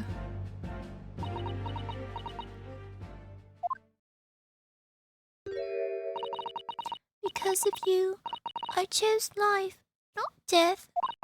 And now you've made the truth come out at last.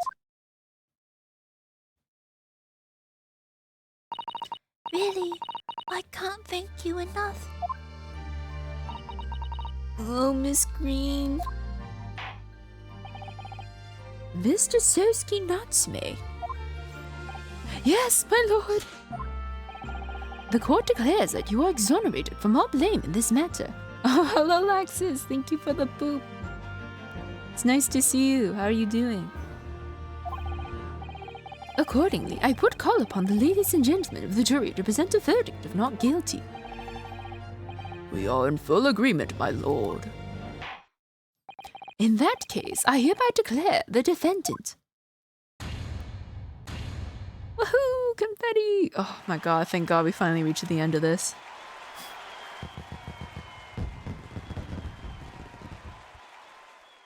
I believe there's still like, what, 3 more episodes after this? Court is adjourned.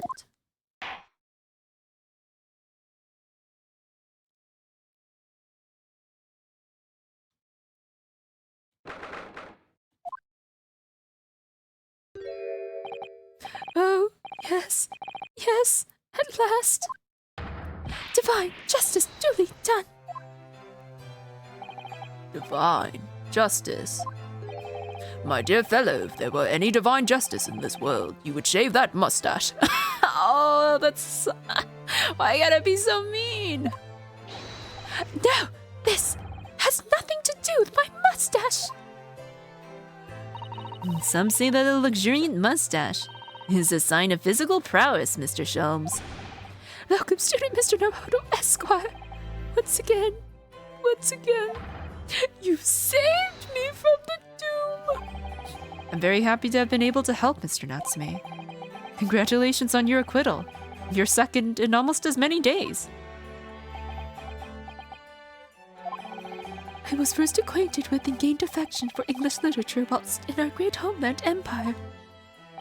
And then, by a twist of fate, I was brought to the land that bore the fruit of that literature. Only, the city of bricks and mortar became my prison. Try as I might, I never found my feet here. In the end, I confined myself to my room and lived life through friendly old books. You've had such a difficult time, haven't you? Ah, but a week ago now, I dragged you out of that dark and dingy room of yours, did I not? You did, and I've seen more of life in this week than in all my years to date. And for the first time, I feel I've begun to see the true face of the English that's so far been hiding from me behind the wall of fog. My dear fellow, there is nothing special about the true face of the English, as you put it. Wheresoever one goes in the world, humans are human. There are few genuine differences. Yes, I think you're right. I finally started to see that, and I've come to understand something. I've worked out why I was attracted to English literature in the first place. It made me see that whatever our nationality, we humans all have the same hopes and fears. We're all just doing our best to live. Well said. I've come to feel the same way. I've made a decision too. I'm going to cut short my study tour here and return to Japan. What? Just when we'd become friends here in England. What a terrible shame. Oh, I know. That does tug at my heartstrings, it really does. But I've decided I'd like to take everything I've learned here in Britain and write something of my own. A novel of sorts, I suppose. Oh my, you'll be creating your own literature, Mr. Natsume. How wonderful. Oh, well, no, I mean, I would presume to call it literature. Why not? When that is precisely the definition, Mr. Moustache.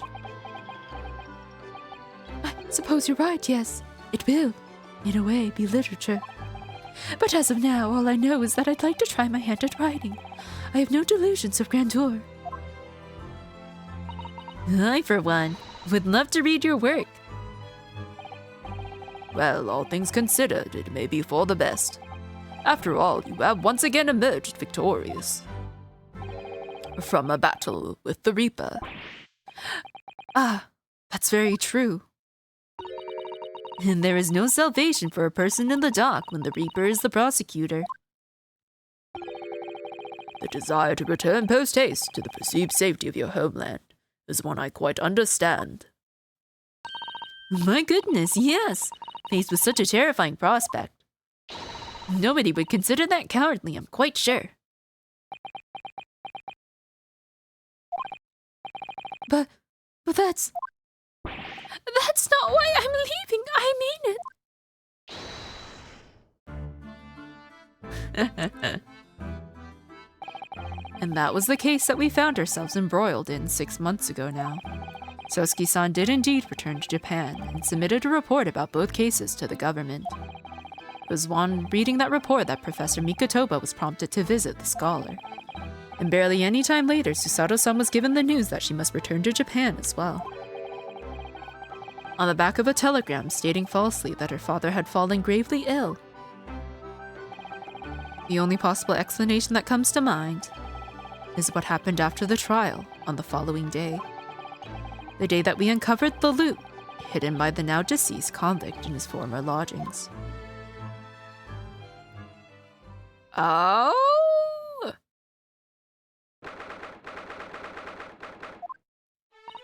Oh, well done, Mr. Shams. How simply marvelous of you. To uncover the secret hiding place in just one day. Wasn't it supposed to take 30 minutes? As I believe I told you, my dear fellows, skin prints are extremely useful in such situations. Wouldn't you agree, Gregson?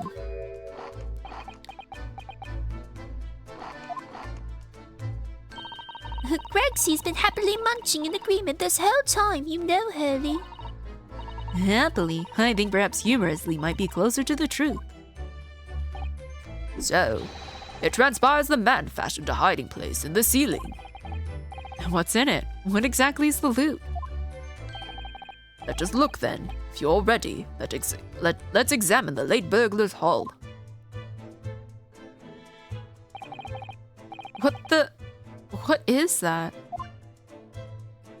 Oh! There's blood on it. It looks to be some sort of neckband or collar. Collar? It's huge though. And look at all the gemstones set in it. I can see why it was claimed to be worth £1,000. Perhaps I should have it. I could have it as a belt.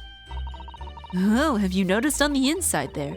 There are some dark stains. You don't think they could be blood, do you? I mean, there's quite a lot of it. On second thoughts, perhaps I won't have it as a belt. And then, of course, there's this emblem here. A large letter B and a small crown. What does it signify, do you think? Oh, I hadn't noticed that. I feel as though I've seen that emblem somewhere before, you know? Where could it have been? That's enough of that, I think. What? What's the matter with Shams? All the color has drained from his face. Well, Inspector, I believe you ought to be taking this, aren't you? It could be valuable evidence after all. It must be safe. It must be kept safely under lock and key. Yes. Get your grubby hands off that, you lot, and hand it over, now.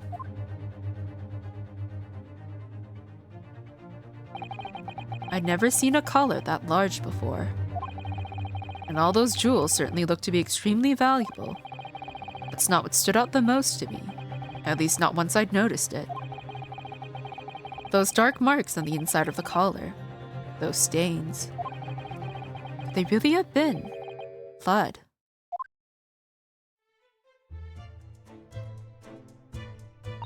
Well, that was a funny case, wasn't it? But it's all buttoned up now. You look very pleased, Iris. I am, because I was starting to wonder what I could use as the basis of this month's story in the magazine. But this case will be perfect. It's been so fascinating. You're talking about the latest installment of the Adventures of Sherlock Holmes, I presume.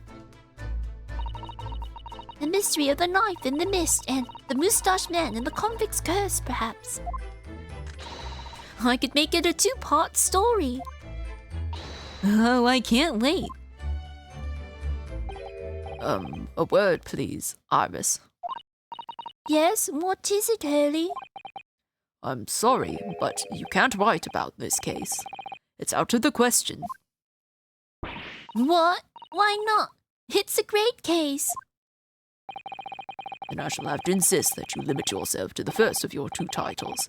The second must never be written. Is that clear?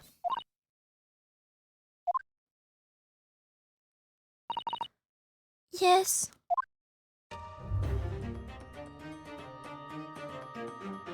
And so it was that the second of Souseki-san's cases became buried in obscurity. Now, looking back, I feel I understand. I can see why Mr. Sholmes forbade Iris from publishing the story. I did not expect this part to be voiced. It would take a little longer before I saw the link between everything that had happened and would happen. For it wasn't until 2 months after the arrival of Susato-san's letter that events began to unfurl again, with an incident that took place at the very heart of the eagerly awaited Great Exhibition of London.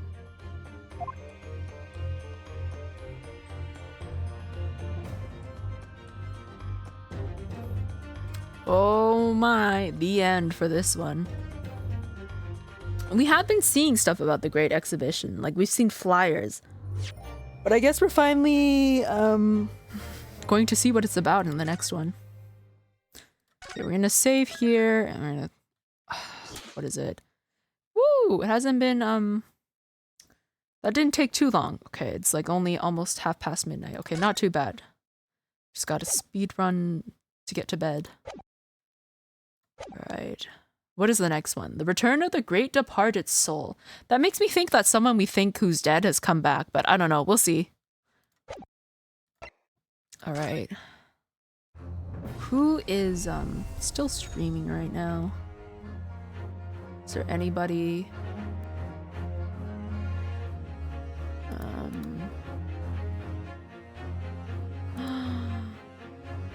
Ian's playing Cyberpunk. Yeah, I don't really have anybody. Yeah. Unless anybody else has a suggestion, I'm open to hearing. other than that, I pretty much will just go raid her. I do want to eventually pull a Cyberpunk. I don't know when that would be though.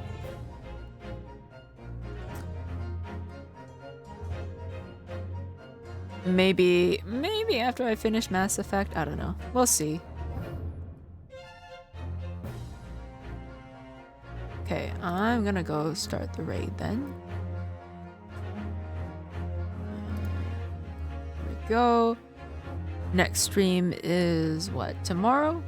Later today for, I don't know, depending on where you are. But yeah, that's gonna be Mass Effect. I played a little bit of it, but like I don't think I got that far.